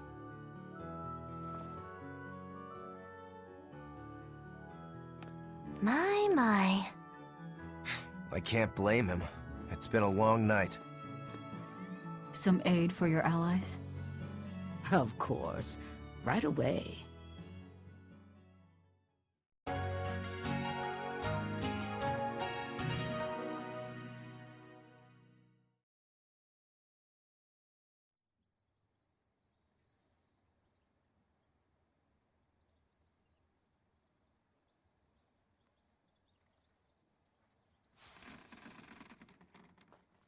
You're finally up. I'm sorry. Don't worry about it. Getting sleepy or hungry is a natural part of life. I won't eat you. What about your wounds? Feeling pain? That's also natural, right? I'm fine. It was nothing. You're really tough, aren't you, Velvet? You have to be tough, if what you seek is revenge. Revenge? We're leaving.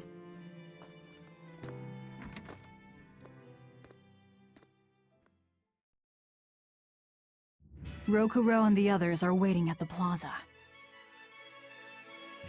Hey, Captain Duck. Don't mind me. I'm actually, like, futzing with the characters. Like, this is me having Velvet in, like... Yes, I have them dressed up to be extra ridiculous, Captain Duck. Though their actual, like... So, here's, Laphicet, who has a hat and a second hat. And here's Laphicet normally. If I just go to here, this is what Laphicet normally looks like. Magulu, I don't have any changes done to. So... You know.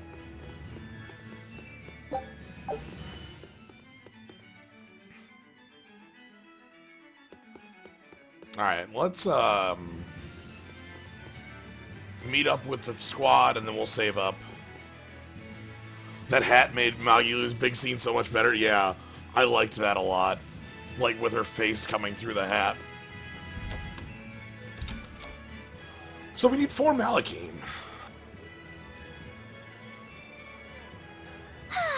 What joy to face a clear, refreshing morning. Especially after a long night of meting punishment on my heartless betrayer. My poor, battered body. You better not kill our key. You're one to talk. Better not eat the boy. He's your precious key now. I know. Oh? You're facing the Shepherd and an Empyrean. Old Shepsy's one thing, but Empyreans are, you know, just gods who created the world. You think you can win just by smacking it around a bit? That's no Empyrean. It's a phony. Artorius is just using a legend to control the people. Wouldn't a true god be able to do something about the demon blight? You don't believe in Innominat? I believe there exists something people call Innominat. But it's just a Moloch that used a special art to bring the other Molochim into our world. You sound confident. I witnessed it 3 years ago. Well, if it's not actually a god we're against, we just might stand a chance. Of course we do. And ultimately, our target is Artorius. I don't care about anything else. Revenge against Artorius. For her brother. All right, Laphicet. Which way is the Empyrean's throne? It was north of Logris. In the mountains up the Danan Highway. If exorcists are keeping up their inspections, they might provide us a chance to steal another Moloch. I sent my men a Sylph-J with orders to scout out the inspectors. With their information, we'll be able to plan the attack. We can meet up at Port Zexon. That's the plan.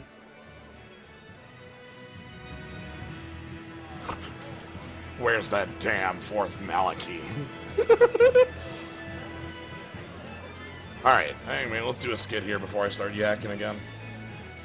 Those Sylph-Jays are handy little birds, aren't they? Not only will they always find their destination, they can make for emergency rations in a pinch. I hear grilled Sylph-J goes rather well with a nice glass of the hard stuff. It's because of the work those birds do for us that we're able to stay one step ahead of the Abbey. Those birds are indispensable to us pirates, and we consider them a part of our crew. Don't even joke about eating them. All right. Still, I wonder how they actually do their thing. I know that carrier pigeons rely on their homing instincts, but Sylph-Jays can locate a person wherever they are, right? They're really smart birds. I read in a book that rather than memorizing locations, they can pick up on people's wavelengths. When you send out a Sylph-J, the bird can sense the change in your thoughts and will seek out the recipient you have in mind. I hardly ever see them in the wild. Are they a kind of Moloch or something? No, they're not Malakim. They're just an incredibly rare species native to an island in the north. It's a funny story. A chance storm sent us docking at that island, and a mother Sylph-J got blown onto our ship, eggs, nest, and all. Sadly, the mother bird died almost immediately. But Benwick stepped in and kept her eggs safe and warm. So that's why they're so attached to him. Usually, they're really hard to train as messenger birds, too. That's Benwick for you. He's always had a knack for things that would give other people trouble. Maybe when they hatched, they took one look at his wild hair and mistook him for their mother. You know what? They are comfortable enough with him to use his head for their nest. So you might have a point. Now that you mention it, he did ask me not to hit him on the head, because one of the Sylph-Jays just laid her eggs. Well, if more birds are on the way, we could just eat one to see how it tastes. No! Don't even think about it! It was worth a try.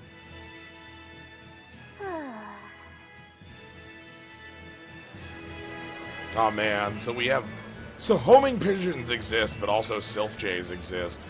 We have these silly birds that are like, they can home into your thoughts. That's excellent. I liked that. Alright, next up.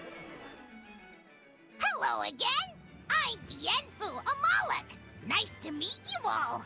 Just so you know, I'm a greater Moloch. You're a greater Moloch too, Laphicet! I'm sure we'll get along great! I'm classified as a greater Moloch? That should be no surprise. You've got a lot of power, despite your appearance. You're a greater Moloch too, aren't you, Eisen? So I've been told, but I can't say I care for measures made by folks who tether my kind. I didn't know that's what it was. I'm sorry. No, don't worry about it. Just promise me you won't judge your own value from a label given to you by others. I won't. I promise. What if that's all that gives me self-worth? They're pirates and demons. Pay them no heed. To me, you are the greatest of all. The greatest? Do you really mean it? Oh, Miss Magulu, you're so kind! You've changed so much since I left. But you haven't changed at all. You are eternally my greatest servant.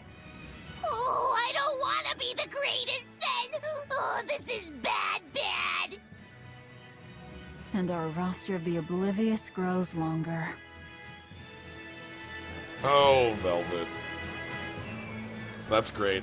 I love that Bienfu fits into our squad of, like, sillily dressed up people. Just based on having a hat. Yeah, so like, again, like I gave Eisen this silly hat. I gave, I put the little Yuri doll and the prison for the Yuri doll on top of her head. And I also gave the visor and and the goggles here. I wanted to make Rokaru look like cyberpunk was sort of the idea. I thought it would look stupid and therefore fit. Anyway, we are at a point where I have done a lot today. We've been going for over 4 hours. This is going to be a long one to upload, so I am very happy with what we've done, though. We finally have Magulu as a you know, character in the squad now that she has magic from Bienfu. That's great. So yeah, we're done for the day, though. I am very happy with the day, and also, I'm excited to find out who we're going to, like, we're going to have to find a fourth Malik, you know? Like, we have to find somebody to join our party, and, like, I don't know who that's going to be, you know? Like, what are we going to, so I'm excited to see where that goes. It's kind of like this arbitrary lock to get us to add somebody, but that's good. Anyway, thank you all for joining. Hope you all enjoyed. I'm having a lot of a blast for this, and I'm really liking just kind of explaining the ties to Zestiria. So, thank you for coming. Have a good night, everybody.